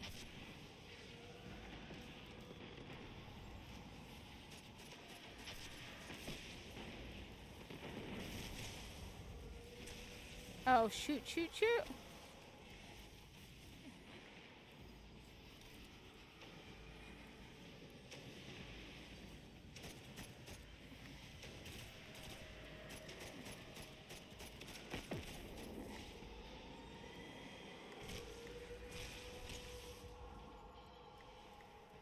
Okay, so, yes, as we know, there are no female spacemen. Anyway. No, but what the hell is going on? Seriously, what the hell is going on? Like, seriously, what the hell? These aren't the majority. These people are the minority. And people hate them. And we're tired of it. And it just keeps coming and coming and coming. It's like, dear God, nobody likes this shit. Nobody likes it. You are it's almost like if I didn't know any better, I'd say this was an elite op to make you hate everybody. Like if I didn't know any better, I would think this is an elite op to make you hate every race, females, LGBTQ. I was just like, the whole goal is to make you hate everybody. Like, seriously. Because this is the best way to get people to hate you. This is by far the fastest, most effective way to get people to hate you. Well, they're succeeding all right. Yes! Because, you have to keep reminding yourself that most people aren't like this.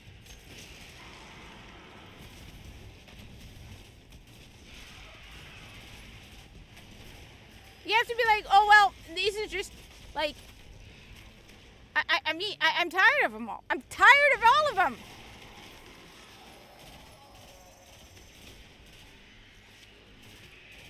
I'm tired of these complainers. And it's like, you don't even know what it's, you spoiled brats have it easy. That's the other thing. It's like you spoiled brats are making it so that you seem like the world is hard, but you have it easy.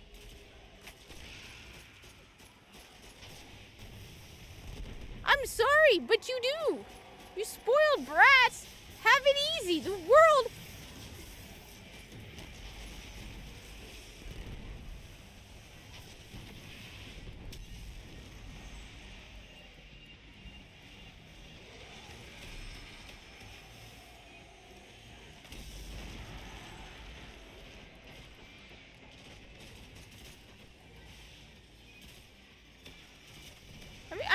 sorry, kiddos, but you have. It has never been better.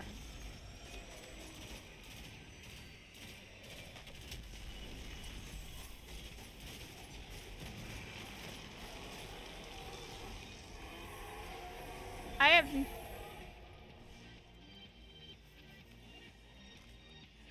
I mean, seriously, it's like you have to keep telling yourself.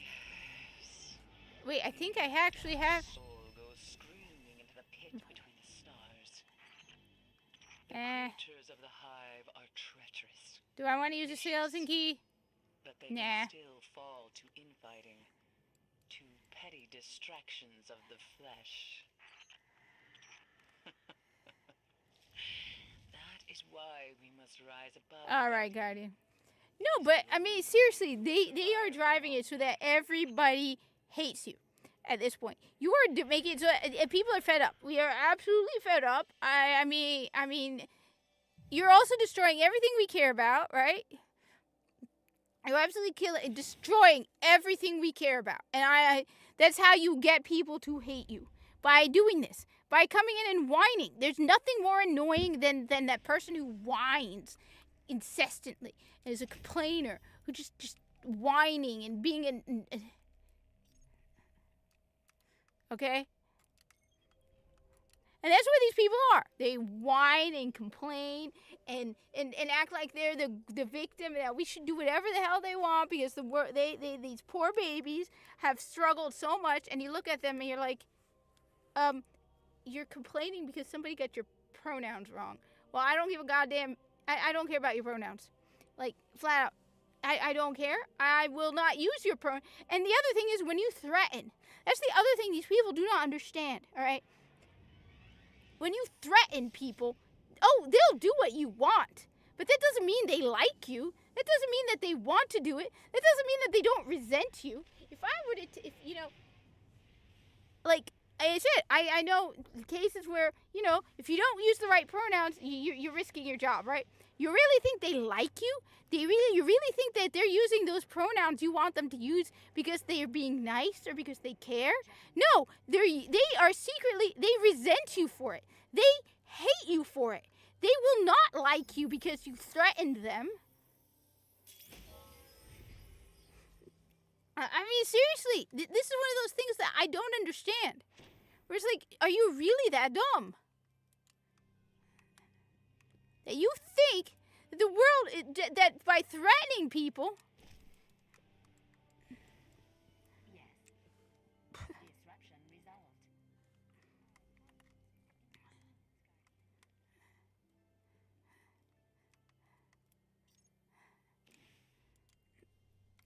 Which one do I have here?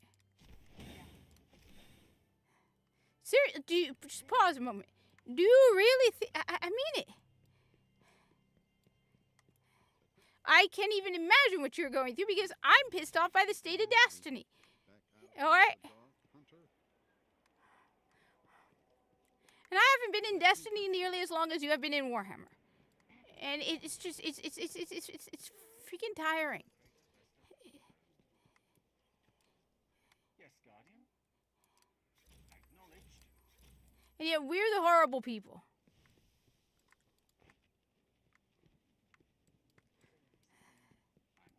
Armies remain.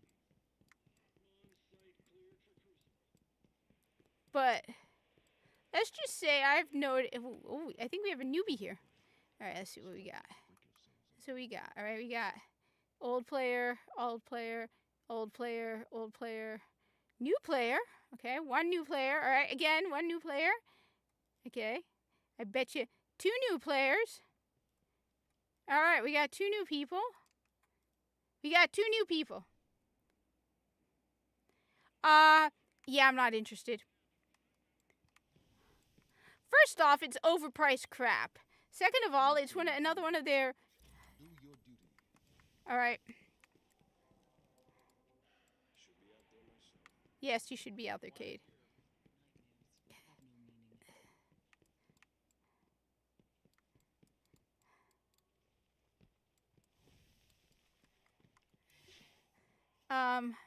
Yeah, it's Outlaws.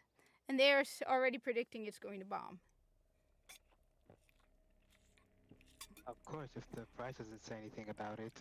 The prices are ridiculously high. You know, the whole Ubisoft. Yeah, they still, but they want you to. They don't want us to own games. All right, so Lone Hawk, we don't know if it's woke or not, but they've uglified the female character already. She's basically, as they call them, what is it? They call them ma'ams. Oh yeah, they call her Ma'am Solo. I like that, Ma'am Solo. The thing is, and look, I don't know a lot, but the few trans women I know don't want to play ugly ass women in video games. Even the trans women. I mean, that's the whole point of a video game. That says something too. They want to play pretty women too. All right, they don't want to play themselves. They want to play a drop dead gorgeous woman. The trans women want to play drop dead gorgeous women. All right.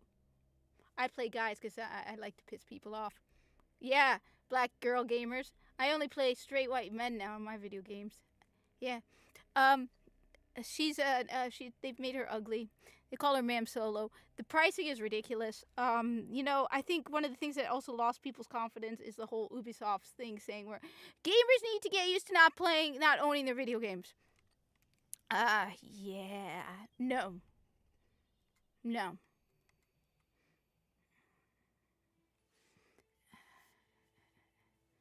All right.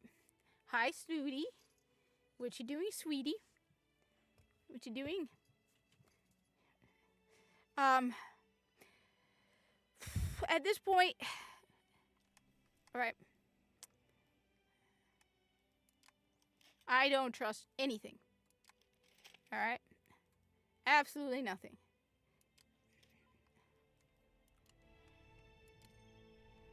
All right.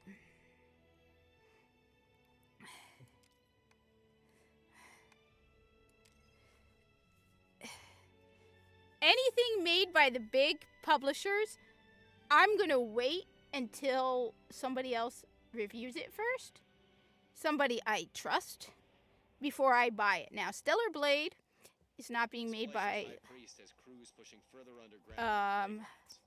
looks like a large-scale mobilization against a hive nest.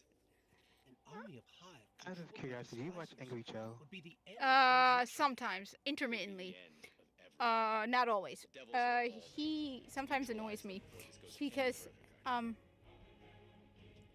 he's a little on the I mean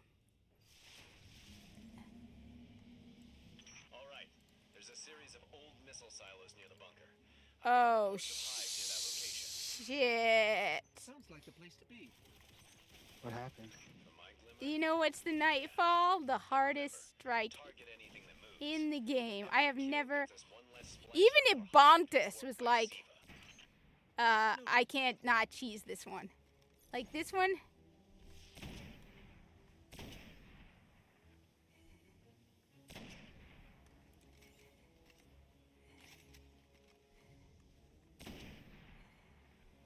This is I used to watch him as well when he did collabs with Doug Walker.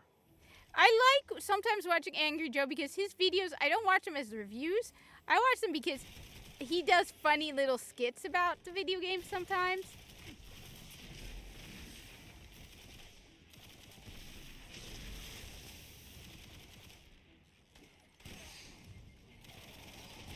Oh, he has to die. Huh? Yeah, so it's like $130 in America. It's ridiculously overpriced. I'm not interested. I have no interest in Star Wars in general. I'm not interested in Ubisoft. I'm not interested in, you know, the whole... You need to get used to not owning your... Oh, I'm gonna die.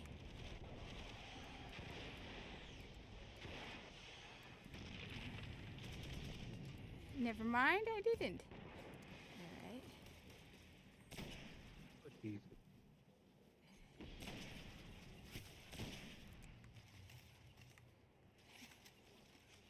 Alright. Alright.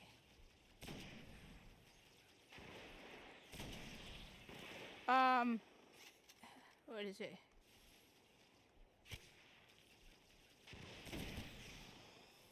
But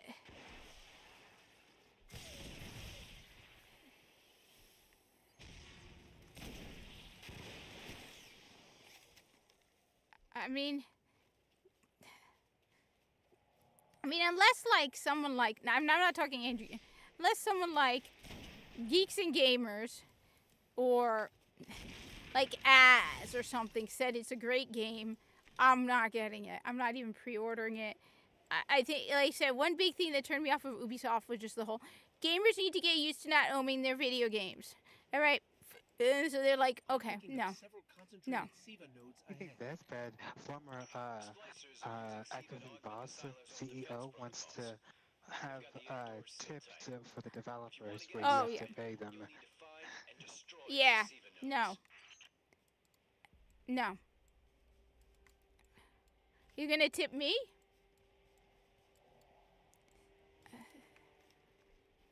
No. Wow. What? I fell off the tree and died.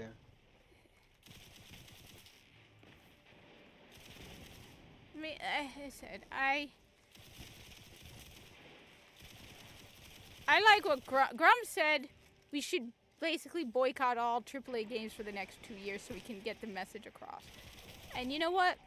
I don't have a problem. I'd say make it 3 years. The thing is, I have such a backlog anyway. I mean, why am I even playing Destiny? I've been playing Atlas Fallen. Why am I not playing that? Why am I not playing Final Fantasy right now? I shouldn't even be playing Destiny. But, I mean, even just playing Destiny, right? I can play Destiny for long periods of time without a problem. I mean, yeah, I won't play it, the only game. Warframe. Okay.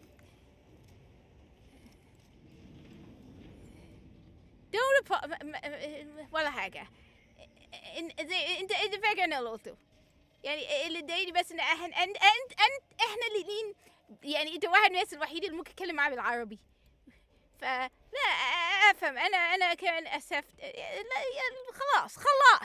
خلاص اوكي خلاص it's all good اوكي حبيبي كله ماشي ولا حاجة اوكي يلا بينا I don't know. I mean, I really, you know what? I really want to enjoy Destiny 2. I'll probably end up playing it during the week to try and fix things up. I feel like I've been betrayed. I mean, I don't know. I've been dumped, and I don't want to be dumped, and I don't know what to think anymore.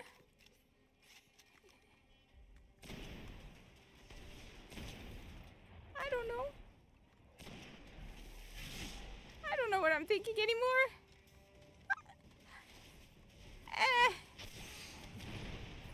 Kinda.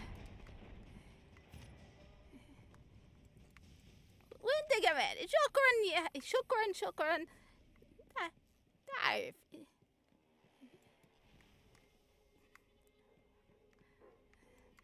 The worst part, though, is when I go to Egypt, right? All right, I'm used to being in America, right?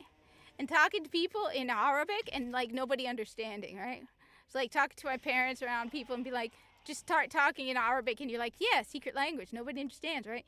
You go to Egypt or you, like, go to the airport, right? With the Egyptian, and you start talking and they understand everything. And you're like, damn it! I forgot. They understand. Now I gotta learn Corpus. I love me the Corpus. Wait, Corpus has their own language? Oh, yes. People, one of the things people don't, you realize when you play Warframe and all the time, and they're talking around you, this may come as a surprise. They're actually saying stuff. People don't realize that. When the Corpus around you, they're talking, they are actually saying stuff. For example, apayak means attack. I remember this one guy that I was following I was following around on the map, right? And he was saying, it's like we serve the Corpus. We are the Corpus. They actually are, even the writing on the walls that look like nothing, that's actually a full language. There is now, I mean, it's a cheap language. It's basically a letter swap. but it's an actual language. I wonder if you can actually, if there are any like actual books on learning said language. Actually, that's the funny thing. Egypt, one of the things, like during the Tahrir Square incident, one of the things that was interesting is you notice the Egyptians were all speaking in English. Because a lot of Egyptians speak English. Like when the journalists were, most of the time you have to, when they were in Egypt, a lot of Egyptians actually speak English. Because it's Egypt. Oh yes, that's beautiful, beautiful, beautiful, beautiful. All right. But, what was I thinking? I mean, all you gotta do is make good video games, people. Just make good video games. We're all tired. We are all tired. We are all so tired at this point. Why am I doing this? You do realize this is by far the hardest strike in Destiny. The splicers have fortified the entrance. We've got heavy resistance. They must have driven the hive deeper into the silos. Let me be clear.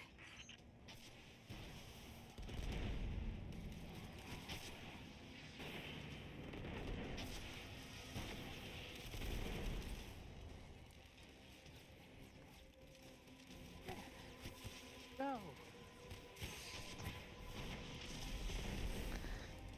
Seriously? These knights. Let me be clear. This is the dumbest mistake I could possibly do.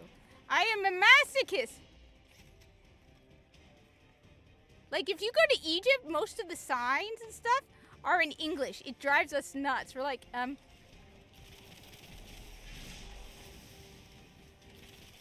would want them to change it to Arabic. Well, because it's Egypt. It's like they ask, like, English is cooler than Arabic. All powering another barrier, but I can't nail down their locations. All right. The readings are too sporadic. I mean, from you listening to you speak Arabic is cool. Keep moving. All right, let's see. All right. No, look. I will not be able. Let me just say this. All right. I will not be able to solo this. Do you not understand? This is the ogre one. This is the one where the king of soloing stuff, Ibantus, was like, yeah, I can't do this without cheesing it. There is no way in hell I am getting past the boss. There's absolutely. Can I emphasize that point enough? There is no way in hell I am doing this solo. There's a couple of bosses in Elden Ring I can cheese. I totally agree with you, but then I might be biased.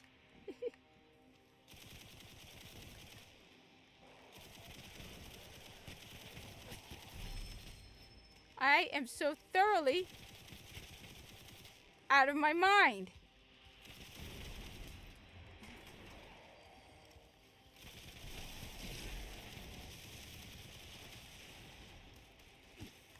It's hard to get a clean reading down here. Keep moving.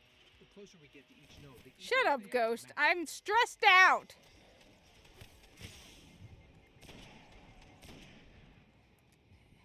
Do you not understand? This? I have to be out. Oh, damn it. Who did that? Who did that? Oh, he got me from the side. Okay. I am out of my mind. Can we just go with that? I'm out of my mind. I am so out of my mind. All right.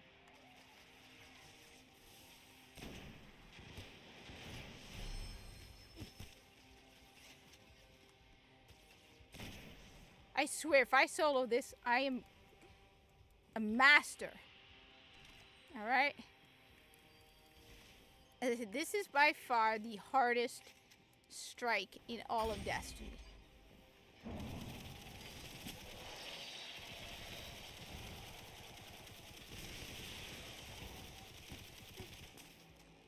Wow. What? I got killed again. I don't even know what...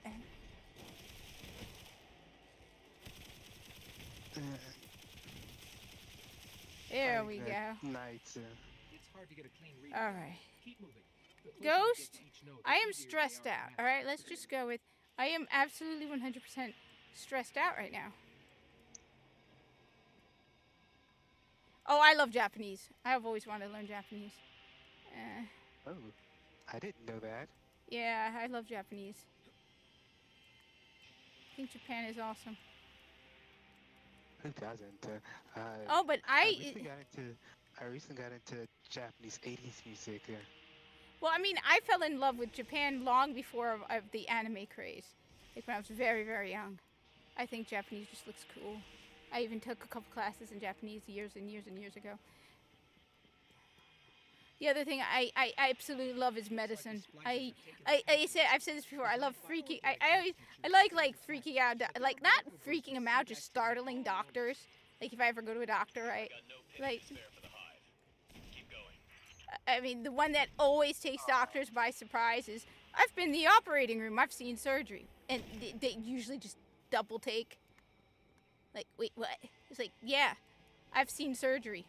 How? Because I was in a volunteer program that allowed me into the operating room. Anesthesiologists are the awesome. So, like, I have that disconnect that doctors get, because I've never been a patient in the hospital, for example, but I've been a volunteer in a hospital. So, like, for me, if I were ever to be a patient in the hospital, it would be, like, weird. Because I've volunteered more times than I've ever been a patient. I've been a volunteer in the ER. I've been a volunteer in the operating room. So I have that same like doctor attitude of that doctor feeling of that being a patient because kind of thing. I still want to go to medical school. I really, really want to go to medical school. Like, really, really want to go to medical school. I mean, this isn't going to say anything about my location. I'm not doxing myself, but I mean, you know I'm in New Jersey. I used to walk in the corridors of Robert Wood Johnson Medical School dreaming about being a student there when I was in college. So, yeah, that's where I wanted to go to medical school. Robert Wood Johnson.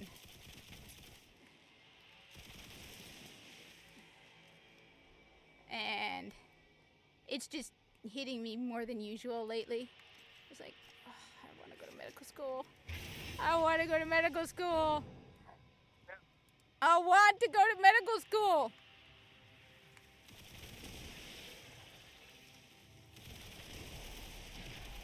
By the way, anyone who has doubts about Zalo Supercell, I think I kind of proved just how awesome this gun is. Missed.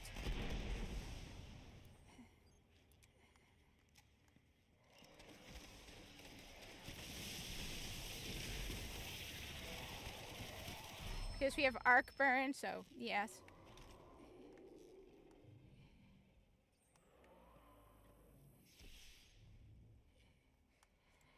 Because I'm too stupid.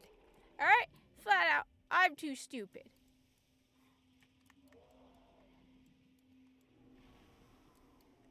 I would love to take the MCAT. It's a combination of I'm not smart enough and finances.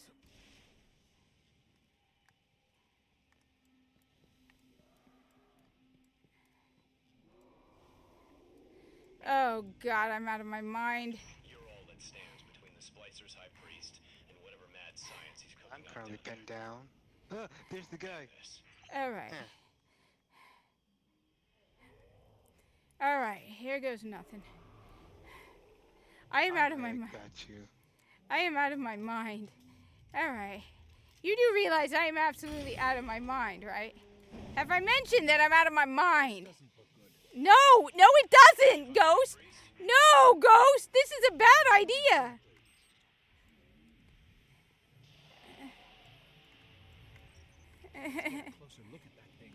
No, no we don't, Ghost. Let's go away. Ghost, let's leave. Well, that's disgusting. A lot more where that came from if the High Priest isn't removed from the field. Yeah.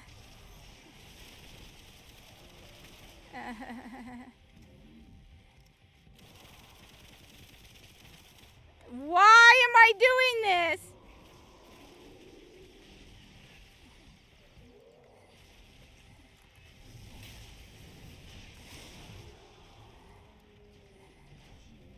Oh, freak. Oh my God, why am I doing this? Why am I doing this? Why am I doing this?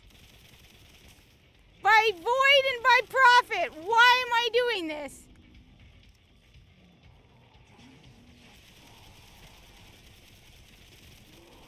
You do realize the ogre gets set free?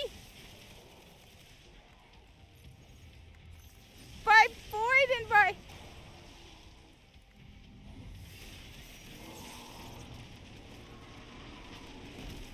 Oh, great, I killed myself. No. Alright, you want to know what my life was, what my college experience was like? Alright. My college experience was hell, alright? I was commuting by train and by car. Like, I would get dropped off at the train station, like 3 hours each way. I also did something that a lot of Muslim girls were doing at the time, which was graduate a year early from high school. So when I started college, I was 16. I was too young to understand what I was doing. On top of that, I was my father's first child, and he didn't know what he was doing either. So I was 16. I then transferred to a closer college, but I was still commuting by public transportation to basically a public transportation blackout zone. So it was like once an hour for the bus for like a 2-hour commute. All right, so my entire college, and now keep in mind, I was doing all of that while taking hardcore sciences. So I was taking stuff like organic chemistry, physics, calculus. On top of that, add the fact, to make things even worse, I was too smart for my own good. So I never took pre-calculus. Now, in order to be pre-med, you have to take calculus. So when I went to apply for college, right, they had us take, like, placement exams. Even though I had never taken pre-calculus, I was placed into calculus. You need to take pre-calculus to understand calculus. So here I went from being the top student in my entire high school to being a C student. It was hell. College was hell. I didn't even get my degree. After 4 years, I was in such a horrible state of depression, confusion, just complete and utter, that I didn't go back to college for like a decade. Where I finally got my bachelor's in liberal arts. All right? But my entire college experience, so I didn't even apply because I did pre-med stuff and then just was completely out of it. So it was by far the worst experience of my life. College was horrible. Add the fact that when I was in one of my colleges, I was basically person non grata in the pre-med office. Why? Because I did what a lot of other Egyptians did in college, all right? I had a friend of mine who did it. She applied for African American scholarships because, as she pointed out rightly, she's Egyptian. Egypt is in Africa. I told this to the black woman in the pre-med office. That woman screamed at me and basically made me unwelcome in the pre-med office. Woman has never been to Africa in her entire life, all right? Do I think Egyptians are black or South African? No. But technically, African American applies to Egyptians, all right? We're more African American than all these black people in America. I'm sorry, don't want to be mean, but I'm more African American than you are. And even when I go to Egypt, I'm considered a foreigner, right? I'm totally considered a foreigner. At least I've been to Africa, you have not. So I was basically not welcome in the pre-med office. My college experience was god-awful.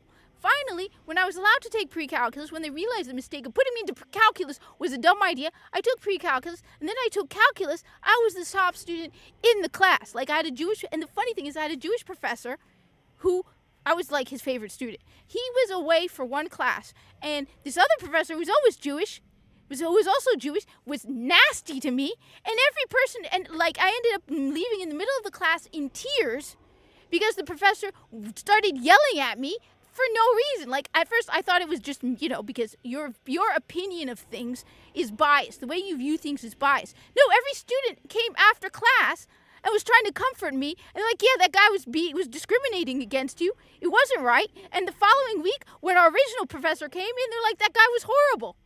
And it was two different Jewish professors, and the Jewish professor was really nice to me because I was very good in class. So my college experience was hell.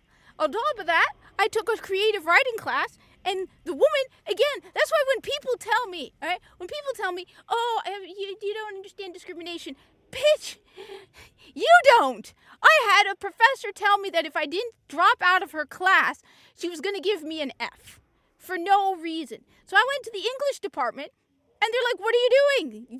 To the professor. You're like, you're discriminating. You are flat out discriminating against this Muslim. Right? The only reason I ended up dropping the class was because it was subjective. It was creative writing. It's not like math, where if you give me an F, I can prove you did it wrong. But no, I flat out had a professor tell me, yeah, you're not welcome in the class. Why? No reason was given. So it was said she doesn't like Muslims. So that's why I hate these people. And you notice I never talk about these things, right? Right? I never talk about these things. Oh, shit. I never talk about these things because I'm not one of these people like these wokies online who continuously whine about how the world is against them and how everyone's discriminating against them and oh my god, I'm such a victim and oh my god, oh, the horror of my life. Everyone hates me because I'm this and this and this, right? And then when you find out why they were discriminated against, it's because somebody didn't use their pronouns, all right? I just no, all right? That's why, like Muggsy also brought up her own experiences. This is why it's like these spoiled brats do not know real discrimination. They do not know real hate. They do not know any of reality. They don't know it. They think that someone says and use your pronouns, it's the end of the world. They think that somebody doesn't says mean things to you on the internet, that's hate, and oh my god, you're such a victim. No, like I said,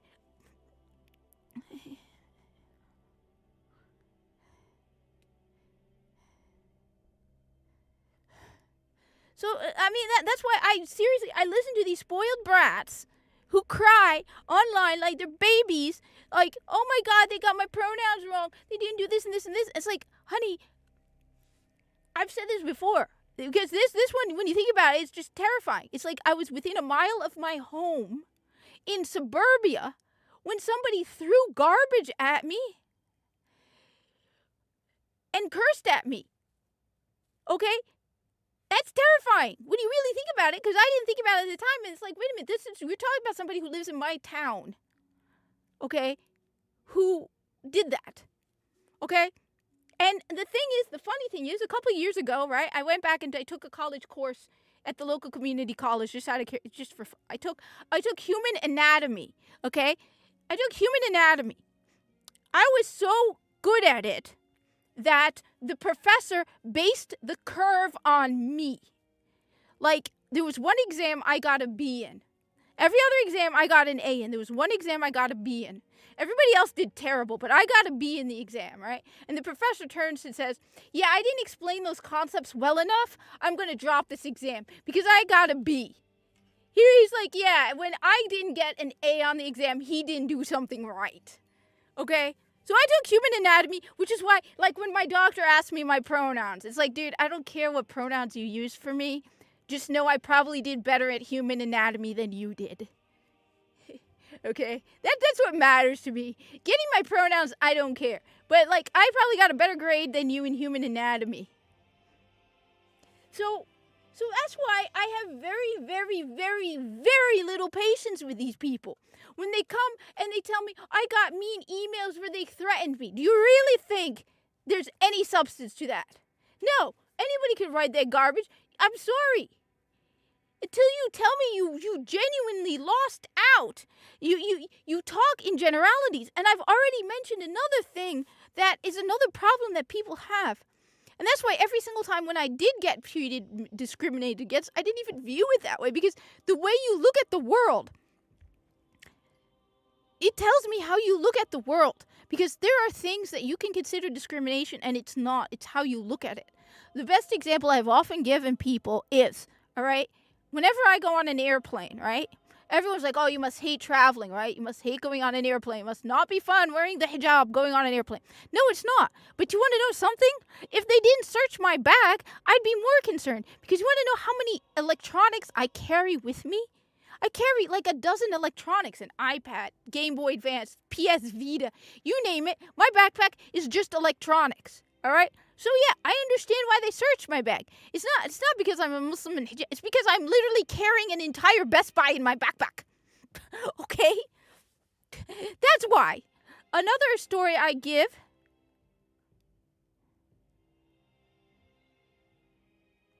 But another example I often give is before I started working the job I applied for a job in a clothing store. Now, I used to wear that brand of clothing. At one point in my life, I was trying to be more girly. It did not work out. I was trying because, I look at myself, I'm like, you know what? I should try to be more. So I was buying clothing from, it's called Uniqlo, right? It's Japanese brand, I think. I'm not 100% sure. Or at least it takes a lot out of Japanese style. I'm not 100% sure. I applied for a job there. All right. Now, when I went to apply for the job, it was 3 people interviewing, me and 2 other women. The 2 other women were well endowed. All right. They're big breasts, big chests, and it wasn't like they were trying to hide it. Unlike me in the hijab, okay, they were clearly using their sex appeal. All right. So when I first didn't get a call back on the interview, okay, I don't even remember what the interview was like. It was like, oh, it's because I'm the only one in hijab. I'm the only Muslim. I don't have my boobs out for everybody to see. My chest isn't massively huge. All right, I'm not making any effort to show it off or any of that. Right? A couple weeks later, I applied for a job in another retail job, okay? Never heard back from Uniqlo. Was like, oh, well, they're discriminating against me because I'm a Muslim. They want well-endowed, sexy women to sell their clothing, okay? But the truth is, okay, this is going to come as a shock, I suck in sales. I work in retail, okay? I'm not a salesperson. And you know what? It's a good thing I'm not a salesperson. I realized they didn't call me back, not because I have no sex appeal or any of that. It's because I'm not a salesperson. 1, I'm not a salesperson. 2, I know absolutely nothing about clothing. As Muggsykins has pointed out, I am basically color deaf. I cannot match clothing for the life of me. Okay? It wasn't discrimination. It was they wanted to hire a salesperson. And I am a lousy salesperson. Again, when I applied for the job I have now, the guy who was interviewing me was asking me about my position when I worked at the library. I worked at a library. I'm the one responsible for organizing the sci-fi collection. I'm the one who was the one who did the video game collection, right? See, when my job in my library, the sci-fi fantasy collection was a mess. One of my personal projects was I would write the name of the series on the spine. I would type out a label with the name of the series and the number, because a lot of the books in a series didn't always list it on the spine. So I've organized the entire collection so that when you went there, you could tell which books are in which collection easily, okay?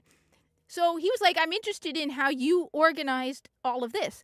And he put me in the warehouse, where I work on inventory. I am very good at inventory. I have a very good memory when it comes to inventory. All right? Anybody asks me where something is, 9 out of 10 times I know exactly where it is. All right? The joke is if I don't know where it is, it's not in the store. Okay? Like I remember at one point the GM of the store a couple of years back going, hey, do we have this? Do we sell this? He sounded like he didn't even know if we had it. I'm like, yes, we do. It's in this aisle. If you look this way, look down. Okay? It's like turn this way. Look to your left, look down, it's on this shelf, all right? Okay, I have photographic memory on where stuff is, all right? I'm very good at locating stuff. That's my thing, You're not okay? a manager. Huh? Like, Surprised you're not a manager. Because I'm not a salesperson, and one of the big things that helps you excel in sales is getting all the sales stuff, all the, whatever all the different companies have all their own individual credit cards and all of that stuff. I'm not good at that. In fact, I am very bad at offering credit cards because the way I was raised is that's like implying you can't afford it, which is kind of insulting. If I went up to someone's like, would you like the credit card? The way I'm raised, it was like, it's implying you're too poor to buy something. I will buy everything I can outright, all right? When I bought my computer, I spent a year saving up to buy the computer. The second time I bought my laptop, I basically sold a whole bunch of stuff so I could sell it, so I could buy it. When I upgraded from the Steam Deck to the Steam Deck OLED, I sold 2 PS Vitas and my original Steam Deck to buy the 1 terabyte Steam Deck OLED. So I'm just, but yeah, I am not. First of all, I'm. How much is that? I The Steam Deck OLED. The Steam Deck OLED. So I got the Steam Deck OLED with the 1 terabyte, which is the most expensive. I think it was like 7 something. Steam Deck Okay. OLED. Let's see. Have you thought about trying any other handhelds on the market? I have the Asus. Okay, it's $650 for the 1 terabyte OLED, which is the one I bought. I have the Asus RRG Ally because I can't go into it how I got it for. Yeah, I like so. Yes, I think it's worth it. Because compared to the Steam Deck is definitely worth it. Yeah, the Steam Deck, you don't need the 1 terabyte. So you can get the 512 gigabyte for $549.99. $550. You can add another micro SD card, and the one I always recommend people get is the Samsung one, which you can get for as low as $35. Okay, Samsung, so all right. so you, I would. I'm thinking of getting the 1 terabyte SD card. But or you could get a 1 terabyte SD card. But you could get an SD card. What's nice about the Steam Deck OLED is it's lighter and smaller.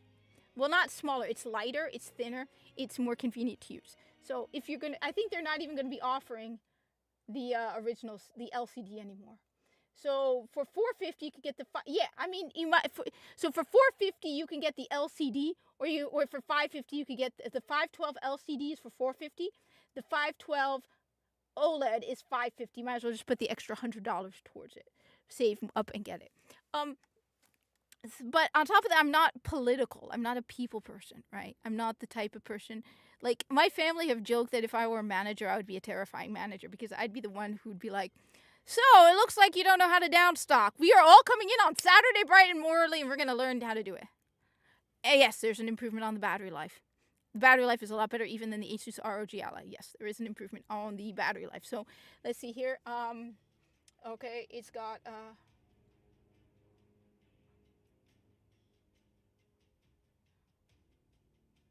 I feel the difference from the battery life. Yes.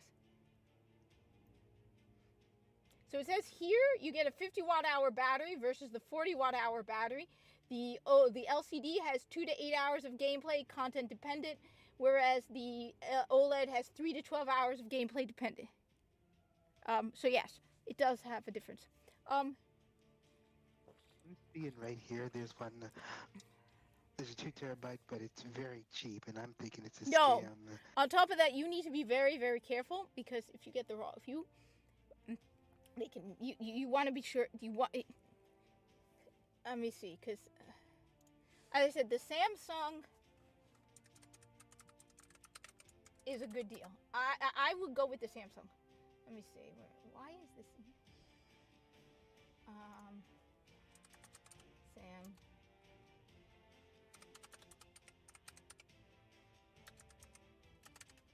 Let's see if Samsung makes a 512. I mean a 1 terabyte.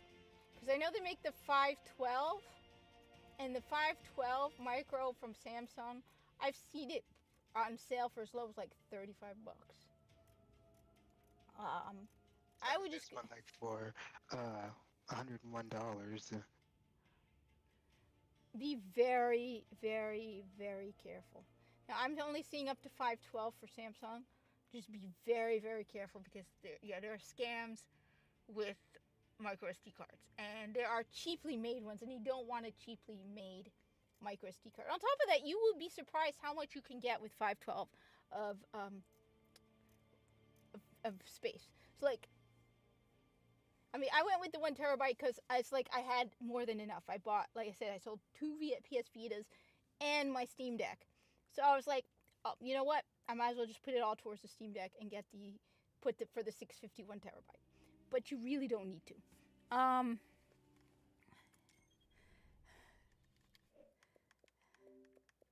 don't know. I mean, but like I said, it tells me their mindset, where their whole attitude is they want to see bad things being done to them, and they see themselves as a victim, and they approach everything as being a victim. Whereas I remember growing up in a world where, I mean, I don't understand this whole attitude. I've said this before. I don't understand this whole attitude. I don't understand this whole attitude that girls have it terrible, because I grew up and nobody ever told me I couldn't be a doctor when I was pre-med. Like I said, I've told this story multiple times, right? Where, like I said, I was a volunteer in the operating room, all right? I love it. Just it blows doctors' minds when I tell them, because most people never get that opportunity. I've been in the operating room. I have seen total knee replacement. I've seen a hysterectomy. I have seen like a liver biopsy. Anesthesiologists are awesome.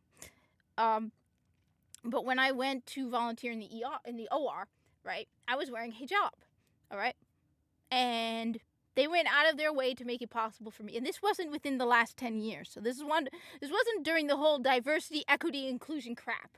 All right? This was well before that. All right? You know, I just graduated from high school. This was like way back when. All right? And they could have simply said, this is a sterile field, this is a sterile environment, we can't have you wearing the hijab in the operating room. No.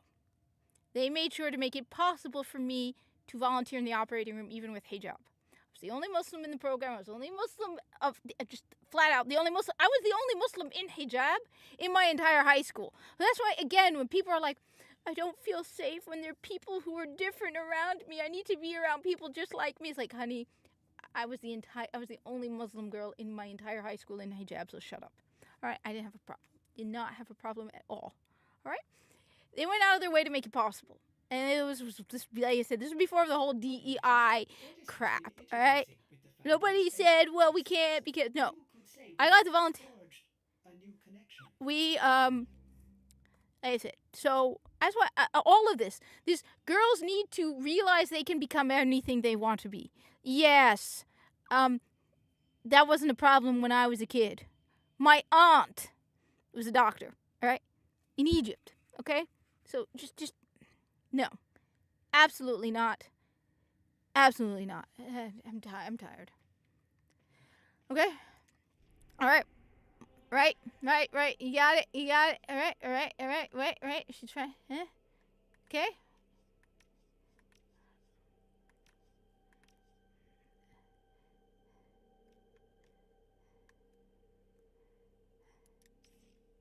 Ooh, I have a lot of Neo. So, anyway, I don't know. That's why I live in a state of confusion on the state of the world when I listen to people talking. And I'm like, what are you talking about? What do you mean? I mean, am I wrong? Like, am I completely oblivious that there are horrible things happening out there to women, and that women are being told, little girls are being told? Am I the only one who, am I like completely blind to the reality, and that girls are being told you can't become doctors or something? Please, just am I like?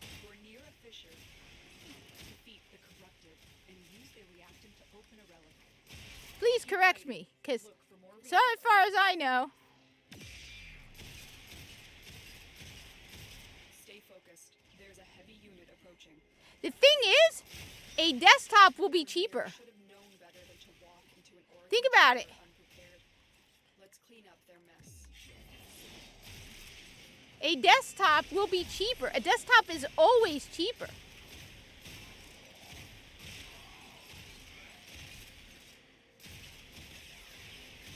The only reason I didn't start out with a desktop was originally I did not have a spot for a desktop.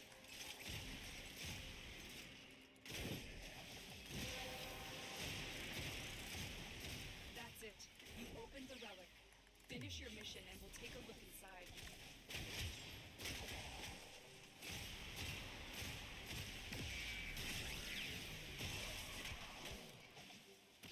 You don't have to build them now. Most people will tell you don't go with a pre-build. But even if you want to go with a pre-build for your first, and don't like, you can get a pre-build. And don't go for Alienware though; those are overpriced.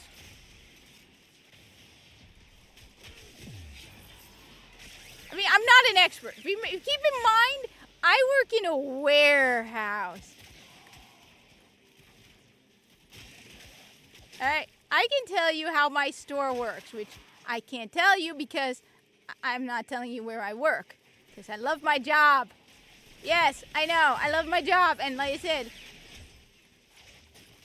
the Corpus give me very strict NDAs. All I can say is I work for Frode Beck, our great mighty Frode Beck, chairman of the board, Frode Beck. We love you, Frode Beck. Oh, hail mighty Frode Beck. Yes.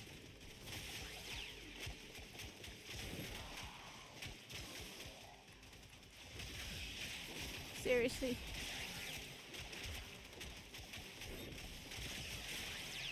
Oh, I probably got scammed multiple times.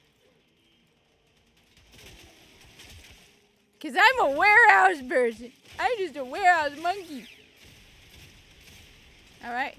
Seriously, though, it's hilarious. If you knew the stuff we said, like, it was an ongoing joke that, yeah, some prebids are a bit dodgy. Yes, absolutely. Stay focused. Absolutely. Heavy unit approaching.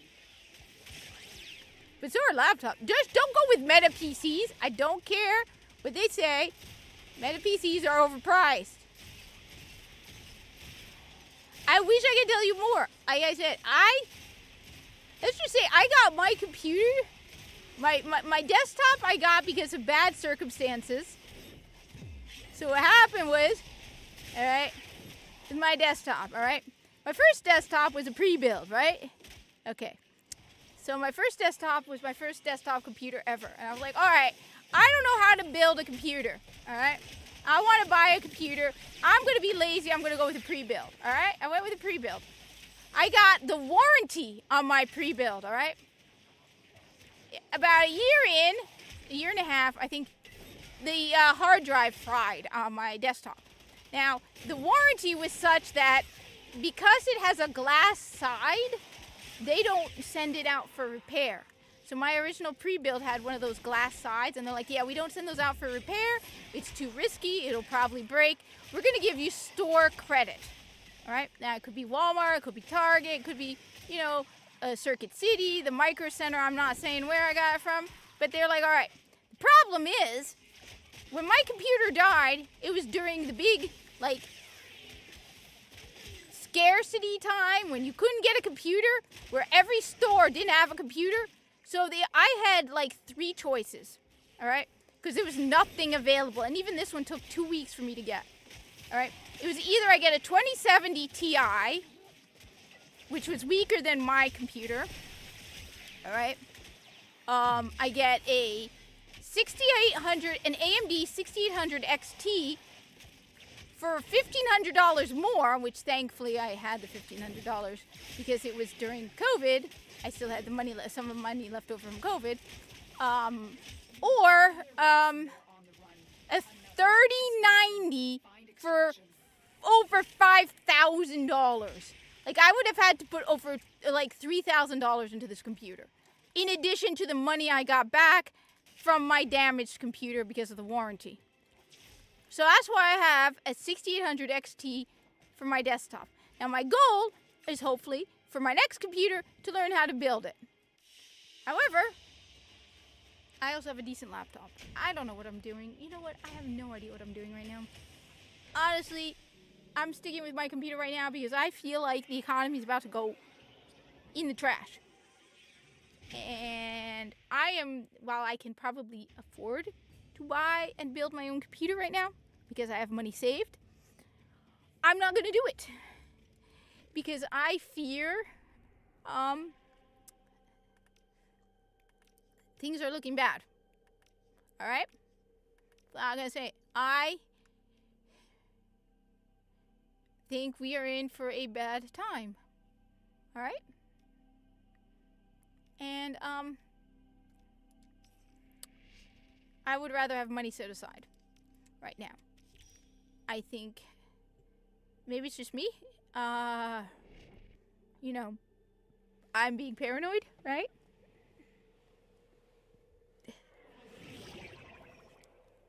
But I do think that, okay. You are here on a capture mission. Let me just see why did that thing chirp? Extract our target. Oh, come on! What the hell? No. Just in. House passes $95 billion spending package for Ukraine, Israel, and Taiwan. Are you kidding me? I just paid my taxes. $95 million. What the? $95 billion? What the hell? Oh my God! What the hell? Stop it! What? This is why. We're near a fissure. Come on! These people don't represent us. $95 billion when you should have just given every single one of them the middle finger and walked away. All of them. Taiwan, Israel, and Ukraine. Fuck all of you. All right? No. No. Why the hell am I giving you my money? I worked my ass off all year for you to give it to them? Mission complete. The captive has been escorted to the extraction point. Well done. For God's sake.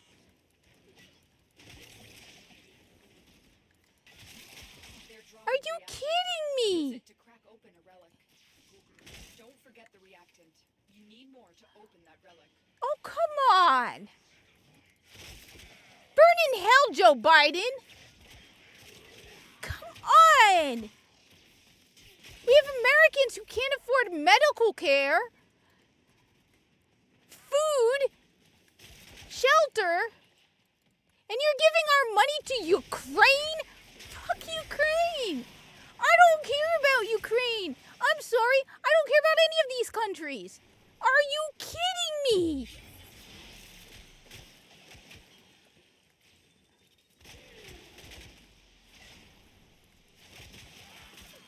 This is why when they tell me, this is why they don't care about what we Americans want. I bet you not a single American is going, Yahoo! I'm so glad. Oh, well, I'm like Ben Shapiro. I'm so glad we gave them more of our money because, you know.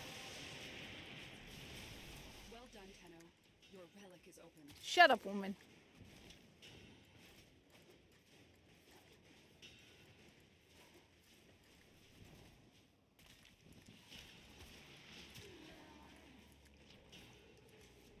I work with a guy who can't even afford a hearing aid. And you just gave $95 billion to Ukraine, Taiwan, and Israel. Personally, I don't care if they sunk into the ocean. America first. And you know, none of them, no one, not a single one of our political people, this is why the whole system pisses me off. Because they don't care what we want. They never do what we want. No. No matter how unpopular it is, all right? They do what they want. They do what makes them money. They don't care what Americans want. I cannot believe this. I mean, it's just, I don't care. I literally, I don't care.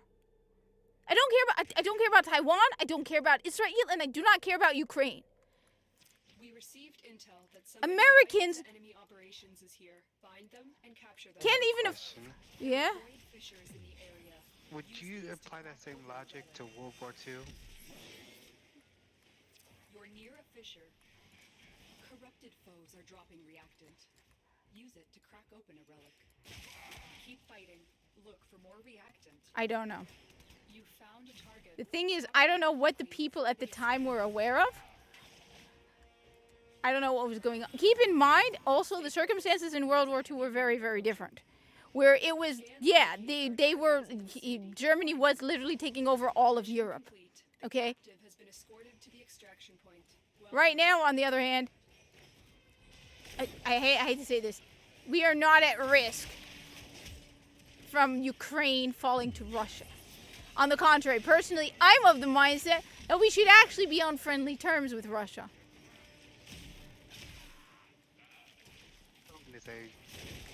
Is a dictator. He has destroyed their constitution. He has Yes. himself into power. He has killed various opponents of his regime. And the And we want to Russians be should deal with. friendly. Yes. Because you know what? My priority is America first. And if we piss off Russia, we're going to be in a really bad state. We already have China against us. The relic has been cracked open. both of them are dictators. Then. Yes. Heads up. A Grenier But we assault cannot team is have headed your the way. whole world against us. On top of that, honestly, I don't care if Ukraine falls to Russia. All right? It's not our job. Well, my vacation was changed. So now my vacation is the 26th. So it's the 25th. All right. I had to reschedule. Look, World War II is very, very different circumstances where nearly all of Europe had fallen to Germany. And that was very, very different. But now I don't care. Ukraine should surrender to Russia for all I care. We are prioritizing everybody else over Americans. Why am I paying all this money in taxes? Why? So no, I don't. No, I don't care. At this point, I don't care. And I'm tired.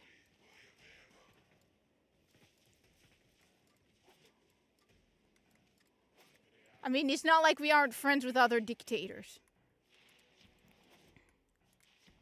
But no, they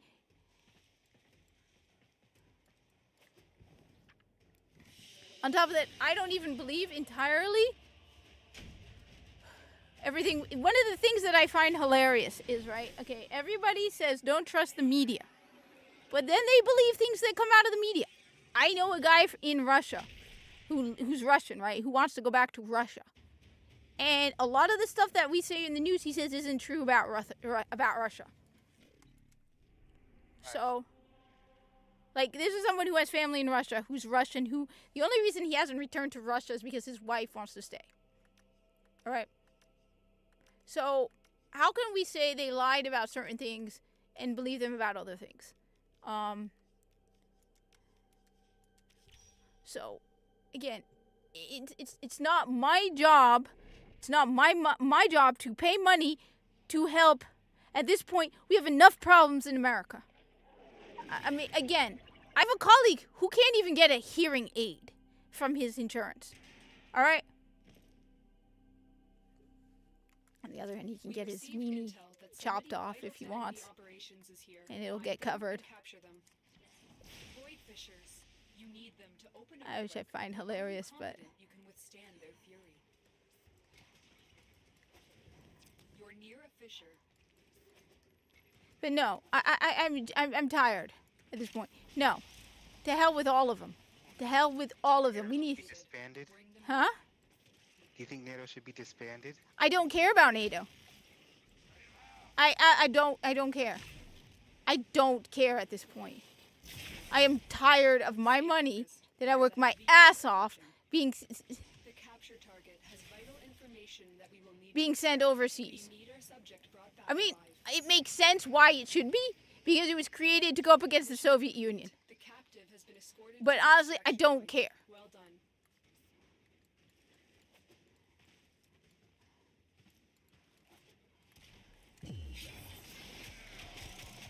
I am 100%. Why am I a Trump supporter? America first. Of course, Trump isn't going to be America first, but he's going to be more America first than Biden. Use it to crack open a relic. Don't forget the reactant. You need more to open that relic. I'm tired of being treated like a second-class citizen in the country that I was born in. Because yes, big shocker, I was born in this country. All right.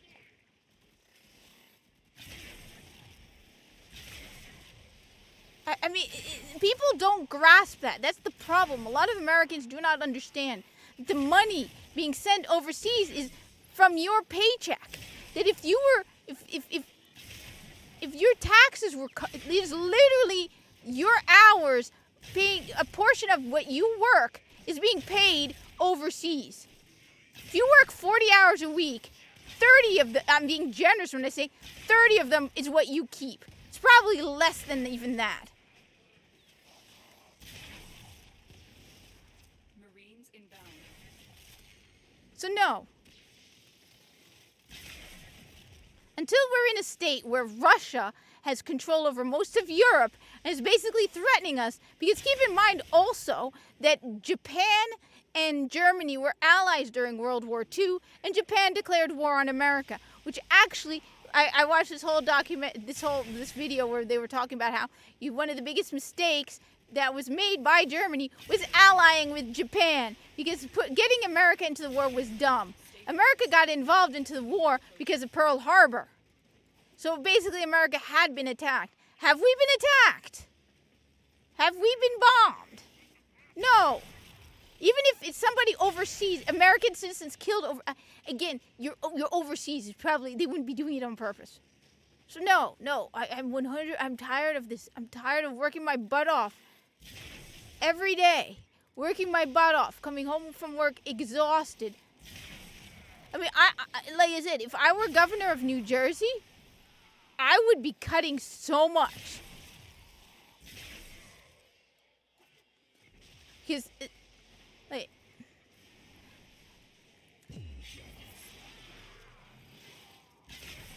starting with Planned Parenthood. Yeah. You have collected enough reactant to open your relic. If you're dumb enough to get knocked up, you deserve it. Oh, I wonder how I got pregnant. Maybe it's because you had sex. Idiots. But no, we have to pay for your mistakes. We have to pay for your wars. We have to pay for your... It's like, that's the thing. You get angrier about it when you really understand where the money is coming from. You get angry about it when you really fully pause a moment and go, it's literally hours of my paycheck going for these wars. It's different if you don't realize or connect that money to your working your job. Once you start going, oh, 10 hours of what I work is going overseas, then it pisses you off. Then it's like, okay, so I work an extra 10 hours a week to pay for someone else's war. I work an extra 10 hours a week to pay for somebody else's stuff. No.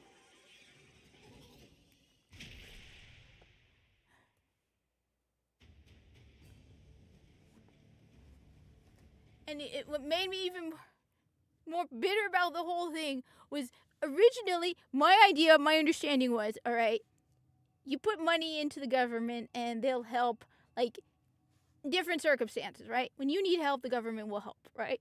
So I may not need an abortion, but when I was unemployed and looking into welfare and needed help after working at a public library, I expected to get help. Didn't get it. When I could literally prove that I was mistreated by a grad school program that takes federal funding, I didn't get any help. So I'm beginning to realize that no, I'm not paying for your stuff. I had to pay for my own stuff. I had to suffer and struggle on my own. Why the hell am I going to pay for you? I'm tired. And I got to feed the cat.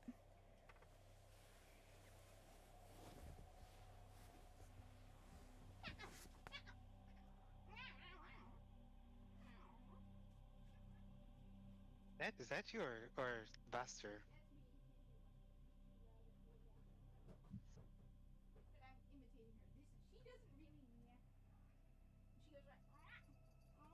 That's the kind of noise she makes. She doesn't really, like... Here, go ahead. Come on. Ordis keeps a tidy ship, and is therefore reluctant to allow animals on board. In Ordis's experience, animals do not eat so much as... Okay, can I ask you a question? Yeah? What's your thoughts on self-determination? What do you mean? As in, the self-determination is basically determined of, hold on.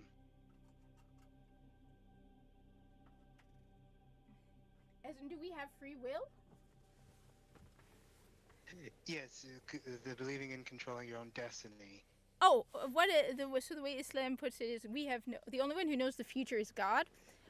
We do not know the future. God knows the future, but it's not like we have like he takes away our ability to choose. God just knows what we're going to do, but he doesn't force us to do it. So I believe, yeah, we have free will. I'm also very, very, very strongly of the idea of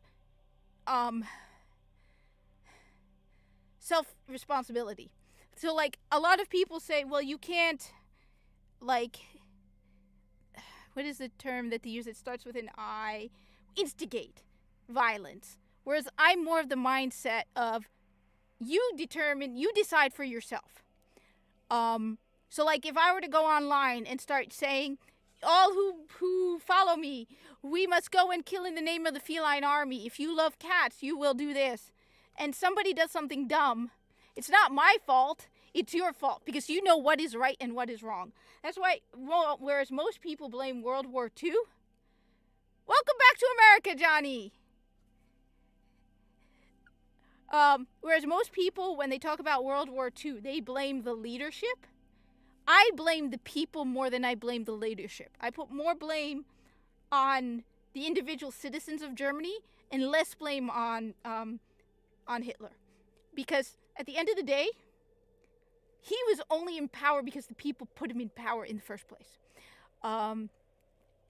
You know, if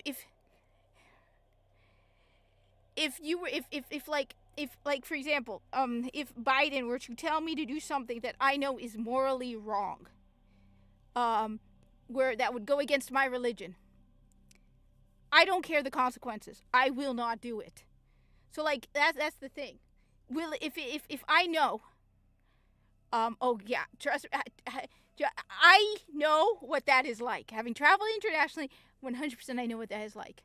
I am of the mindset that I'm very, very much of the mindset of, you know, you are responsible. So if the choice came to me of turning my neighbors over or dying myself, I will take the dying myself. And I believe that's why I have a lot of respect for the people who during World War II did what was right, because that's the attitude that if more people had taken that attitude of doing what was right, it would not have reached the level that it did. So a lot of people like to blame the leadership because it kind of makes them feel good. It's not our fault. It's Hitler. I'm more of the, it's your fault. You let the guy get away with as much as he did. As that. Would you apply that to people who want to create their own nations, such as how there's a movement in Spain called the Catalonians who want to be separate from Spain? I don't know how to. I mean, why do they want to create their own? The wait is over, Tenno. Barrel key tier. They feel like they're not being represented by Spain. I don't know enough about it, so I can't say for sure. I don't know enough about the circumstances. But like I said, I'm very much. That's why that's one of the things that a lot of people and I do not agree with when it comes to free speech. The only thing I have issue with in free speech is the exploiting of children.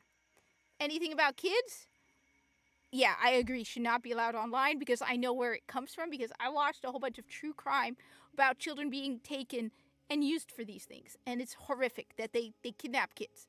So I'm of the mindset that unless it's the whole thing with kids, then that should be basically, and you know, even if you instigate it, it's not your fault people were stupid to follow and do something they know is wrong. People know what is right and wrong. At the end of the day, you know that killing is wrong. And so you have to keep that in mind. So I am very, very, very much of the mindset of you are responsible for your actions. You are responsible. And as I said, when it comes to free will, like I said, God knows everything because God is God, right? But he does not. He knows the decisions we're going to make, but he does not force them on us. I do not know what like because just God knows everything. On top of that, to all the people who think that in Islam God is non-binary. No, because I've seen that video a million times and I've been wanting to make a video. The problem is I'm not on TikTok to point out to this idiot that they have no idea what they're talking about. God is not non-binary. God in Islam is transcendent. All right? One of the key things you have to understand that's the difference between Islam, Christianity, and Judaism is we do not believe man was created in God's image. That's not Muslim, right? We do not believe man was created. We do not look like God. God does not look like us. God is transcendent. God is beyond our comprehension. God is neither male nor female because God is transcendent. Okay? There's no non-binary to God. There's none of that. Those are human limitations that are not applicable to God. God is like, you cannot comprehend God because God is beyond our comprehension. God is transcendent. So when this person's like, God is non-binary, Allah is non-binary. No, Habibti, no. On top of that, let me add one other thing that I pointed out to a family member who suddenly realized I made a valid point.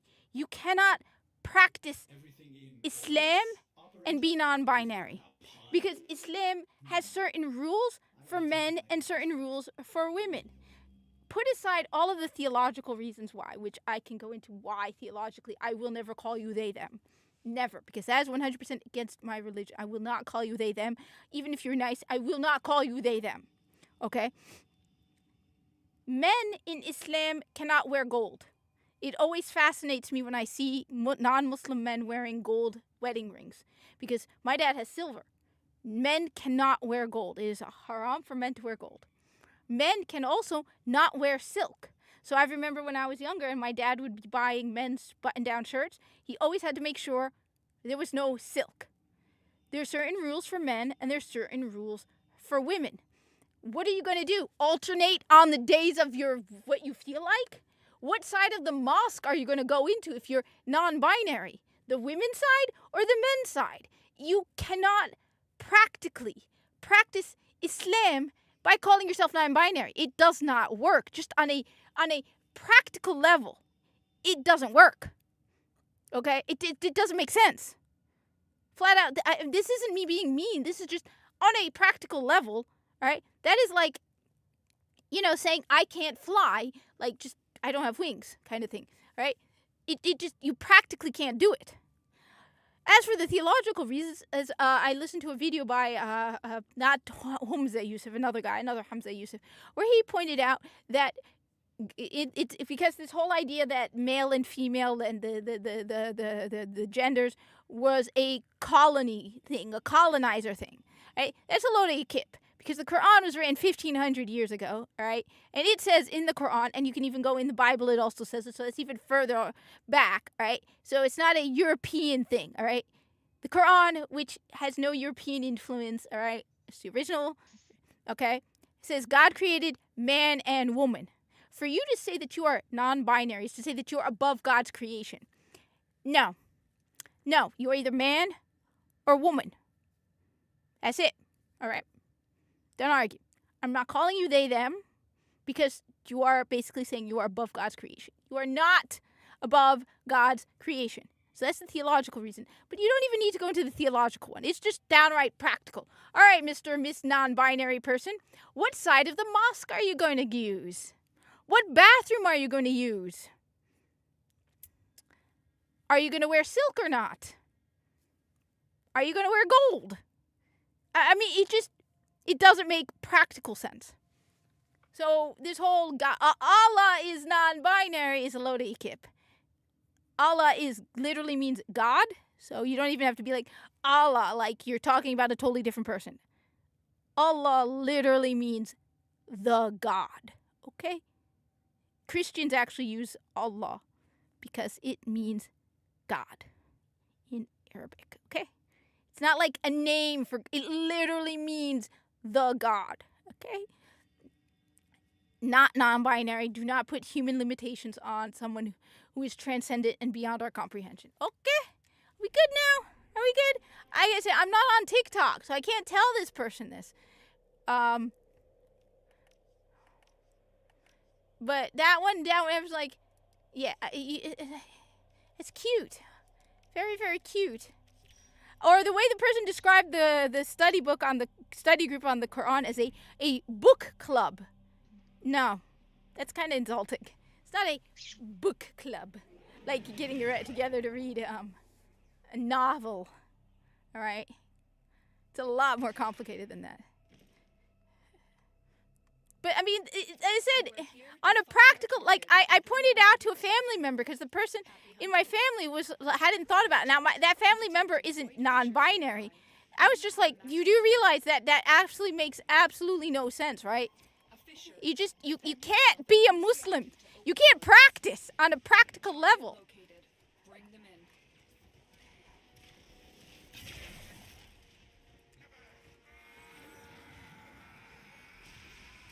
And I will admit that I use when I write about the Corpus, right? When I used to write, I need to write again. I miss writing about the Corpus. I mean, people don't know that. I mean, the one about gold is the one that most people don't know. That Muslim men cannot wear gold. You'll notice it. An actual practicing Muslim man will not be wearing a gold ring. But actually, that's one of the things I actually use when I write about. When I write about the Corpus, I base a lot of the stuff I write about the Corpus on capitalism, retail, sales, all that, but also on Roman Catholicism and Islam, because you notice most religions that are like very strict religions separate male and female, and you'll notice the Corpus do that. They have very defined roles, and it makes sense for the Corpus. Yeah, no, silk. Yeah, men cannot wear silk. I remember that one because it was so annoying for my dad. Because, like, he would get a gift as a shirt as a gift, and he'd be like, but I can't wear it because it has silk in it. I mean, it can't even, it's not even that it can't have any silk in it.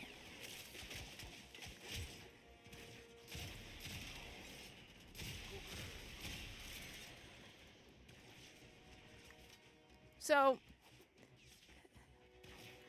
I mean,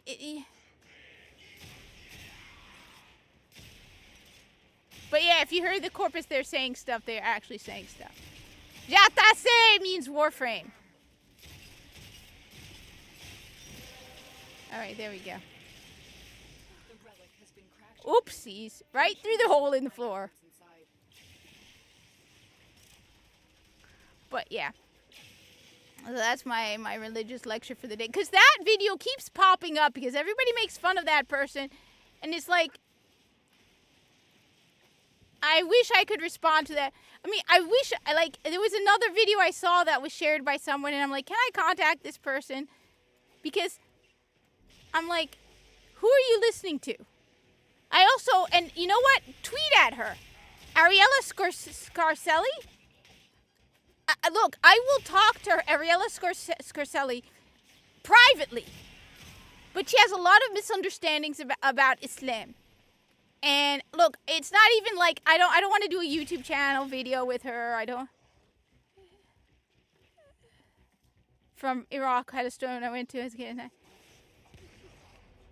Cool. Like I said, most people don't know that. But like I said, I sent her a tweet because I can't DM her.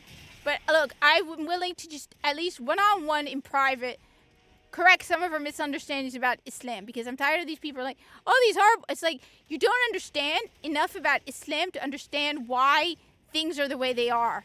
You have a very superficial knowledge about it.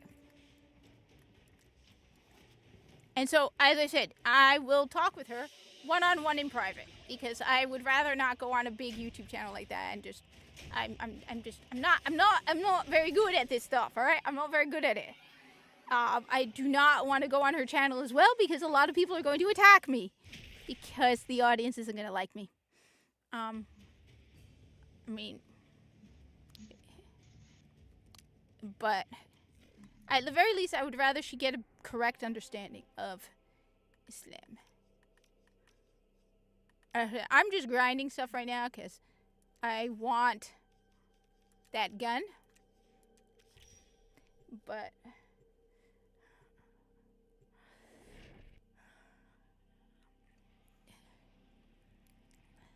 yeah.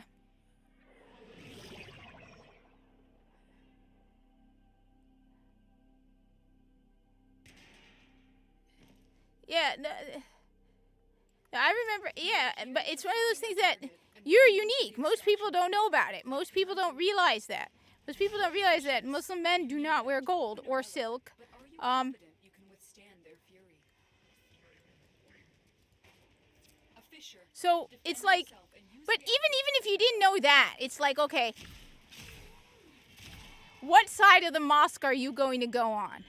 And the other thing that really pisses me off is this whole attitude that women pray behind the men because of sexist reasons. I've said this before, and I've corrected people about this. Women pray behind the men so that the men aren't staring at their asses the whole time. There's nothing I hate more than these feminists, right? Who are like, it's so unfair. Islam is so anti-women because they make us pray behind the men. It's so horrible. It's like, you know why women pray.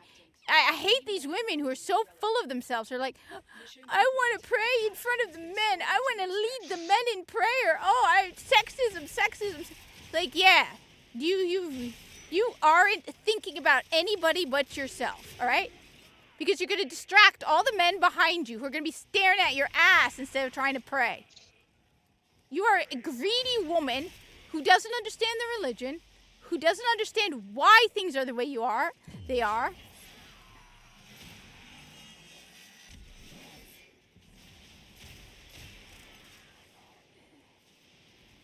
Yes. So this whole, I hate that one. I hate that one because you hear it all the time. You hear all these women whining, I want to pray in front of the men. This is why Islam is sexist. It's so unfair. I can't lead the... Honey, you can lead it when it's a group of women. Shut up. Do you not understand why? That's why it's like, it's not even that... It's like, it's not even that you don't understand. It's you are being selfish. You're placing your needs above everyone who's praying behind you, and it should be the opposite. You should be like, okay, I understand why, and I'm not going to put myself above everyone else. It especially happens in the UK where they're like, oh my God, I'm such a poor baby. I'm such a poor victim because I'm a woman. Shut up.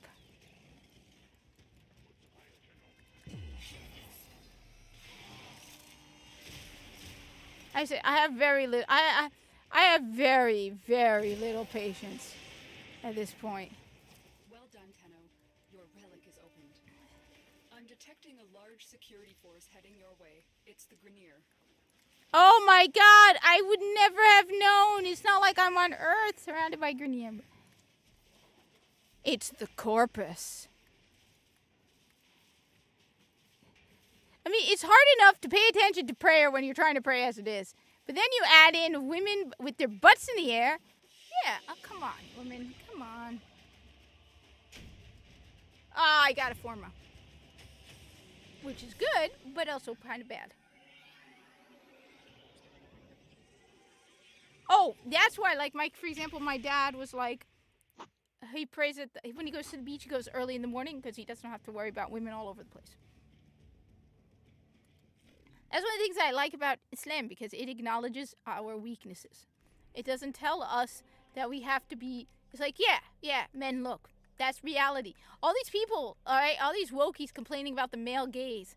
Honey, I hate to break it to you, as a Muslim woman who's lived my entire life with the whole male gaze and averting the male gaze, all right, I have to break it to you.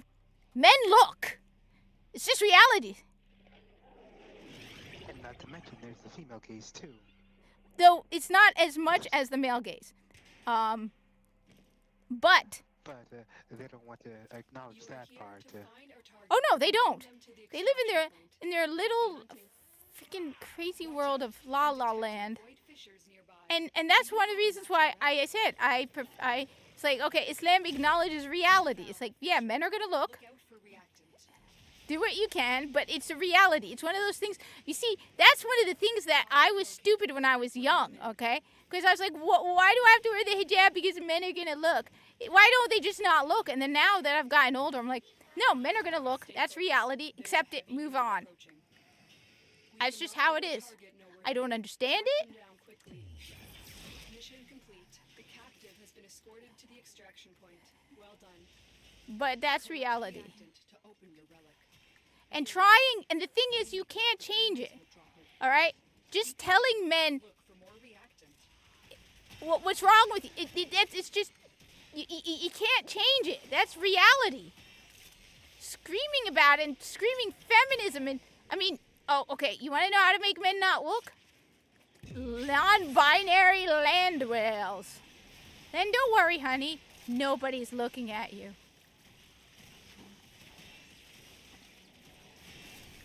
I'm detecting a large security force heading your way. It's the Grenier. Oh my God, did you know it's the Grenier? I did not know that. I thought it was the Corpus. Why didn't you tell me? I can't believe it's the Grenier. Sarcasm. The relic has been cracked open. Finish your mission to find Oh wait, my gun's at level 30. I was trying to get it to level 30. I mean, what's nice about the Steam Deck also is like I can play Warframe on it. There are a lot of games you can play on it portably that are nice. So yes, that's Islam 101 with Kat the Hijabi Gamer, who is... But again, I said, I'm willing to talk with Ariella Scarcelli. I can't know how I like her channel. I think she's pretty cool and pretty based. Oh my God! The Muslim woman actually yes. Which is why I'm willing to speak with her. One-on-one, private. Just give her a better understanding of Islam as a thing. I'd rather it be private. Like, how many ducats am I getting? 45, nice. I'm gonna head off. Have a good one then. I'm probably gonna head off in a little bit too, so I can Me pray and do a bunch of other stuff and just collapse with the cat. And yeah, look, I've said this before. All right, non-binary is the women's way of saying incel.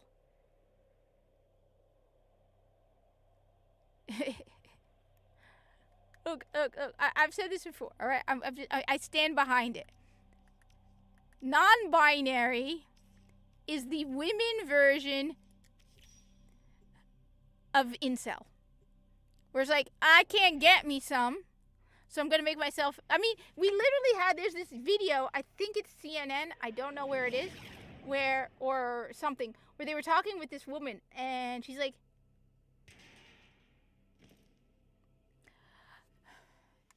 Oh, no, there's always bias. We're always being attacked for things that, like, the funny thing is they attack us on things that, like, historically they did too. But I think there's a... We've always been othered. Because, keep in mind... Don't forget the reactant. You need more to open that relic. Target located. You know... We also use a different book. I mean, we acknowledge the Bible and all that, but... And then we don't exactly do the best to...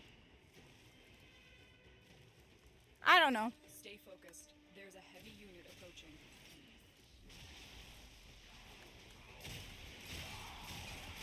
There's a lot of misconceptions about Muslims too. Like, for example, the one that always surprises people. The one that always surprises people. Always. Most Muslims aren't Arab. Most people think that all Muslims are Arab. As like, actually, they're a minority. Less than 15% of Muslims are Arab. Now, most Arabs are Muslim, so if you come across an Arab, you're probably going to have a Muslim. Not always. Not always. I know a Palestinian Christian, and I know Egyptian Christian. But you're very likely... Alright? But most Muslims are an Arab, and people don't believe that. It's like, yeah, actually, yeah.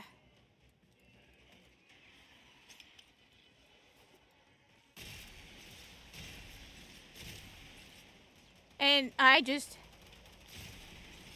Oh, yeah. Of course not.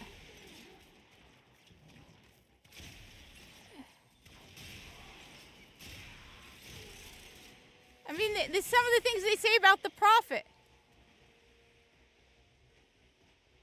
Yes. And people forget about that. Oh, there's a lot of things that I mean... But they forget about it.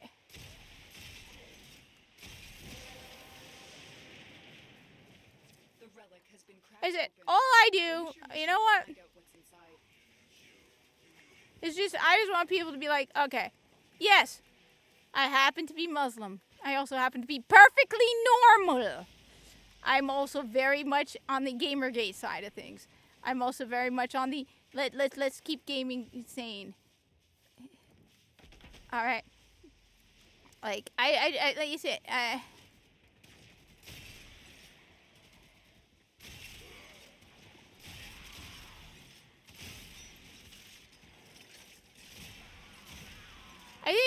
think a lot of those people just never meet Muslims.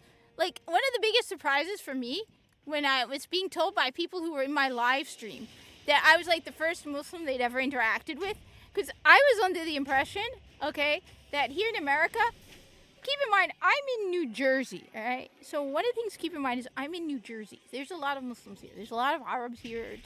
We have Patterson. It's all Muslims. It's all Arabs, right? So I was always under the impression that every American had met at least one Muslim. I was like, I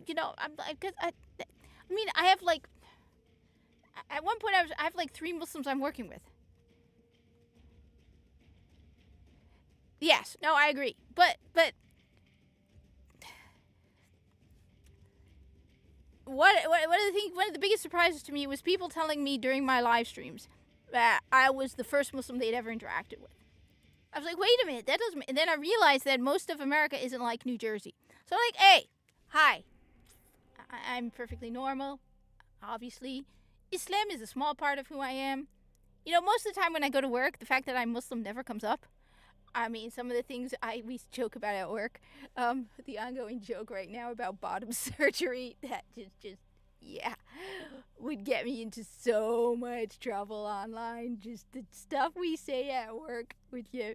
Like, when I told them I was taking off, oh God, if I gave you the reasons why, would probably get me into so much trouble. Like I said, I work in an area where HR fear to tread.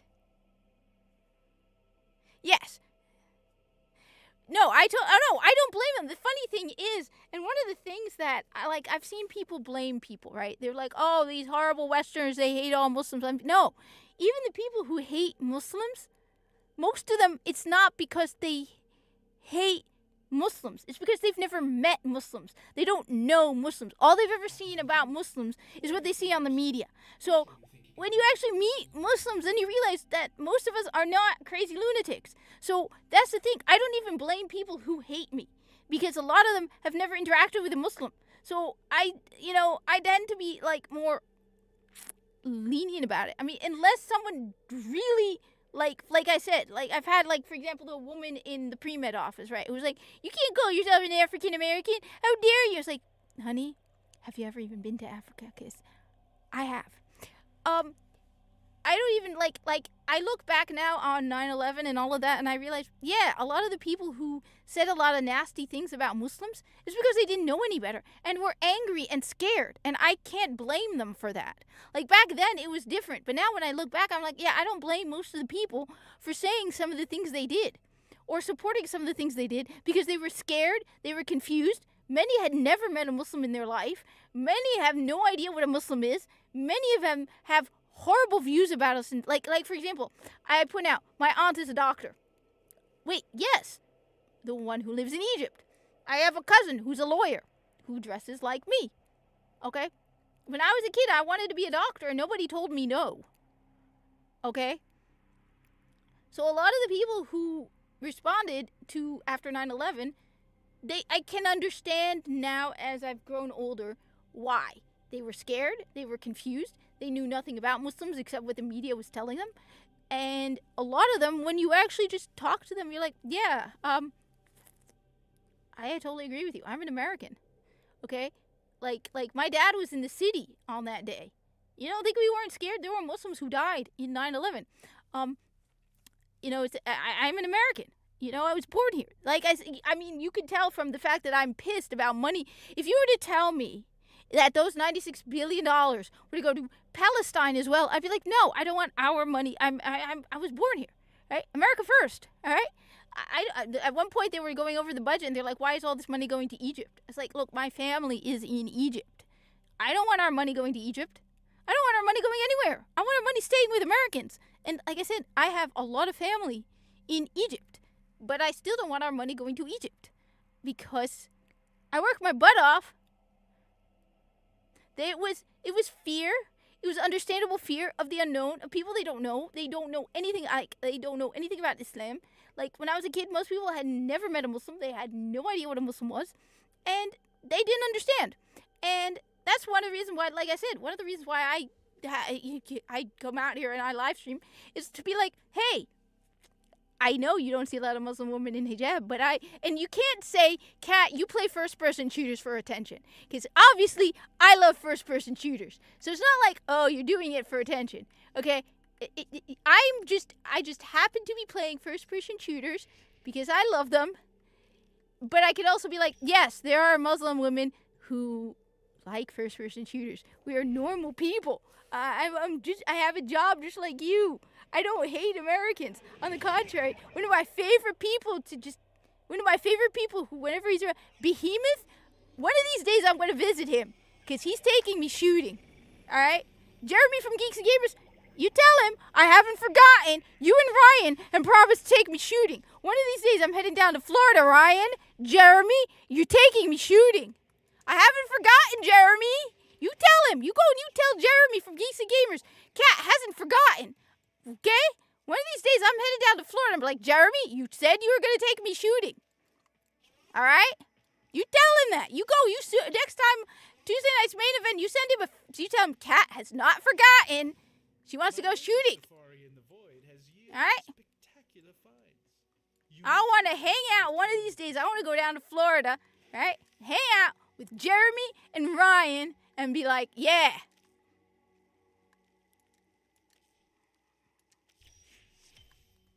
Okay? I mean, it. I don't know if people really realize that. Like, 9 out of 10 times, I'm just normal person, all right? Like I said, when I'm at work, my religion almost never comes up. Like,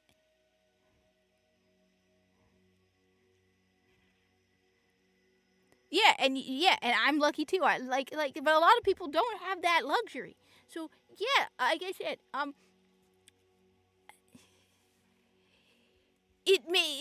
that's why, like I said, I want to make one of these days a video because it makes you, being Muslim in America has made me appreciate more America and what makes America America, and appreciate the freedoms that I have as an American more because of my status as a Muslim in America. I mean, the idea that you're going to be interacting with people who you don't agree with and you just have to get along. Because if I were to only interact with people that I agree with, basically there's no one I could interact with. Like I said, I work with 90% of the people I work with are non-Muslim. And if I was going to be like, okay, I'm not talking to you because you eat pork. I'm not talking with you because I would not be able to function. It's made me appreciate freedom of speech. Like, Humza Yusuf, the guy in Scotland, does he not realize that he is doing something so against Muslims? Dude, one of the greatest things you have is freedom of speech. You take that away from Muslims, what are you doing, dude? Like, this guy, I feel like I'm starting to think this guy, Humza Yusuf, right, in Scotland, hates Muslims. Like, he's putting...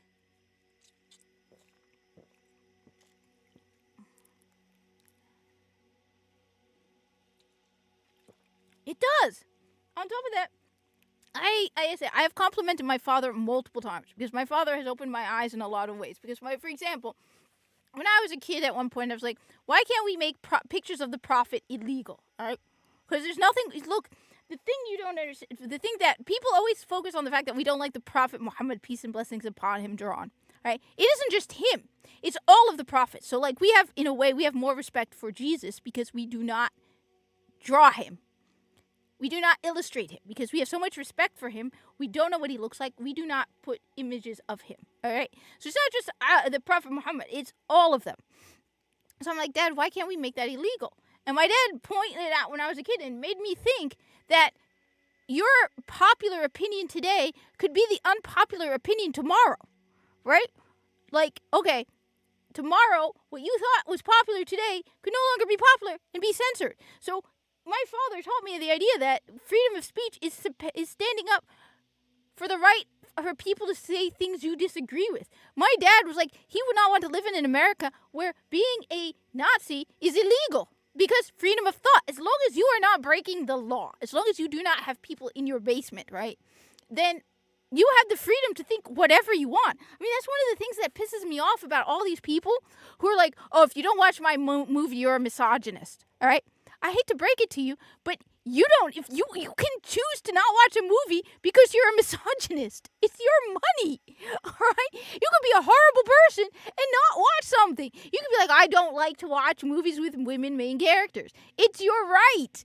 You're free to have all the worst opinions and thoughts possible. It's your choice as long as you don't act on it. Like, I mean, you can hate someone, but as long as when you go out in public and treat people correct or like with respect and don't break the law, you have that right. I mean, that's the thing. You can flat out tell me, okay, if you don't watch this movie, you hate women. I can be like, okay, fine. I'm not watching this movie because I hate women. You have that right. I mean, I'm with Shad. I won't deny it. Watching two women kiss makes me uncomfortable. Okay? It's not because I hate lesbians. On the contrary, I think some of the most based people on the planet are lesbians. Some of the coolest people I've ever seen. Again, I am not a lesbian, right? But some of the coolest people I've ever seen who have the most based takes are lesbians. Okay? Because I have to, you can't deny it, they're getting the short end of the stick these days, all right? So some of the coolest stuff. But to me, as a straight person, watching two women kiss is kind of makes me uncomfortable. I'm with Shad. Shad has nothing against gay people, but watching two guys kiss makes him uncomfortable. Understandably so. I don't want to watch a movie about a female couple making out. It makes me uncomfortable. But, so I have that right. I'm sorry. It may come as a shock, but it's your money that you work your butt off. I mean, I hate these people who are like telling me, I owe you my money. I don't owe you anything. I don't owe you my spending my money and time to watch your movie. I don't owe you my money to buy your video game. I don't owe you anything. I can come up with the most pathetic reason for not buying your product. Okay? I can look at it and be like, okay, the box is ugly. It has an ugly main character. I think she's ugly. Okay, that's my choice. I'm sorry. You don't like it? That's not my problem. Your job is to sell me your product. At the end of the day, your job is to convince me that I should buy it. It's not to threaten me or insult me. As I said, one of the things that turns me off of Destiny 2 is the fact that I'm being insulted by Bungie. Why am I going to pay money for your product if you're insulting me? Bungie, I'm a Trump supporter. And you know what? If the choice is between 9-month abortions or none, I'm going to go with none. And my religion allows it. I mean, that's the crazy thing. But who are you to... like you said, they need to earn my money. You act like I owe it to you. But then on top of that, when you attack me and insult me, and then you expect that because you attacked and insulted me, I'm going to give you my money? Are you crazy? Like I said, one of the things that absolutely 100% is turning me off of Destiny 2, I will not deny it, is being insulted by people at Bungie. The moment you start insulting me as a customer, why am I going to put my gameplay? Why am I going to play your game? Why am I going to add one more number to the people playing your game when you insulted me? Period. You don't want Trump supporters playing your game? Fine. You're not going to have Trump supporters playing your game. You don't want people who are pro-life playing your game? Fine. fine. You think I'm against diversity because I am on the side of Gamergate 2.0? Because I think companies like Sweet Baby Inc. and forced diversity and DEI and woke nonsense are bad for video games? And you think that I'm a bad person for that? Or I'm not diverse enough for you or something? Then why am I gonna sit and get it? Take it. I'm not gonna play. And you notice there's one company that hasn't gotten involved in the DEI crap. There's one company who hasn't said anything, okay? And they're in Canada. Have we heard anything yet? Now, correct me if I'm wrong. Corey, Lone Hawk, anybody else. Have we heard anything from Digital Extremes? Have they said anything about the Black Girl Gamers? Have they said, which is in Canada? Have they said anything about Sweet Baby Inc.? They have said nothing. I have to say, DE, you're winning me over on that alone. You haven't insulted me. DE, good job. Keep it up. I mean, DE hasn't said anything. We haven't heard anything from the community managers from Digital Extremes. I wonder why. Maybe because they're not stupid. At least I hope not. I mean, one guy I know is telling me that they're trying to skirt the edge on the ESG stuff. Okay? But, I mean, and one of the great things about Digital Extremes is the fact that Warframe is not as well known. So, like I said, one of the great things, if you look into it, a lot of people weren't talking about the new war. Why? Because in order to play the new war, you have to play because you can't cheat it. You can't go into the new war and skip a whole bunch of content. No, in order to play the new war, you have to start from War's Prize, go all the way through everything to get to the new war. So when the new war came out, you notice not a lot of people, okay? In order to get to the new war, you had to play so much content, which is why you notice not a lot of people talked about the new war or the whispers in the walls. I mean, you haven't heard anybody go, oh my God, it's about a gay couple, how cute. No, because in order to get to whispers in the walls, you have to play so much content. And I bet you these people don't play it. So it's like, hey, the new war, you gonna play it? You have done. It is to the wokeness you have to love unpopular games in small numbers to avoid all the Sweet Baby. Yes. And that's why me and Yue were talking about it. Because at one point I'm like, okay, why is Bungie getting, like, best community support? DE does far better community support than Bungie has ever done. I mean, just the fact that Tenogen exists. They have weekly videos. They have weekly updates. They are involved with their community, right? DE, Rebecca Ford, and Steve Sinclair, gotta give them credit. Their dev shorts I think it's every week. They constantly come out with stuff. They are involved. You never hear about them. Why? Because Warframe is, one of the great things about Warframe is it's not even that it's not well known. It's hard. Okay? Like I said, the new war, all right, which was their biggest big deal. Like, the new war, you have to admit, the new war was huge. Huge, big deal. The new war was massive, all right? You can't, and yet, how many people talked about the new war? I mean, can you imagine if it were more popular? Oh my God, Viso is a white man. Yeah, Viso, I have bad news for you, Viso. Viso, you're a white man.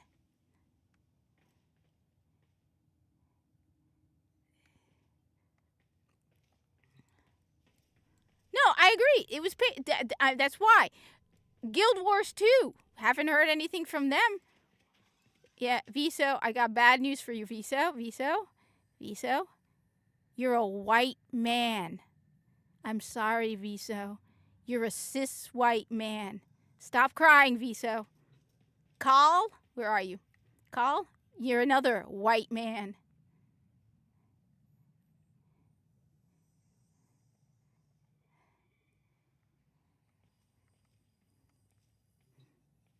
I just feel bad that a lot of people have forgotten Christianity.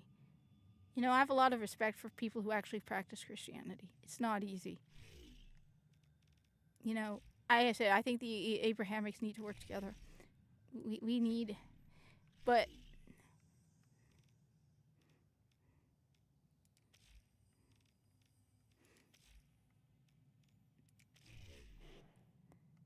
so yes, Call, I hate to break it to you, Call, I got bad news for you. Even you, Call, you're a white man. You're a white, cis man, Call. I'm sorry. Viso, you're dead. You're dead, man. But you're still a dead white man. I'm sorry, Viso. Both of you stop crying.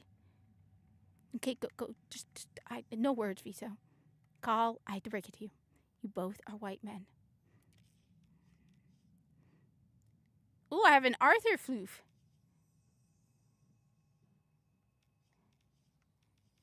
I got something cool and new. All right?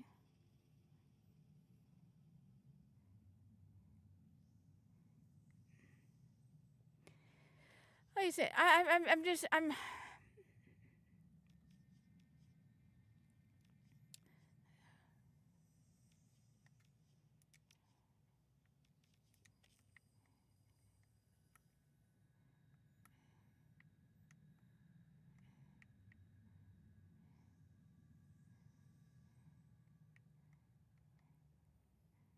I put it right there for now. I'm too lazy. But no, I mean,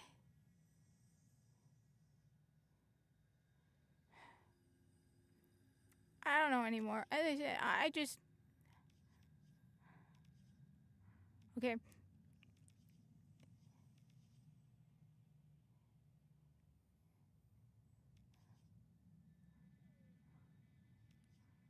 Ooh, I have lots of noggles. I have so many noggles. I need to put all my noggles. Wait a minute, I have another Corpus noggle? Alright, come with me. Alright, this thing has to go over there with my other Corpus noggles. See, this here is my Corpus collection of noggles. Alright, as you can see, that's why I have more than one of Viso, because Viso gets to be with the Corpus as well. So this is my Corpus collection of noggles, alright? This is, alright, okay. Alright. There we go. I don't know, I want to put him over here. No, I don't know where I'm putting him. I wanted Viso next to the locker. That's the problem. I liked Viso next to the locker, so go him for now. We're going to put him for you now. And move Viso over to be closer to the locker. I wanted Viso next to the locker. I don't know why. I just wanted Viso next to the locker. All right? So Viso, you're next to the locker because he's about to hide in it, okay?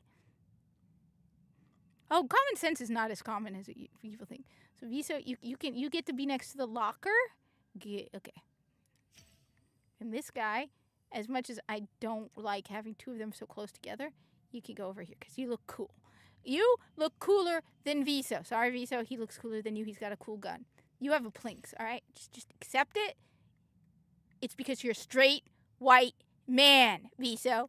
I should put you behind the locker. You should be hiding your white face. And by the way, I'm joking, okay? You guys know that, right? All right? Hide your white face. All right. No, well, it's like, look, as long as it's not affecting me, and I say, I just want to be left alone. You do you, boo-boo. I do me, boo-boo. You leave my kid, just, okay. Common sense is dead at this point. I mean, I just sit there and I'm like, okay, how is it, how are we like this? Look what I got. I got this today from Barraketeer. It's pretty cool. Come on, it's cool. Let's put this over here. Honestly, no. You want to know why? Because I got to go decorate my dormy zone. Look at this. Look at him. He's a Corpus. I love him so much. He's adorable. You know what? What I need to do is I need to get the I don't know. All right. See, this is my Corpus display, by the way. See, you got the two. You got because it's got Latrox, okay, and then you got all my Corpus noggles. So, all right. Look at them. They're all bobbing their heads. Bob, your head's my corpus noggles. Bob! I totally agree with you. Common sense is dead at this point. I am just tired. I don't know what I'm doing anymore. Why are we doing all this? Please tell me, why are we doing all this? So, yes. Anyway. But that's why, you notice, again, DE hasn't said anything about the insanity. Why? Because, and I think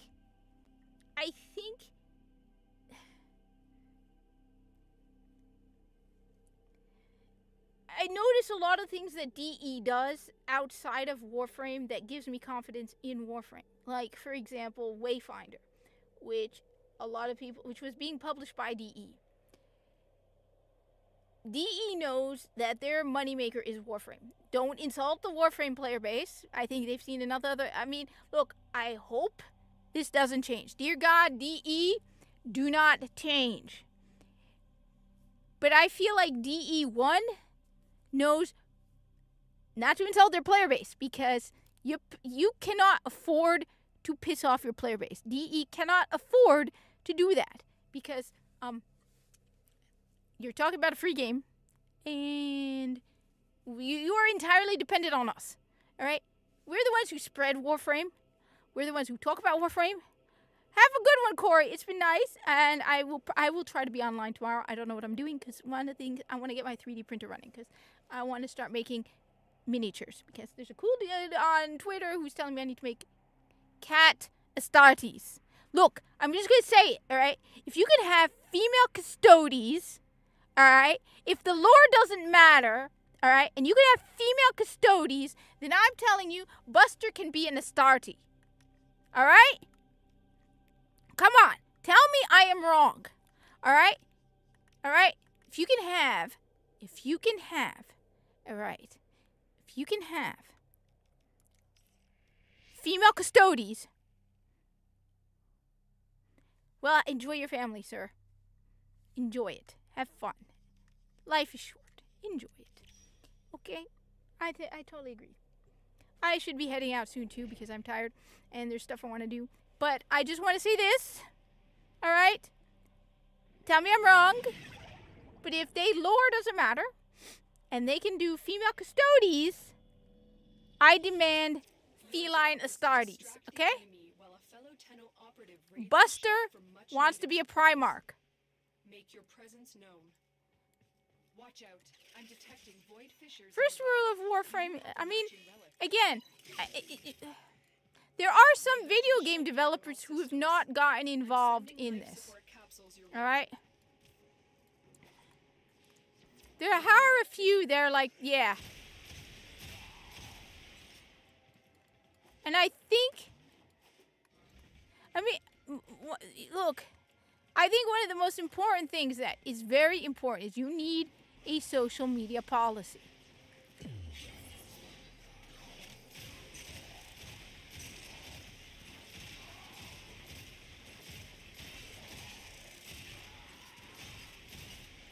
Personally, if I were to make a social media policy, all right, it would be, I would start with, all right, if you have the company name,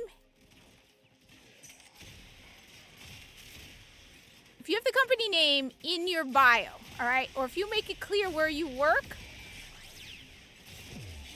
if you say it, all right, you represent the company, all right, flat out. It doesn't matter what, you could be the janitor at Bungie.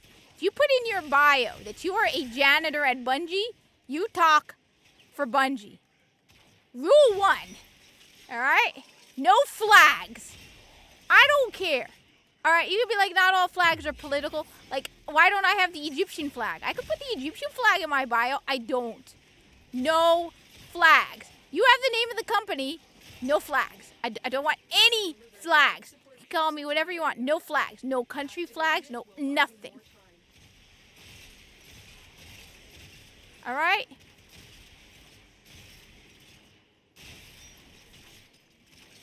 Do not badmouth the company. Do not badmouth the game. Do not badmouth the customers. You are polite to the customers. Do not, if you don't have anything nice to say, you don't say anything at all. I mean, seriously, How hard is it to run a social media website for something like Bungie? I could do it, and I'm not even a social media expert. It would be so easy. You just constantly talk about the game. You don't tell me about politics. You don't tell me about anything. You talk about the game. Like, can you believe this week? Or be like, let's celebrate this. Like, so-and-so managed to do this. Ladies and no. I mean, Warframe's website, social media would be so much fun because I know more about Warframe now. So I'd be like, today is Corpus this day. Rumor has it, Parvos Grandum has declared the entire year Corpus Remembrance Day. Honorary Corpus Day.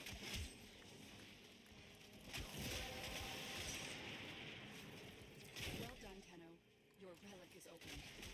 I mean, just the Corpus side of Warframe would be so much fun to have their social media account. Delivered another life support capsule. You're like, today is the Lotus's birthday.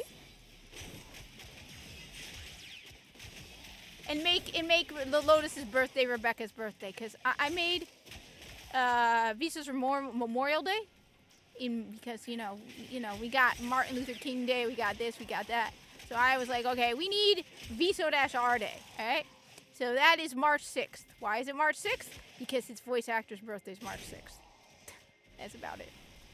And that's separate from the New War, Veterans Day for all who were lost in the New War. And then there's a celebration to all who served in the New War. And we need one separate for the Corpus versus one for the Grenier. All right? I mean, just the amount of stuff you can have fun with running a social media website, where all you do is you focus on the goddamn game. You like, I mean, I keep posting, when I do post stuff, oftentimes I'll post something Corpus related. Be like, Parvus Granum wishes to remind all his Corpus loyalists that today, that profit is everything. Have you worked towards furthering your profit? Greed is good. Maggots, get back to work. The Corpus are advancing on Europa.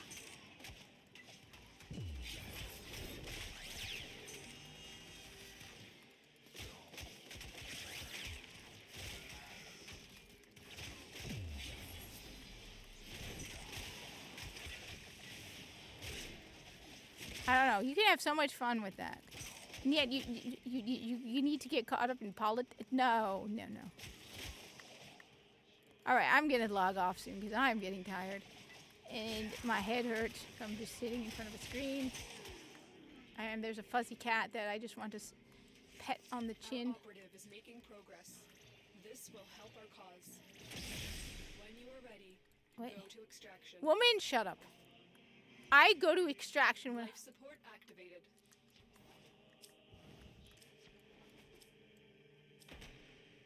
Today we remember the Orakin. They piss me off. Why are they obsessed with gold? Have anyone ever wondered? Yeah, no relic means I'm like tired. All right. Plus I need to use the bathroom. I love the Incarnate weapons. I need more Incarnate weapons. Why don't I have more Incarnate weapons? Yeah, that's another one of my grudges. Because the only way, I mean, seriously, the only way you can get Incarnate weapons is doing Circuit on Steel Path. Alright, that's it. So, yes. Alright. It's been fun. I'm heading out. Have a good one. I will try to be on tomorrow. I don't know what I'm doing. Who knows what I'm doing? It's the weekend, right? Then I have a week off starting the 26th. We'll see how things go because I'm planning on sneaking into work. Because I like my job. I know it shocks people. I like my job. So, what do you think? I tried to be energetic and fun today because it's a weekend and I just want to have fun. Because, you know what? It's the weekend. It's the weekend. The weekend's meant to be fun and have fun. I gotta go grab my new box. I have a crate of cat food waiting for me outside for Her Majesty. And she's adorable. She's